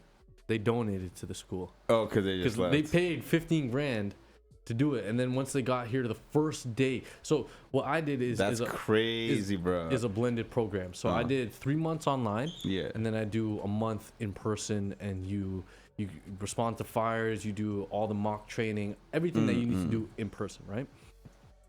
So these kids paid $15,000 or $8,000, whatever it was, to do the online school. And the first day that they got in there, they quit. Damn. First day. So they laugh at them and they say, yeah, it's a donation. He donated to the school. Thank you. Appreciate it. And That's like, crazy. It's crazy because like one of my homies, right? He ended up going to the same school that I went to, right? And he told me about it. I was like, yo, that's great, yada, yada, yada. Yeah. And then I found out recently that he quit. He quit the school. He was another donation kid. Really? And I was thinking, I was like, damn, bro. Like, I didn't really expect that because he he did baseball with me and stuff like that. He got drafted and stuff like that. So I was thinking, I was like, wow, like he really had the best of both worlds. He got drafted for baseball, right? This guy, his resume, he was gonna get hired for firefighting first time, just like me. Whenever I apply, I'm getting hired. He was gonna get hired first time, and he has some extracurricular stuff that like gets him on top of the list anyway, right? Yeah. Some politics shit, right? But to think that he gave that up, and I was like, wow, bro. Like, and so they told me that he went through the same thing, a claustrophobia type episode. Yeah. And I knew exactly what it was. I was like, oh, it's the maze, right? It's like, if only he knew what I knew. Yeah, what I knew, because I'm coach told you. I'm not lying when I say this at all. After that maze, that first day, I came home, right? And I said to my parents, I go, yo, I don't know how long I'm gonna do this. This shit's crazy. Right? Yeah. I was like, damn. Like, you told me about this. Yeah, I was defeated, like, bro. I felt you gotta defeated. Move around. Yeah. I was like, shit, bro. Like, yo, this shit's tough. Like, I really don't know if I can or how long I'm gonna do this, right? And then as I went through it, it just kept building me up stronger and stronger and stronger. Dope. And it's like, bro, you have this not gonna break you in any means, right? And then you kind of look at it like, yo, this is training.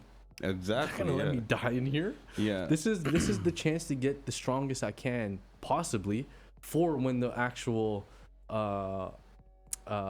tests come. Yeah. So I took it more as that, and I just wish that he had the same guidance that I had. Oh, you're talking about your buddy? Yeah, my buddy. Exactly. Yeah. I wish he had the same guidance that I had, and the same mentality too, though. The same mentality.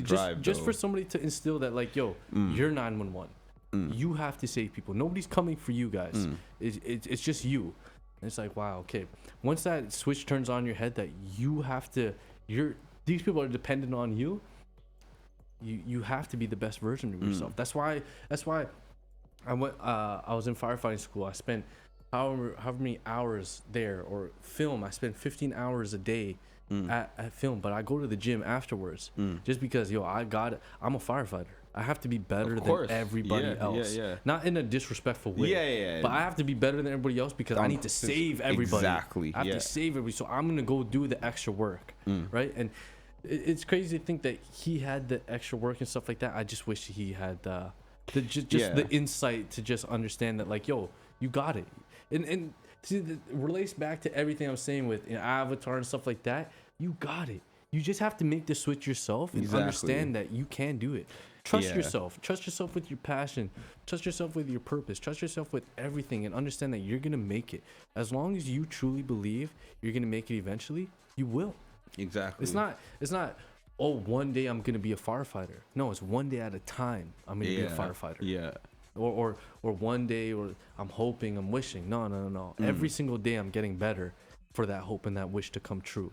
So it's not a hope and a wish at the end when I reach that destination. It's what I expect. You know what I mean? I worked this hard up until this point. I better get that job. It's not like, oh, I'm dreaming to get. Nah. I better. You know what I mean? You're not surprised at that point because, like, of all that hard work you did, you're like, I'm not surprised. Exactly. Like, all the hard work I put in. Exactly. And like with your friend too, like you said, they were weeding people out. Like it's probably a reason. Like maybe like the coach said it to you, and maybe you're fortunate that he said that to you, saying that, like, remember, you're not only going through this maze for yourself. You got to save people. There's a search and rescue. Yeah. Whether or not your buddy got that same advice or not, you don't ever know if, like, he has the capacity to go through that and still deal with it the same way that you dealt with it. 100%. So, like, it is for specific people, specific mindsets and stuff. That's crazy. Absolutely, bro. My buddy said something about he doesn't know probably, but he said that like, why would you pay for firefighting school? Like, people could volunteer and eventually get the job, but that's not exactly true, is it? No, it's not true. So in order to get the volunteering position, what's his name?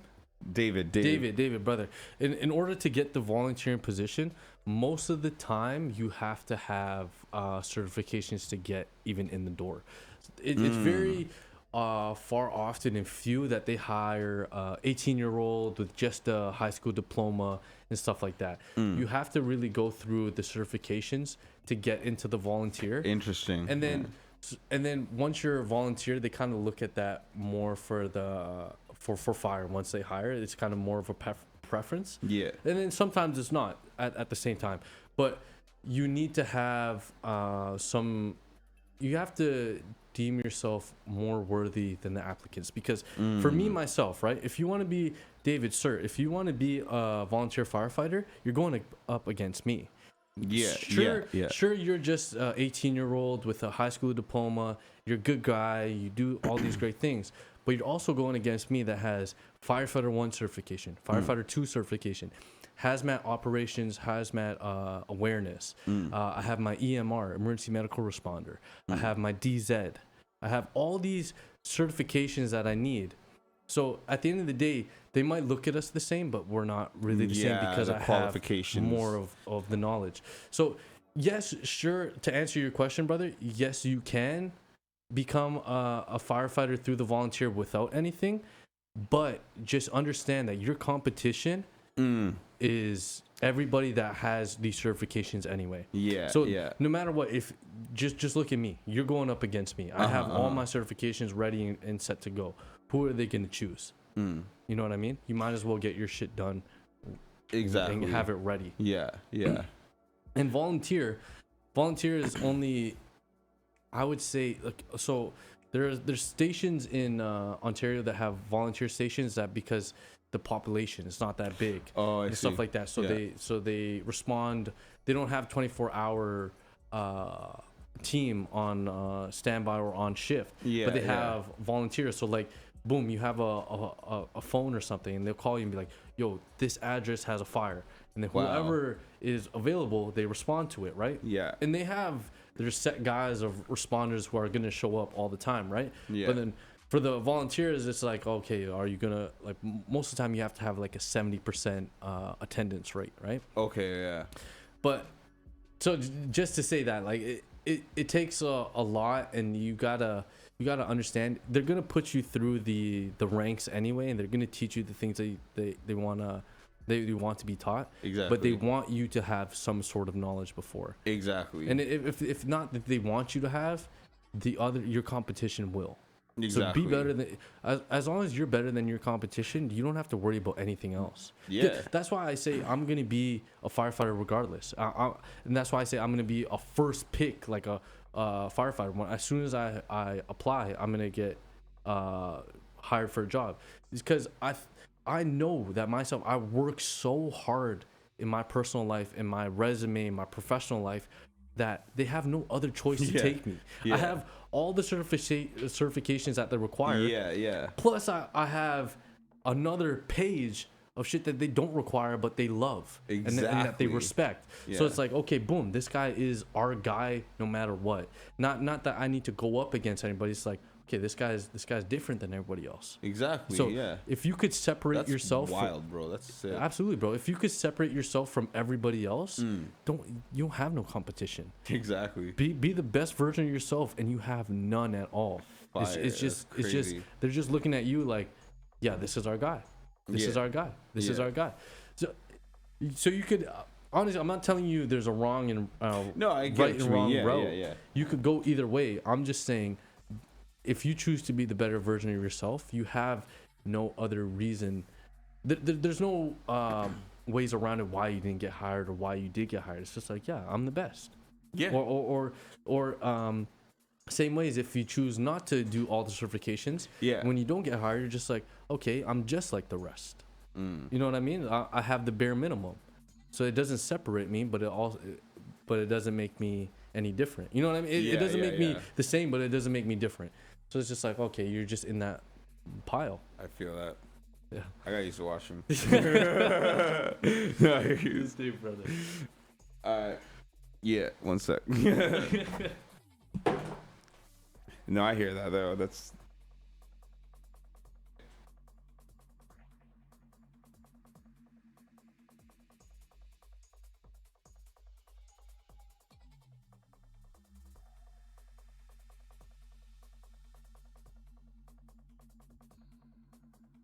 All right, we're gonna play some music. We'll get right back to it, y'all.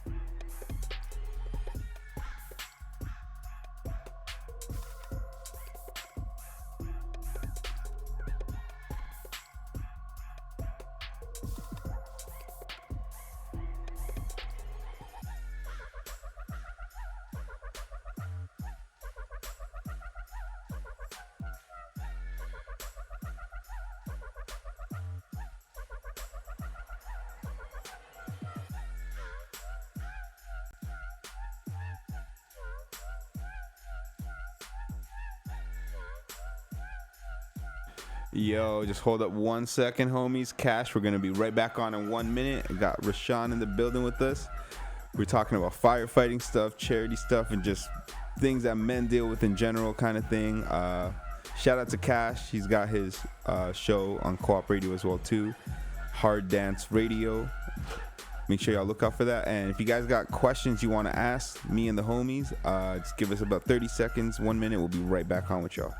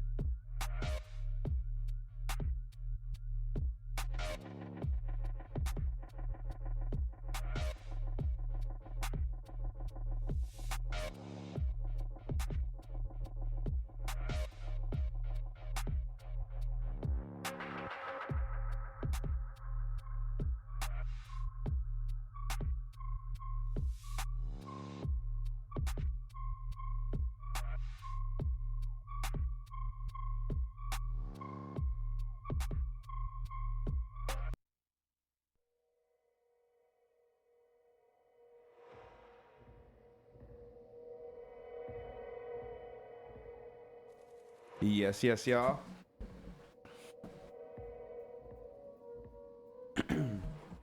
We's back, like we never left. Exactly. I gotta say, we have some crazy good conversations going on right now, bro. We've been live for 4 hours and 21 minutes. That's awesome, yeah. That's crazy, with like maybe 2 10-minute breaks in between that, but straight up conversations, non-stop conversations, informative conversations, and very engaging as well too. Yeah, absolutely. Poetic Radio episode 107. I'm your host Rennie Renz. We got the homie Rashan in the building. Thank you, brother. Thank you again. And thank you again, bro. We've been talking about just firefighting things, everything, charity things, men, women, just everything. Yeah. All down and just with everything. Just before we left, we were talking about getting into firefighting and the schooling process of it. And one of the homies asked about, can't you just volunteer and not get into it? And we were just talking about how you said, if you're just volunteering, you're going against people that have all these credentials. So absolutely, of course it's better to have those credentials and stuff. And we're talking about how the first week people get weeded out so much because they go through this heavy, extensive training, and you know they spend $8,000 or $15,000 on the schooling, and they drop out after the week, and then the coaches and the trainers are like, yeah, they just donated, great, thanks, kind of thing. But exactly, it's not for everybody. It's not that it's not for everybody. It's like, if you're really dedicated towards it, you're going to stick with it. And that's why they put you through these things and trainings. And honestly, it's great for you to even try, for anybody. Even if you do it and it doesn't work out, like, at least you tried and you had the incentive. So that's great. Yeah, absolutely, bro.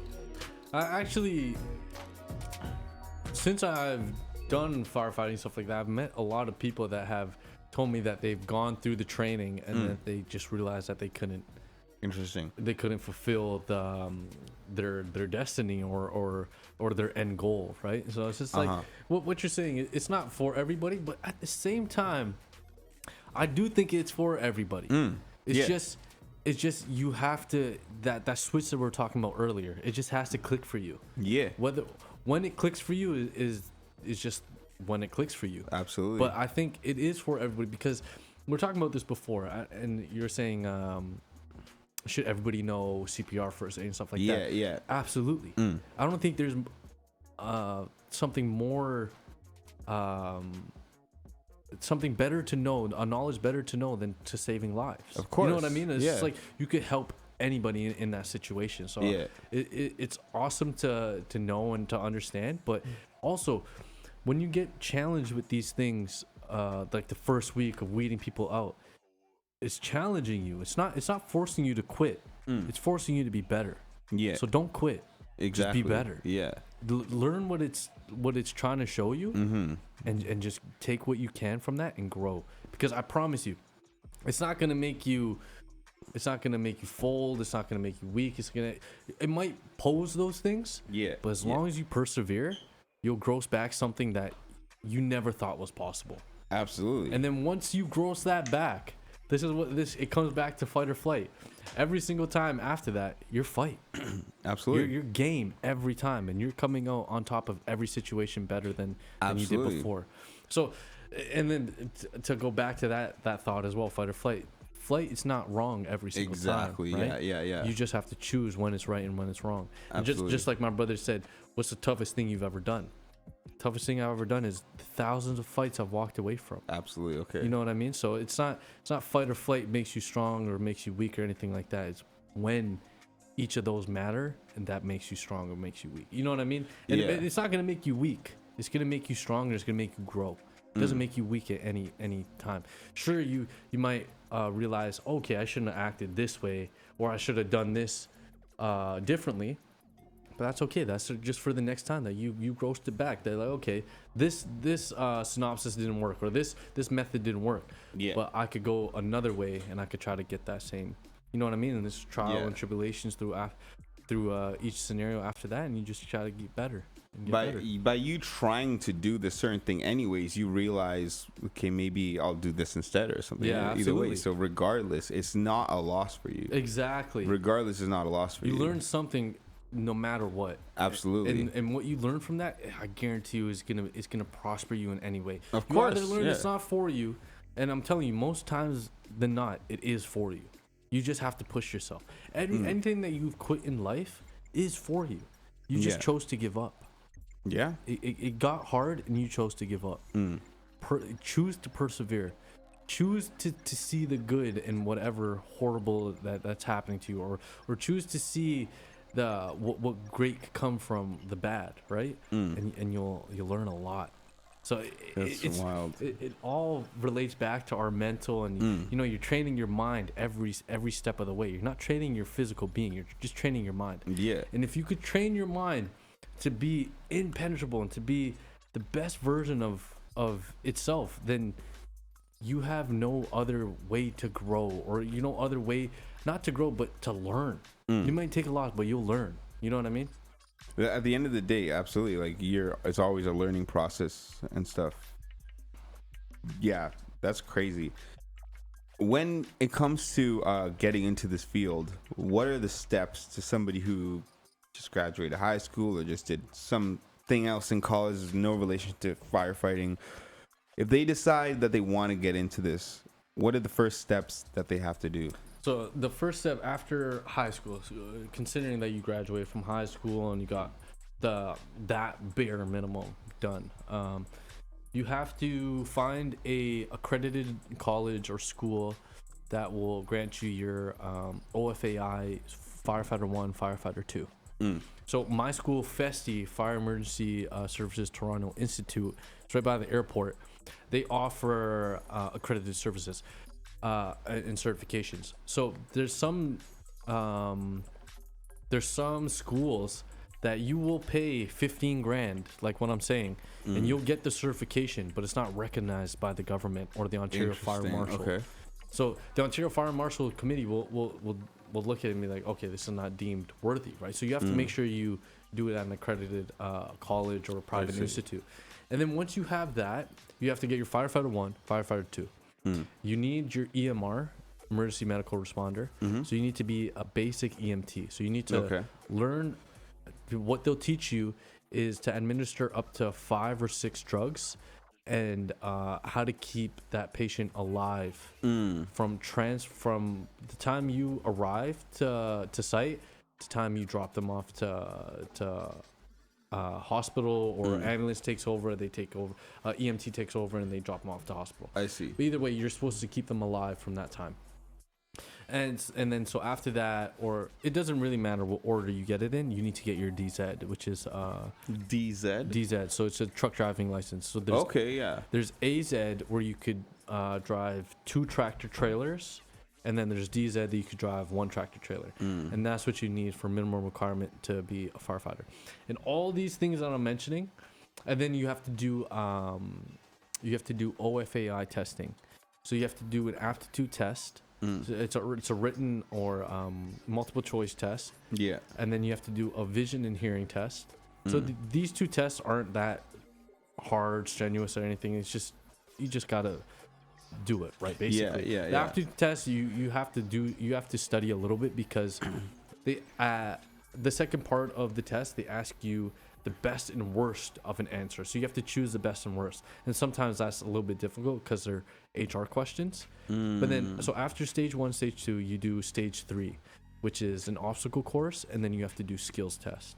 Okay. So once you do all that, you have the minimum requirements in order to apply. If you apply without any of those, let's say you have 4 out of the 5, 3 out of the 5, anything like that, you won't get hired. So you have to have all of them. You have to have every single one of them. So you have to have firefighter 1, firefighter 2 from accredited college. You have to have your DZ license, which is a truck driving license plus the air brake endorsement. Z is air brake endorsement. You need the EMR, which is emergency medical responder, basic EMT, and then you need your OFAI testing to know that you have the knowledge and you can apply it to the situations, circumstances that are at hand. And so once you have all of those, then you can apply. Wow. Okay. And that's not even considering that most departments only look at you if you have at least like 200 volunteer hours. So it is important to have the volunteer hours before. Absolutely. Because like I said, this is an firefighters extension of who we are. Exactly. Right. So you have to show that you care about the community. Yeah. You're not just in it for 8-day work month. Exactly. You know what I mean? You're not here for the benefits. You're actually here to help people. And see, the thing with the 8 months, the 8-day work month, right? A lot of people don't understand that. Yeah, sure, we work 8 months out of the month, or 8 days out of the month, but the mental strains and the mental stress that we have to deal with make up for working. You know what I mean? Of course, if we're working 5 days out of the week and stuff like that. So the stuff that we have to deal with make up for it. So we have to have that time off to deal with the things that we have to do. Like, it all comes back to balance and stuff like that, right? So in order for us to do what we do for 24 hours, we need 24 hours. We need 48 off to recuperate and to get our values back. Well, yeah, and, for sure. Our head straight and stuff like that. So that's why I just want to see what Cash looks like. My buddy, yo, shout out to Cash. This is actually the homie. I used to work in dispensaries back in BC, and homie used to come through, and then we smoke weed together. He got me into boxing. Hey, nice. Rashan, we go to UFC gym together. That's how I know the homie, and boxing is way of life. Let's see what Cash says. Yeah. Says, what's the most intense fire you've had to fight? Have you ever come across something you had to force yourself to go into because it's so intense? So, I don't know if any viewers have heard what I said, but he said, what's the most intense fires that you've come across? And have you eof had one that you knew you weren't supposed to go into kind of thing, but you forced yourself into? Not fires per se. Most of the fires I deal with at steel plants or stuff like that. They're usually small fires and stuff like that. Put them out with a fire extinguisher, or sometimes they have like a hose that's already regulated and stuff like that. We just shoot the water. But for an instance that I forced myself kind of to be in, so I responded to a call up in Hamilton, and so I was already on site. I got to site at 6 a.m. Okay. And at 7:30ish, we got a emergency call that somebody needed our medical attention, stuff like that. Yeah. So we go running over, and the first thing that you expect on these, I know the people that I work with, I know it's usually men 30 to 50 years old, usually, right? Yeah. There's some around in the 20s and stuff like that, but for the most part, 30 to 50. So I was responding to this call. We go running over, and I'm expecting a man to be injured or something like that. But it turned out to be this 14-year-old girl that found herself on site, and she attempted to commit suicide. Wow. So she jumped off like a 30-foot, 40-foot platform, and she landed. And it's crazy because there's a gate to get in. Security, there's only one way in, one way out, and there's probably 2, 3, 4 acres of land that this plant is on. But there's so many holes and ways to get into this plant. So, and a lot of people in Hamilton actually do suffer with mental health and addiction problems. And so she went there, and she just, it was very easy for her to get on in my opinion. And she got on, and she climbed up a platform, and she jumped. And so me and my team responded, and it was crazy because this is why I was saying the men that I work with, right? So I come running, I come up to this body, right? And so much blood around, and I'm expecting a grown man and stuff like that that I'm usually used to, right? So it's like, boom, just get back to work. And then you see a 14-year-old girl, like very tiny, very small, and the amount of blood that came out of this young woman, it was like I caught myself. I was frozen for a second, like is this what I'm really looking at? Wow. And then boom, I check her pulse, right? Boom, I check pulse, and then I tell my team, yo, we gotta get the equipment for her femurs, and we gotta get a neck brace. We have to do all these things. So boom, as soon as you look at it, like you're frozen for a second, then you're like, get to work. Like you gotta get to work. Snap the fuck out of it right there. So boom, we set her up. We got one of my team members working on her femurs. I got another team member holding her neck, and I'm checking for blood leaking through all of her stuff. I'm checking for AAA, abdominal aneurysms and stuff like that, all through her stomach and stuff like that. She was good. We got her. She was breathing. She was fine like that. She was just unconscious. So we got her good. We got her into the hospital. She went to Hamilton or Burlington Hospital, and then so usually we're not supposed to go, but I went, and I was just talking to the parents and talking to the sister and stuff like that, and all I kind of got back is that she's Indian descent, and she's what, sorry? Indian descent. Indian descent, like indigenous? Yeah, no, just Indian, brown. Indian. Okay, yeah. So, and she's 14. Her dad is like 60, and they just moved from India recently, right?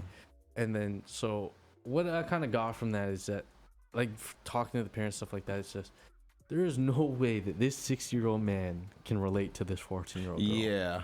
Wow. And what he's saying, yo, you need to do this, and this.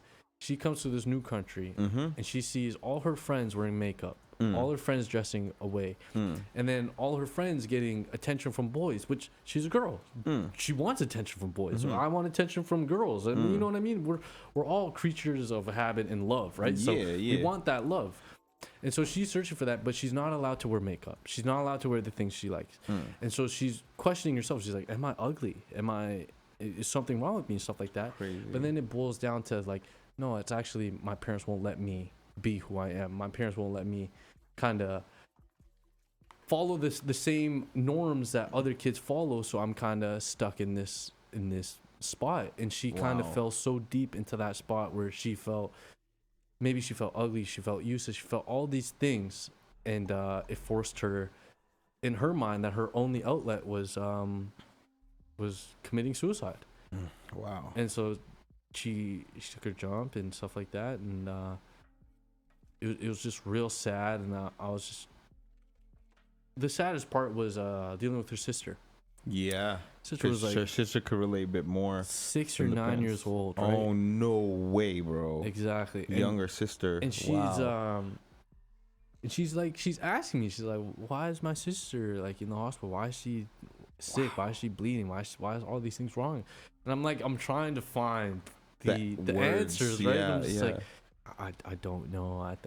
She just wasn't feeling well. She was sad. She was, these things. And you have to, it's hard to try to, like, in a way, I'm trying to protect this young girl, 9-year-old girl. Yep. And then at the same time, I'm trying to protect her from the realities of her sister, but then I'm trying to help her understand that this is a reality, and I hope you don't do the same. So I caught myself in a quite of a dilemma, to like, yo, how do I approach this? And I just, it was just doing my best to help this little girl understand that, like, yo, your sister's fine, stuff like that. As long as you guys got each other, you guys will be good, and nothing like this will happen again. Wild, bro. It was just real hard to, like, that's one of the main reasons I have PTSD. Like, I go to bed. My ex-girlfriend, she, shout out to her. She had a lot to deal with, but I used to go to bed, right, and I would fall asleep, and I'd just start crying. Like, I'd be asleep, but I'd be crying, and I'd be hyperventilating, and I'd be just going through it. And every single time when I woke up, it had to deal with her. Wow. And it wasn't that I was responding to her and I seen her on the ground with pools of blood and I boom and check her pulse, any of the things I actually did. It always came back to, I came running to the scene and she was on the platform and then she jumped and I watched her jump. You saw it? No. Oh. So this is what my dreams are every time I go to bed. Oh, damn. So the reality is that when I ran up, there was already a body on the ground, pool of blood, and froze for a second, and boom, check her pulse, and then we start doing our stuff, right? But my dream is sometimes when I go to bed and where my PTSD kicks in, is that I run to the scene and she's on the platform. Wow. And I'm like, no, please don't, please. And I'm like literally screaming in my sleep. Wow, I'm like, please don't. And she jumps. And then I'm like, I get so overwhelmed, I start crying, and then I wake up because my emotions take over, right? And then my ex-girlfriend would be there and she's trying to calm me down and stuff like that. So it's just like, it's crazy. Like, she had so much to deal with, right? And it's just like, how do I help? Okay, so why I got into some of the charity too, right, is because I deal with so many mental health consequences. I dealt with this girl, I dealt with other individuals before that are dealing with the consequences of mental health. How do I get into the preventative measures? Yes. So that's how I really got into the charity. Like, yo, I need to tell every single kid that I love them. I don't care if they believe me or not. I need to pay for a meal. I need to let them know that they love them. So not in a selfish way that I don't have to respond to it, but like in a way that like nobody has to respond to it, and you don't have to feel this way. You know what I mean?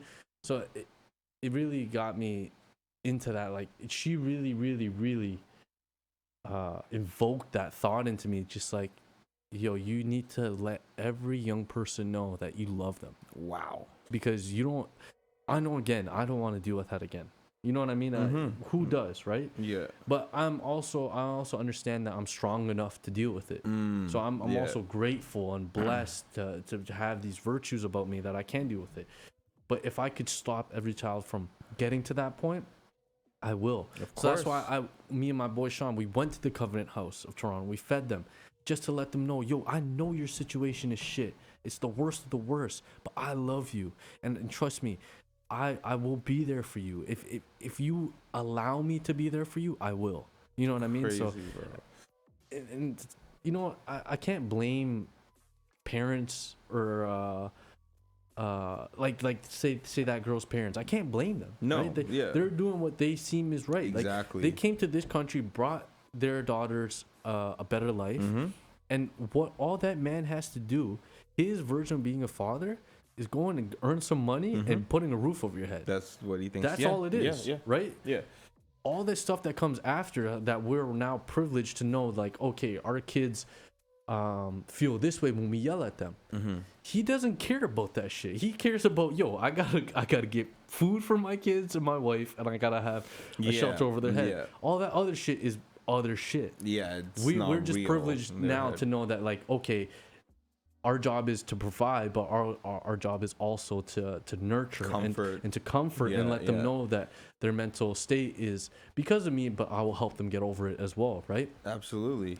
So it's just you can't fault these parents and you can't fault these kids, but you could just try to help them understand each other better. And like the first thing I said is that a 6-year-old man and a 14-year-old girl, they have nothing to relate about other than that they're related. Yeah. What can they talk about? You know what I mean? His politics that he dealt with, or his childhood that he dealt with, drastically different than hers. Yeah, light years away. What can they really? You know what I mean? So it's hard for them to get to that point of understanding and stuff. But if they work at it, it just all starts at home. If they work at it, they can always, or not always, but they can try to make it better, and they could try to make steps that they don't get to that point. You know what I mean? And so I tried to volunteer with the Youth Justice Committee of Toronto, and all the kids are they've been through the system. They all got charged with something or stuff like that. And I wanted to go to these homes and let them know that, like, yo, it's okay.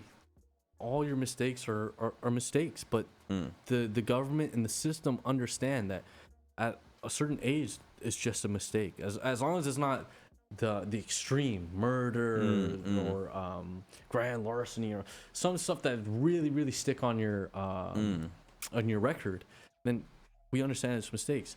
And what they don't understand is me. I've also been charged. I've also been through the system and stuff like that. But here I am at this point in my life, on the verge of being a firefighter. I own my own business, charity, all these things, and I have the same upbringing or the same obstacles that you faced. It's very, very obtainable. You know what I mean? That's crazy. That's wild. And yeah, like, pertaining to that's why it's so important, like, people that come to this country and they're raising their kids, it's so important, the awareness of the different type of parenting you need to do when you come from a different country to here. Absolutely. Is sure, education is important, but there's a shit ton of other societal shit you need to acknowledge. Exactly. And I really do hope that, like, with social media and its outlets and stuff, like, older parents that do come here and don't have any idea of how the economy or society works here, they're able to kind of view it and realize, like, listen, like, it's not only about education and your daughter or your son hitting the books. It has to do with their peers, how they're treated at school and what they bring back home. And if they can't talk to you at home about what's going on at school, you got a big problem that you're going to have to face. And you got to learn to, there should be some kind of programs in schools or something that teaches, like, people or parents that, like, there are things that your kid will deal with in school that you probably do not know that they're dealing with in school. So you should be able to have an open conversation with them. Otherwise, they'll be too scared to talk to you about it. They'll bottle it up, and the worst of the worst might possibly happen. Exactly. Because it's rough like that. Like, nobody really understands. Like, kids carry so much shit home. Like, you know, like, their teachers aren't the only ones that's teaching them stuff. It's also their peers and their students. And they're trying to gain the trust of their friends and stuff. And they're trying to be involved and fit in. Absolutely. But once they don't fit in, they either flight or fight, right? Exactly. Like, they either fold or they just go this other direction that you never expected, and you're wondering why, what happened. Defensive, yeah. So it's crazy. Like, some people are able to not handle it, but they're lucky enough to, like, have had some kind of outcome, like for me, how I was talking about with music and stuff, like I was fortunate enough to have that ventilation system to like find music or creative art. Absolutely, yeah. But this is why also we're talking about sports, kids getting into sports at a young age. Like, that's fucking great. You're developing a team establishment. Kids aren't just looking at you the way you look or and all this stuff. They're like, how do you play? Are you driven? Like, do you know, like, we're a team. We're all one team going against this other team. So we're all together. So it develops this trust. Yeah, absolutely. It turns to love and loyalty and esteem. It gives you self-esteem. Exactly. It gives you self-esteem. So maybe it's important for people to have like mandatory get into school sports early. I feel like that would be very I think good. It's very vital for kids to learn hierarchy and you mean within like the social spectrum kind of thing? Of course, 1000%, bro. Away from your parents. Yeah, because we're always gonna see it that our parents are they're being hard on us and stuff like that.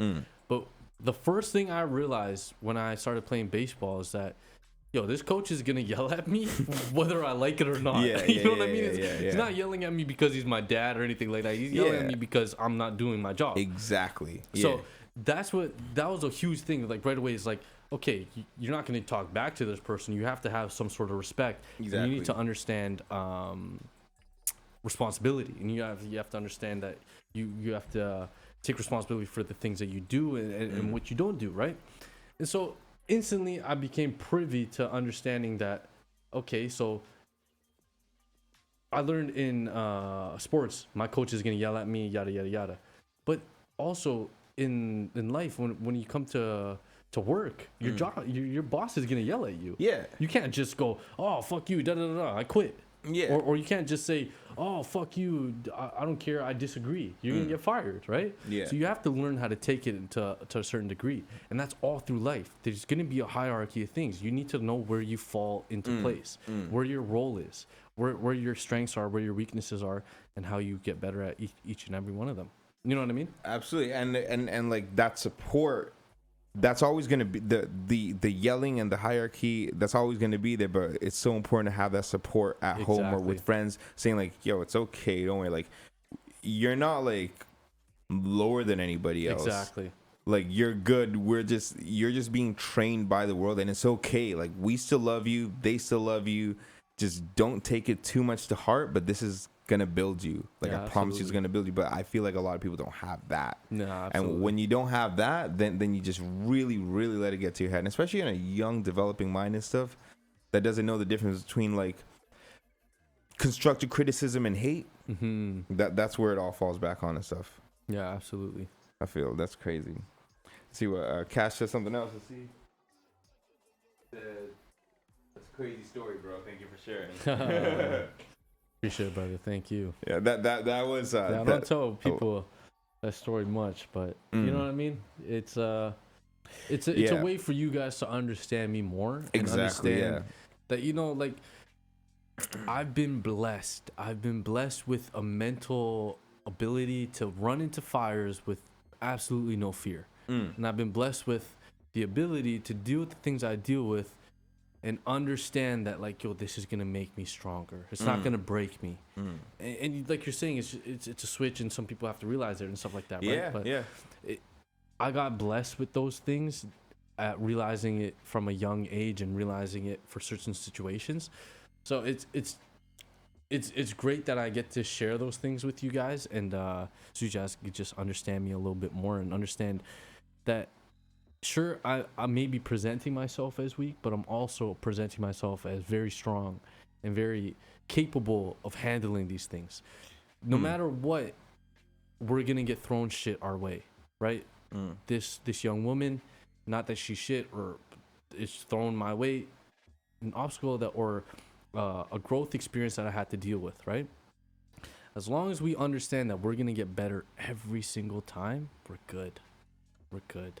You know what I mean? Yeah. That's all I have to realize is that, yeah, sure, I've been blessed with these abilities to go in and do things like that, but I've also been blessed to take the bad and get something better from it. You know what I mean? And as long as I could keep doing that each and every time something happens to me or every time I respond to something, then no matter what, I'm gonna be a better responder the next time. That's crazy. And like, yeah, like, did you know going into this field that the trauma or PTSD that you would have to deal with? Did you have any idea that like there's some that you'd have to bring some of this shit home, and you gotta learn and balance that shit?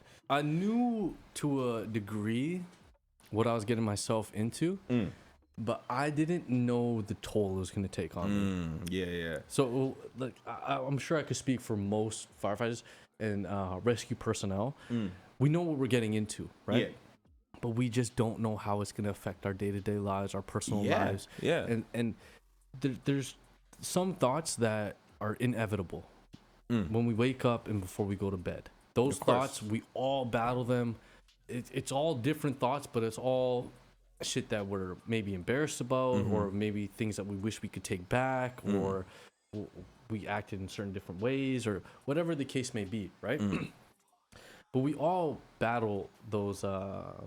I forgot what I was even saying. No, I get what you're saying. Like, no matter what, like, regardless of whether you knew or not the trauma, PTSD that you'd have to deal with. Exactly. When you wake up, when you go to sleep, those are going to be defaulted in you just as a human being, especially with the experience that you have. Like, you're going to have a regret. You're going to have something you procrastinated on that you wish you did. So I knew eventually I was going to have to deal with a young woman like how I just recently explained. But I didn't know that a lot of nights I'd be crying. Damn. Yeah. Or a lot of my charity for young adults or young women and children are based around her. Wow. You know what I mean? That's just wild. It's crazy to think, like,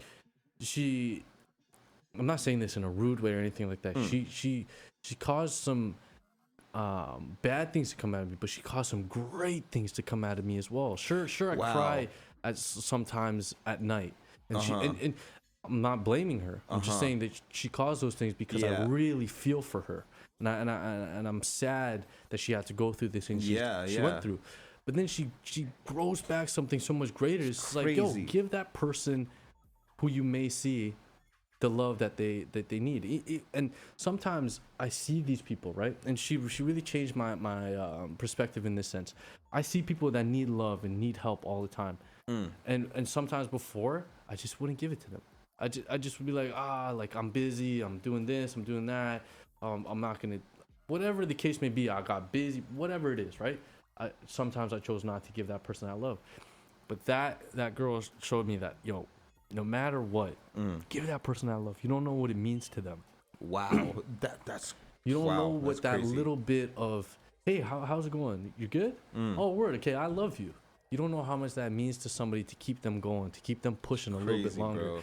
And so she really taught me that, and you know what I mean? Like, sure, we don't know what we're gonna get from these situations and stuff like that, but I'm so glad that she was able to give me a perspective of both negative and positive. Absolutely. You know what I mean? Because the negative fuels the positive, and the positive makes me ponder on the negative. Crazy. You know what I mean? It's just like, how do I help these kids? How do I help these kids? How do I not let them fall into the same trap? You know what I mean? Maybe in a sense, whether you or her know it or not, or like it or not, like, she transferred some of that pain that she has into you. Oh, absolutely. Into somebody who's you that can handle it in a little bit of a different demeanor than she can handle it. And of course, her transferring that pain, you would also go through that fucking pain like those nights. Exactly. But you also knew that you can do something with that for a positive, because now you went ahead and switched the fucking script, and you know, you went to the houses, and you wanted to give back to those kids who don't got nobody or anybody to trust. You want to sick kids bills, and you want to help those kids. You got food for homeless people, and you want to get. If it wasn't for that girl, and if it wasn't for you responding to that, you took some of that pain from her, and whether she knows it or not, or if it's true or not, or you know it or not, like you still did, because you brought it home with you, you brought it to bed with you. Thank you, brother. But you did something with it too, which is wild. So that one little girl's, that innocent girl's sacrifice still inevitably helped 1,000 different fucking people already. Exactly. That's crazy. Exactly. That's wild. So I have to shout out that young woman so much. Like she really helped me in my personal life and she helped affect so many lives. And you know, my boy Sean told me about this. You know the CPR mannequin. Yeah. So back in the day, they used to have this thing called death mask, right? So when people die, obviously they didn't have pictures or anything like that. So they take like a clay mold, right, and press it against the person's face, and then that mold, people, if it was an identified person, the family would come and try to identify the mold, right, and say, oh, okay, that's Robert so and so, right? That's our brother. Yeah. So the girl, for the CPR mannequin, she was a death mask, and she never got claimed. Nobody ever knew who she was, and they turned her face into the face that is the CPR mannequin. And so what I took from that is that wait, are you talking about this girl, the specific girl? No, not this specific, just a girl in the past. Just whoever the CPR mannequin is. Okay. Whoever we do practice CPR on was a face of a girl. Wow, unidentified, right? Wow. And so to think that girl never got saved. Wow. But how many lives has she Exactly. How many lives has she saved by being that? Exactly, for being that person. You know what I mean? That's crazy. It's crazy to think that unfortunately that baby girl didn't get her flowers or who she was, but she ended up doing something just far more greater. You know what I mean? And she saved, to think that she didn't get saved, but she saved so many millions of lives after herself. It's amazing. That's crazy. I think what do you call it? It's like a montage, not a montage, like one of those martyr, like exactly, a martyr. Their sacrifice almost. The world is crazy, bro. Yeah, trust. There's so much, bro. But you know what's crazy though? There's not a lot of people that talk about the stuff that you or I talk about that like actually is effective, or not effective, but like actually affects. Because like a lot of people are very in their own personal space, and you know, they want to do the career that they want to do so they could have a salary, have an income, buy a house, have a family, and have kids and grandchildren. Like that's the goal. But some people are so sheltered by like everything else, they don't even realize like how sheltered they are. Yeah, absolutely. Because no fault of their own, everybody's so fixated on just trying to do good in their own life, not even realizing that your kids one day might be going through the shit that somebody who just wants to do some volunteer extracurricular saving activity, that kid can be saved their lives from. Because like not a lot of people realize like it's not all about reading books and knowing math. It's like social skills and having somebody to talk to and guidance and stuff like that, and not being alone and stuff like that. Because like that's a huge thing that like we don't acknowledge, I think. Yeah, absolutely. Yeah, it's crazy. It's wild. It's really wild. Do you think that from when you were growing up as a kid till right now, the kids right now, bullying, mental health, and all the crazy stuff that goes on in like young classrooms, do you think it's gotten better or worse or the same? Worse. Absolutely. You think it's gone worse? Why? Because I stand on this. Back in my day, right, bullying was physical. You know what I mean? Okay, I know where you're going. Bullying was just like, if it wasn't physical at the start, it turned physical. You know what I mean? It was like, oh, you're stupid. Yeah, okay, well, fuck you. Da-da-da, push, boom, boom. Or if it wasn't them talking shit to me, it was just straight push and then boom, fight. But now I think it's the mental warfare that really gets to these kids. Yeah. And it's just like attacking a kid over and over for a flaw, or just some dumb bullshit that kids always attack, right? Yeah. Attacking that over and over where they feel that like they have no other outlet. And you know what I mean? And sometimes they can't fight because they'll get in trouble, or sometimes they can't fight because they they don't have that sense of standing up for themselves. Yeah. But so then they think that we're prisoners of our own mind at times. You know what I mean? We suffer in imagination far more than reality. Yeah. Far more. I see that. You know what I mean? So sometimes these kids take these assaults on them and stuff like that as they have no other way, and then they keep going down this, they keep overthinking and think like, oh shit, like I have no way out, like, oh, I feel so bad, I need to execute this thing about myself to get better, or I need to do this to get better. But I think nowadays it's really hard to deal with social media bullying. Yeah. And bullying that's not in front of your face and you can't put a face to it. You know what I mean? Yeah, like, it's anonymous. Exactly. So like 10 different people on Twitch right now could tell me I'm a dickhead. And I'm gonna be like, oh shit, like damn, whatever, right? But if you right now, right, say I didn't know you, right? You come up to me and go, you're a dickhead.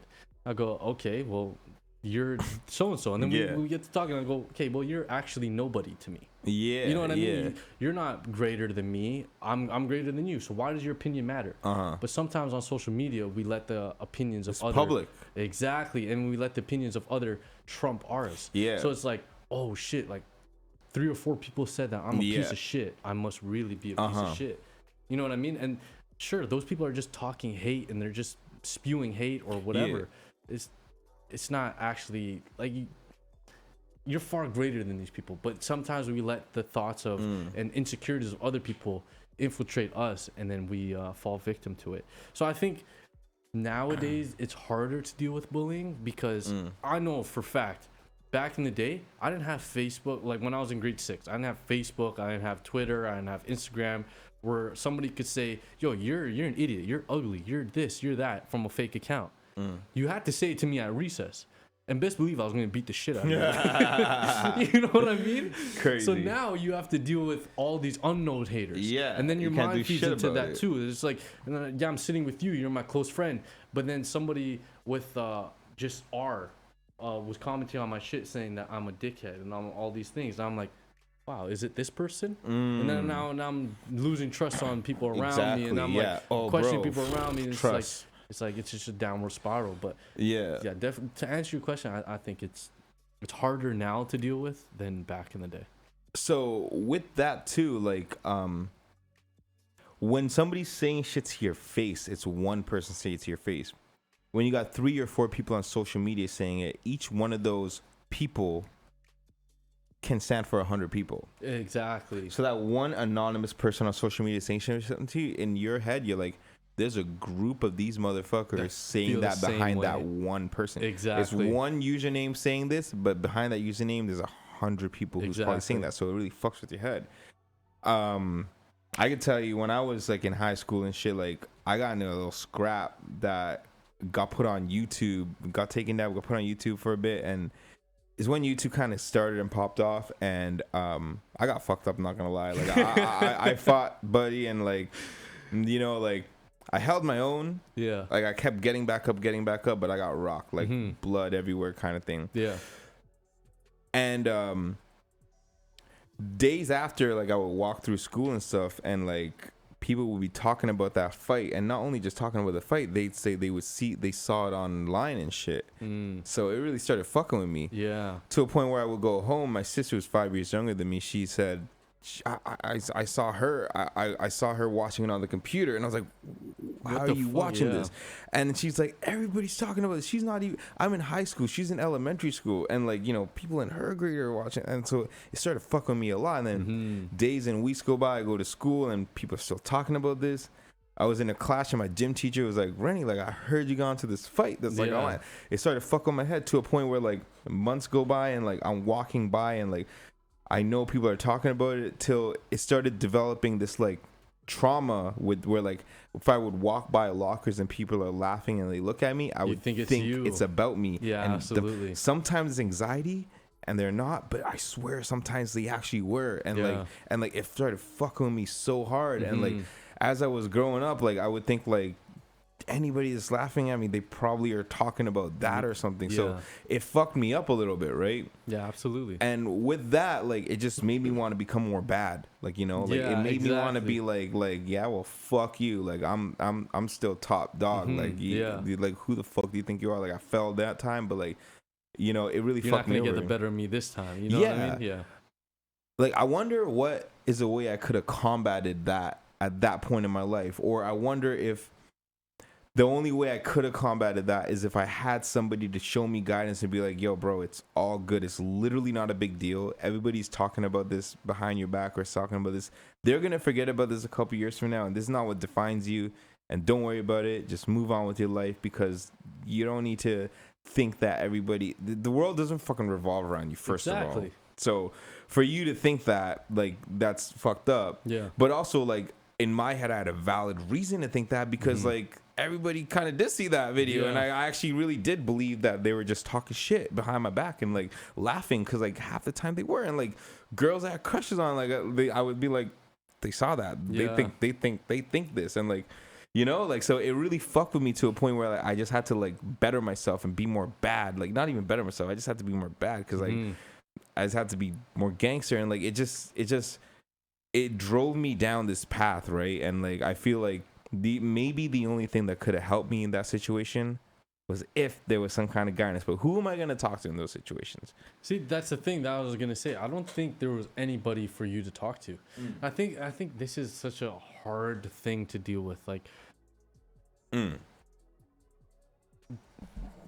fighting and then losing that confidence after you fight and it's all paranoia. You know what I mean? It's paranoia, a million percent. And it comes back to we suffer in imagination far more than reality. You know what I mean? Sure, in reality, they might think that I got my ass kicked this one time. But in my imagination, it's like every time I walk past them, they're thinking about the time I got my ass kicked. Yeah. So it's like, but that's not the case. Exactly, it's not the case at all. I don't think anybody could teach you that. Fortunately, I've never been knocked out or like something bad happened to me where like I had like some real humbling experience or like something that really caught me like that. I've been fortunate enough not to have that, but if it was, I don't think my brother, my dad, I don't think either of them ever been knocked on their life. But I don't think even if they did that they could tell me how to feel and how to get over it. I think it's all within you, and I think it's all within mastering your egotistical self. You know what I mean? Sure, you went into that fight thinking that you weren't gonna lose and you're invincible, but you lost. And so now what do you gross back from that? You know what I mean? Are you gonna live in fear for the rest of your life and think that everybody's opposite? Exactly. That's where the vengeance comes into play. Exactly. You're not. But I'm very, very fucking fortunate, bro. Like we were talking about that support system or that net. Like, it might have been that, but even though I did have that net back then, like it took a lot of years for me to realize I had that net, because like I just kept being like, nah, fuck all these guys. I'm still gonna be Pablo out here. Like, I don't give a fuck. Exactly, bro. But is that the case though when it comes to like there's nobody that could tell you? There's gotta be an answer, bro. Like there's no way. I don't think so.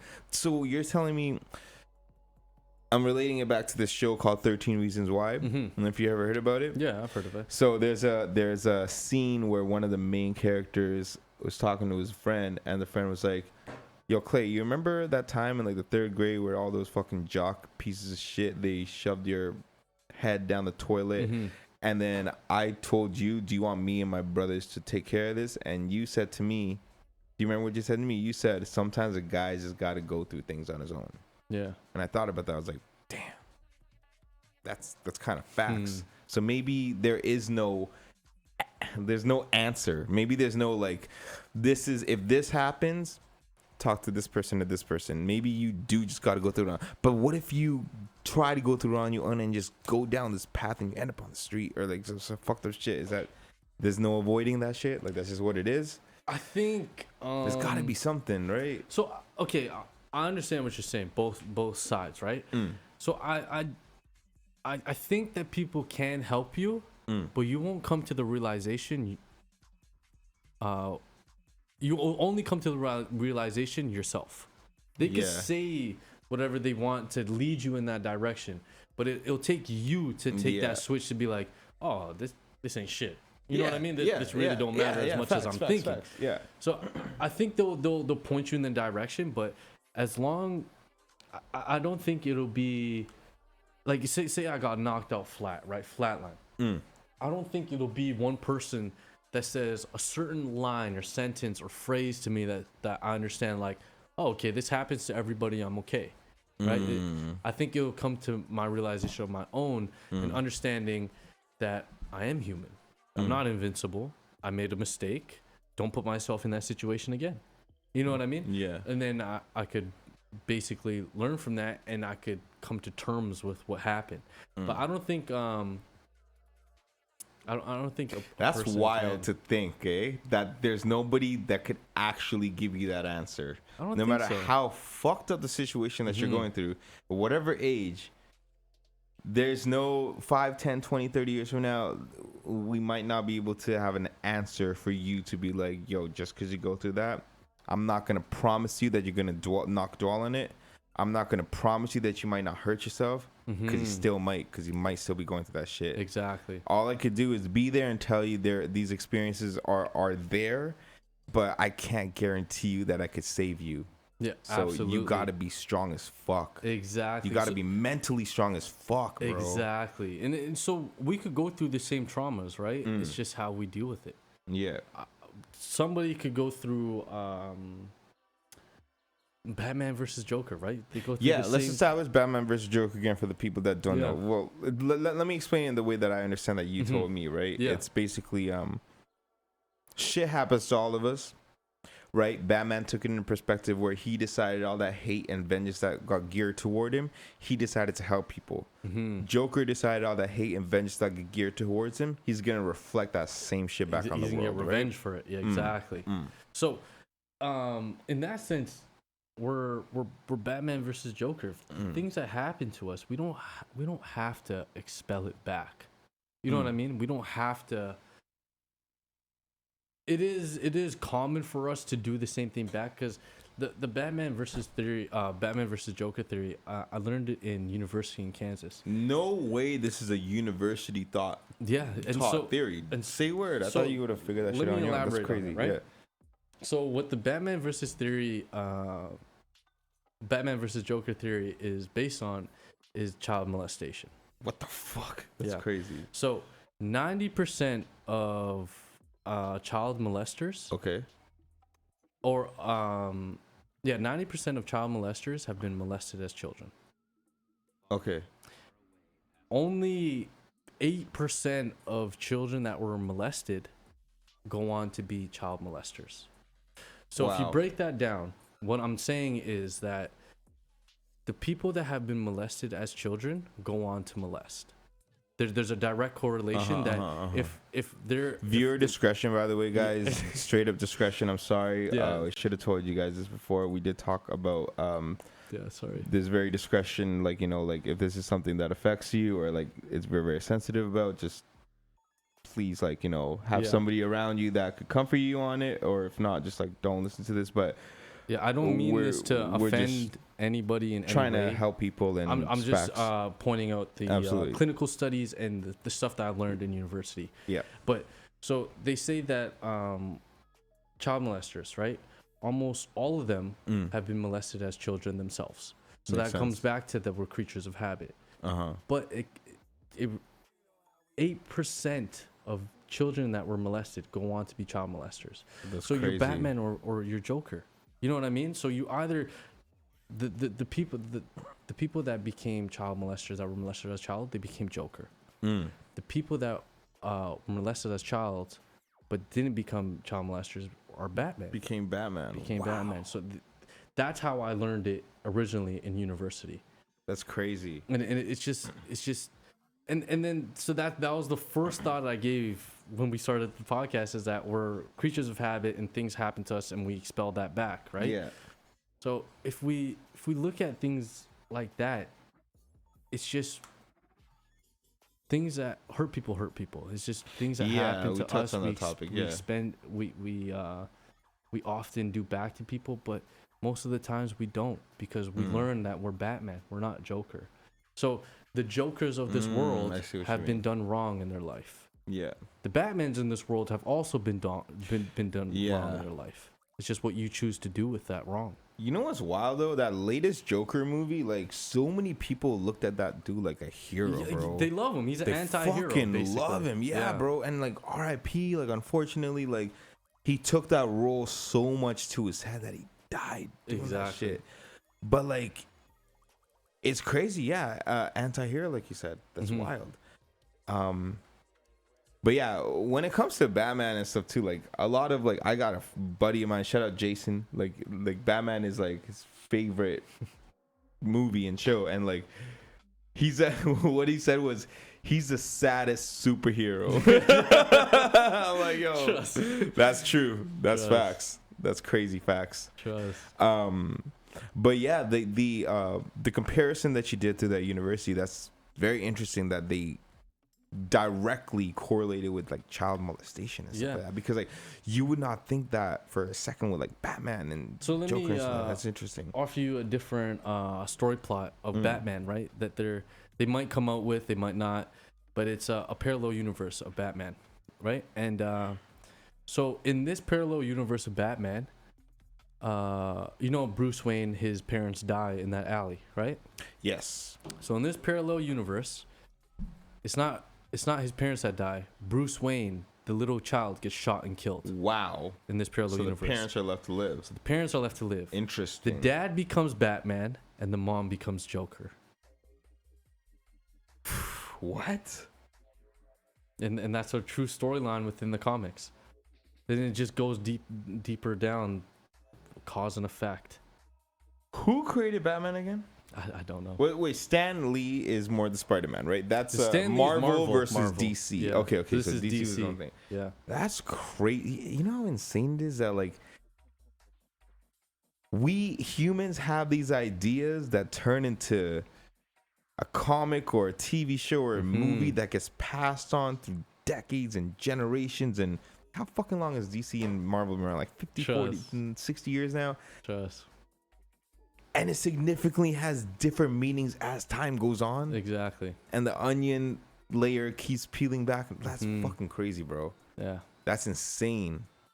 Now, do you think that's because we keep digging into it too much? Or do you think it's because we're meant to keep digging into it too much? And that person, that falling seed, shout out falling seed, hey. that falling seed unknowingly planted that shit. And by doing that, people have evolved and they learned and they gain experience and they realize, oh, I didn't realize this about that. Because like we say, art is through in interpretation, right? Like you could hear a Kanye West bar and see one thing, and then buddy over there could be like, that's actually what that means. That's not what that means. And be like, oh shit, I never thought of it that way. Yeah, absolutely. That's crazy. So do you think like that's kind of, I guess we'll never know, like that's what the intention of these creators it was meant to be, or maybe they knew something we didn't know. I think these superhero stories are for us to find the superhero and the villain within us. You know what I mean? We're both. Yeah. I'm Batman and Joker. I'm just Batman for certain things and I'm Joker for certain things. And the Joker that I am for is, you know me as a boxer, you know me as a fighter and all these things. That's what I'm Joker for. You know what I mean? I like to get in the ring. I like to fight. I like to spar. I like to do that thing.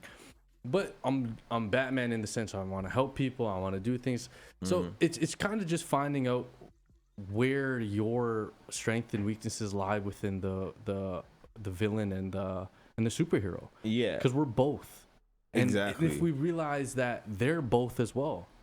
You know, Batman is Joker. Joker is Batman. You know what I mean? If we realize that we're both of them, how do we master stoicism and master ourselves? Can you define stoicism for me again? I'm genuinely asking because I don't really know. I would say, for my opinion, of stoicism is knowing what makes you emotionally vulnerable and using it to your advantage. Okay, so knowing what makes you emotionally vulnerable. Yes. And you take into, okay, let's say for myself, for example, okay? What makes me emotionally vulnerable? I think I wear my heart on my fucking sleeve. Yeah. I feel like I give everything, but I feel like because I give everything, maybe somewhere deep down I expect everything back. Yeah. And unknowingly, because of traditional values and stuff, like marriage to parents and like grandparents and stuff, and I think possessiveness is a part of, you know, a relationship.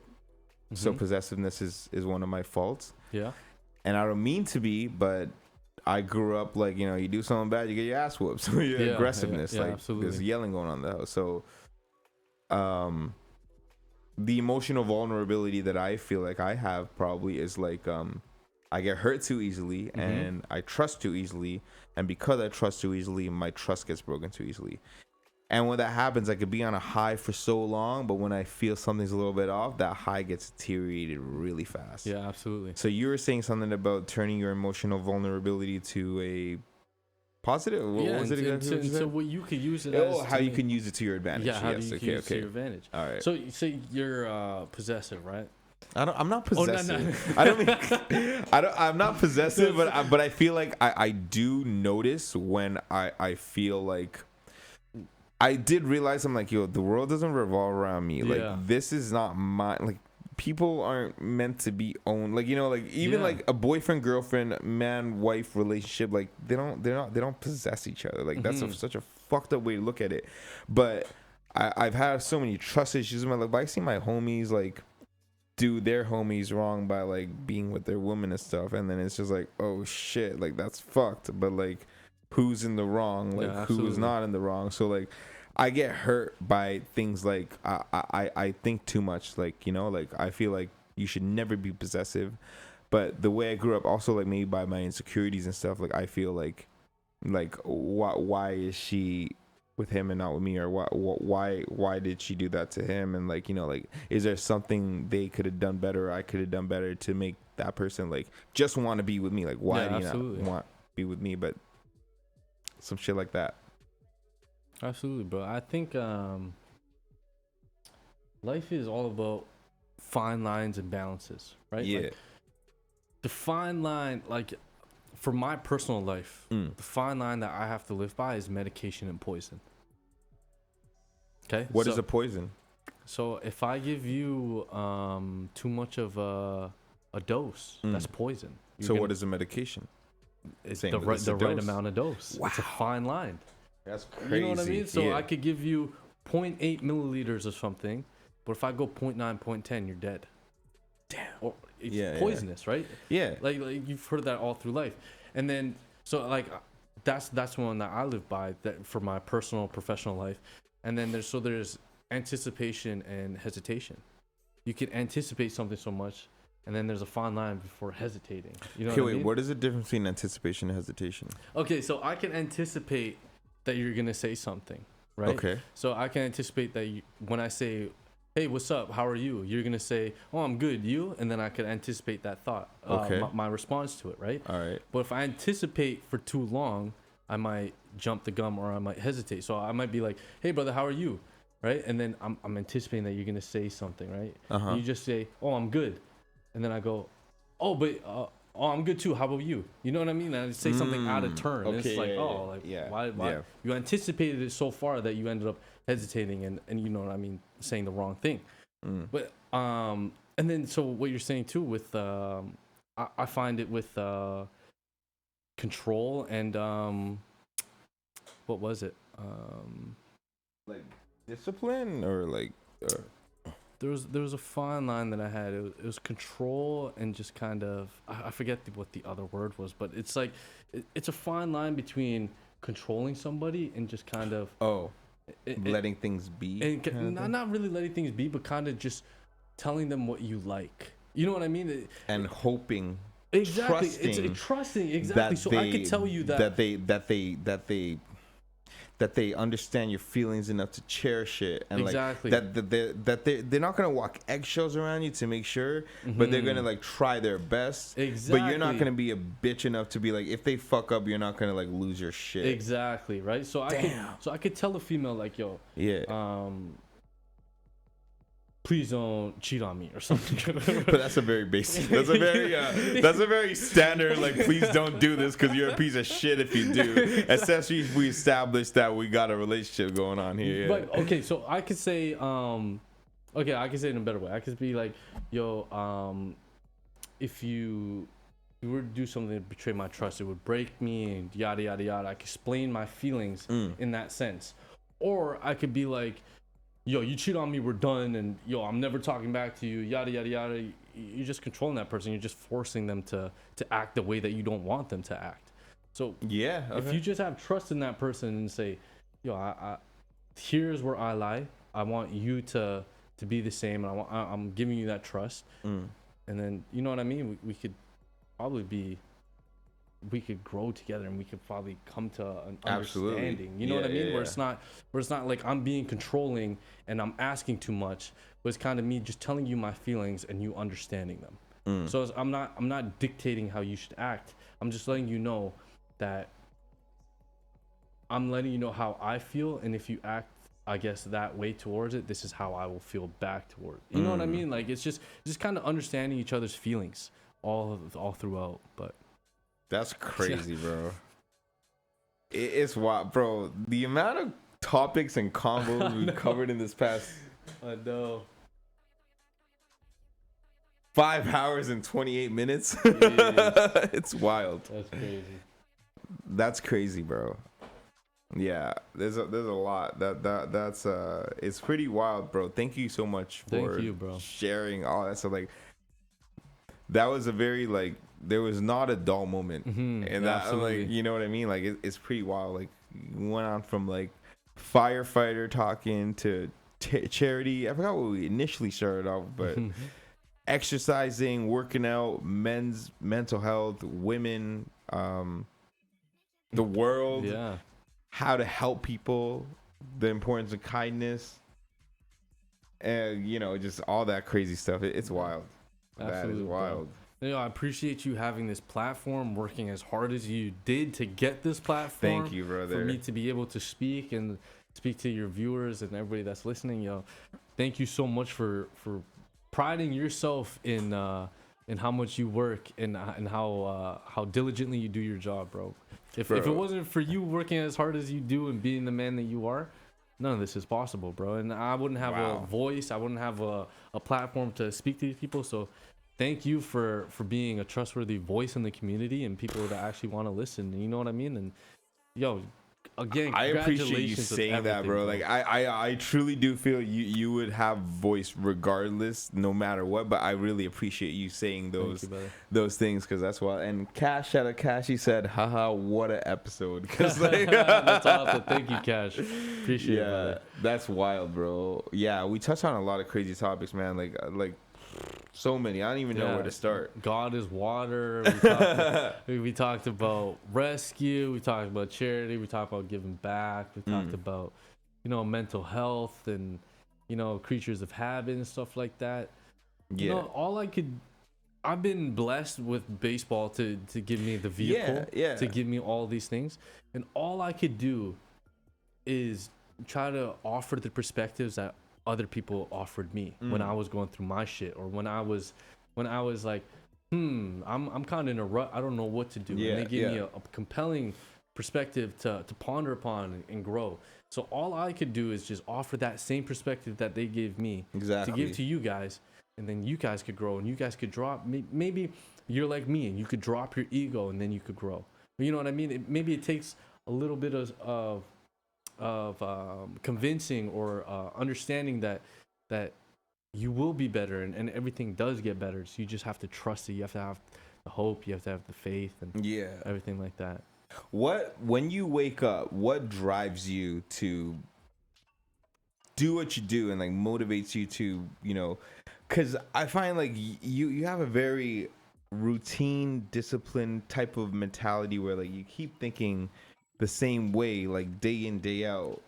Whereas like sometimes people have their off day and they don't want to do that shit. So how do you continuously be consistent with that kind of stuff? To be honest, a lot of times I feel real guilty. My parents it's not a fault to them. My parents came from nothing. They grew up in Parkdale, West Lodge, shit like that, just in the hood, right? Parkdale.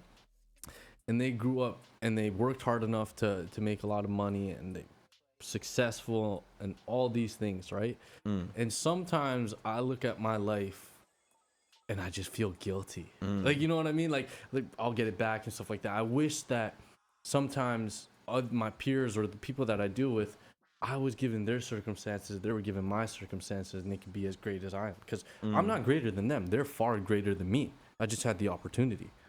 So I wish sometimes I could give that to them. But what really drives me to keep going and stuff like that is sometimes guilt, and then once that guilt offsets where I'm like, damn, like you feel bad or whatever, then the drive kicks in. Like, okay, sure, you feel guilty and stuff like that, but what can you do to make these people's lives better? Yeah. Sure, you feel guilty for having a good life or having certain opportunities, but how can you offer that to other people? So get the fuck out of your feelings. You know what I mean? Yeah. And focus on people that actually matter and stuff like that. So that's crazy. It's guilt, and it's just trying to help people as much as I possibly can, and just knowing that I don't expect to be here for long. I really don't. That's wild. That's wild that you say that. That's a wild thought, I really don't expect to be here for long. So if I could affect as many lives as I can, that's all that I care about. I really, my one and only personal real dream is to have a kid. Yeah, wow, I want to have a ranch and stuff like that, but that's not like that. That's sure, that's a goal. Yeah. But my dream is a kid. Yeah. Right. And honestly, if I pass before having a kid and doing the things that I'm on pace to do and the things I wanted to do, I have no problem going before I have a kid. You know what I mean? And that's my dream. So as long as I could help people as much as possible, I'll know that my purpose was fulfilled on this lifetime. Wow. And it's crazy because you go through life, right? And you think that, like, yo, you're supposed to make millions, you're supposed to do this, you're supposed to do all these selfish things that you think of. Yeah. And then, like, you get to that point in life, you're just like, yo, none of that shit matters. You know what I mean? Like, a couple years ago, all I wanted to be was rich. All I wanted to have was money in my bank account that I could spend frivolously, or I could spend on people, or I could just relax. Yeah. But, like, now it's just like, dog, I have that money, and all I care about is helping other people. That's you know amazing, what I mean? So it's just crazy how life takes you down these roads, and what you just gross back from them.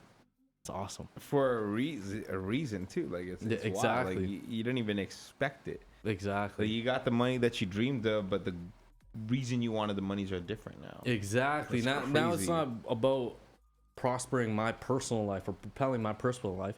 It's like, how do I get these other people to be like me? I got blessed this opportunity.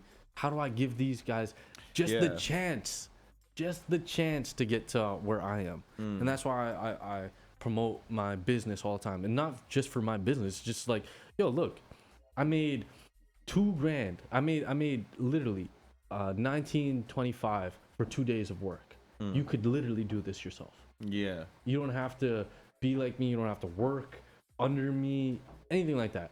You could just do this. You know what I mean? That's crazy.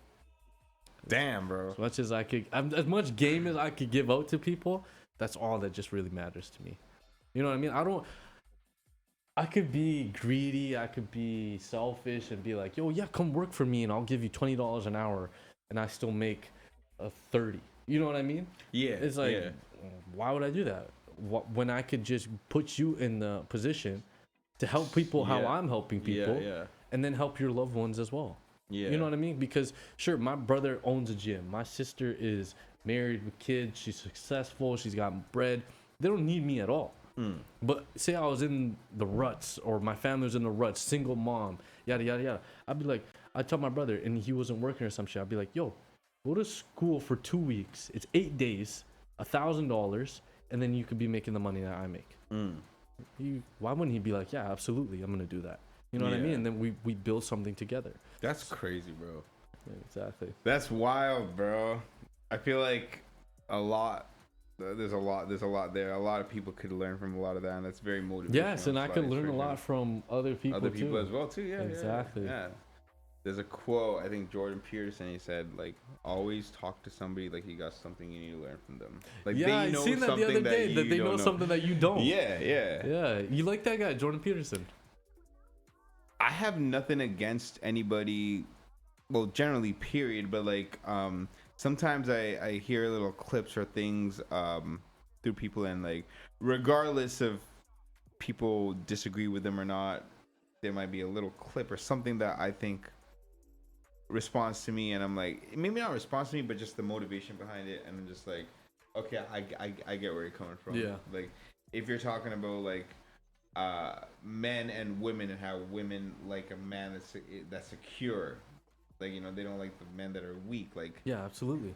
Like, you know, that's something that he said, and like, whether I agree with it or not, like, through all the times I've been hurt, I look at it and I'm like, that's facts. Facts, exactly. Like, how is it not facts? Like, yeah, it's real. Like, I like to study history, as I was saying. If you look at conquerors or philosophers or kings or queens, like, they all have power for a certain reason. You know what's something that crazy? Mike Tyson said something about, like, somebody's like, what does it feel like to be great or something? And then Mike Tyson's like, he shut them down quick. He's like, not all great people are good. Not all great people are good. I was like, damn. That shit is deep as fuck if you really think about it. Because what is greatness? Greatness is success. It's power. It's owning. It's controlling. Yeah. But what is good? Good is a good moral fucking compass. Yeah. That's good. So not all great people are good. Not all good people are great. That's fine. So, like, I feel like, sure, it'll be fun to be successful and be great and stuff, but always try to be good, man. Yeah, because, absolutely. Like, that's the biggest thing. Absolutely. That's wild. Yeah. What are we saying? Little outro. Well, I definitely want your viewers' thoughts on God is Water. That we dove into a little bit, but, you know, I would like you guys to comment or just say your piece on God being water, odorless, colorless, takes the form of anything around it. You know, we need it to survive. All those things. Just give me arguments or reasons that God is water or isn't water. I'm not opposed to either or. You know what I mean? So give me your thoughts. I would love to process them and try to grow further from that as well. That's dope. But yeah, other than that, to your followers, man, and your listeners, I love them. I absolutely love them. Love y'all. If y'all have any questions, please ask us. But I hope you guys got a deeper look at us. You know what I mean? Yeah. Like, I'm honestly just a reflection of Randy. Like, honestly, like, wow. He may think that I'm this great person and all these things. I'm not. I'm some bullshit guy. This guy is a great guy. What he sees in me is just a reflection of himself staring back.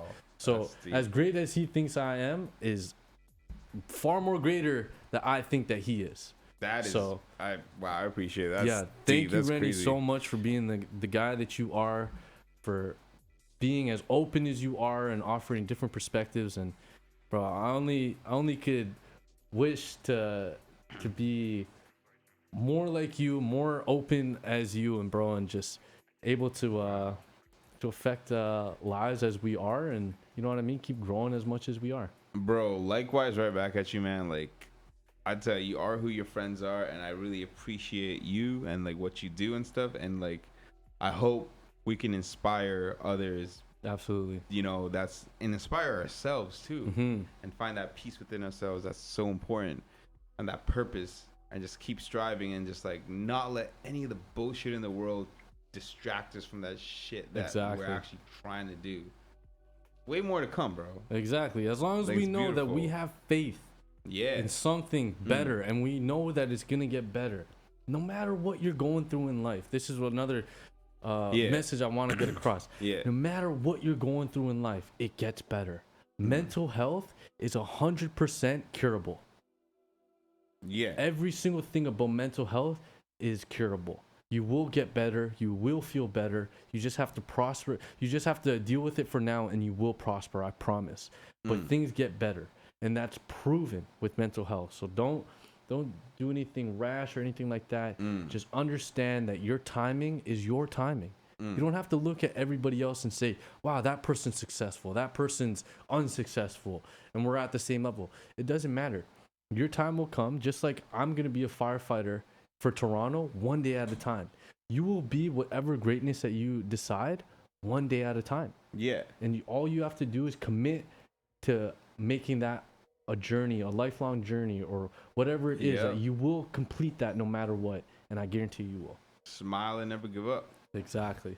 That's wild. Yeah, Rashan, thank you so much. Yes, thank you for coming on the show. That's wild. That's my dog. That's my boy. Appreciate you, bro. Appreciate you, man. We love y'all. Yes. Bottom line, we love y'all. If you want to say anything to us, you want to give us some ideas, you have any feedback of anything, you have any more questions, please feel free to talk to us, and we'll see y'all next time. Yeah. Thank you guys for tuning Absolutely. in. Love you guys. And man, this guy, if it wasn't for him, I wouldn't be here. I wouldn't have a platform. I wouldn't be able to speak. And not only that, I wouldn't be as open as I am. Bro, I have so much to thank for this guy for being as trustworthy and open as he is, and for allowing me to be me. Because a lot of times you meet people that restrict you from being you. You may want to speak on some things and say some things, but their opinions or their views on things just don't add up to yours. But his, whether or not we agree on or disagree on the same topics, I feel so confident and able to say what I truly feel, and then we could discuss it and grow something back that's better than what I originally thought, better than what he originally thought, because we came to it together and we understood each other. So if we could do that within each other for life and between our community, we're gonna be so great together. But again, thank you, Rennie, for being such a great person, bro. You're awesome, man. And you as well, bro. Thank you, bro. Appreciate you. Bro, impactful, inspirational, motivational. I respect you. I respect all the kind words you said to me, but right back at you, my brother. Thank you, brother. Much love, bro. You already know, man. Yeah. Peace, guys. Peace.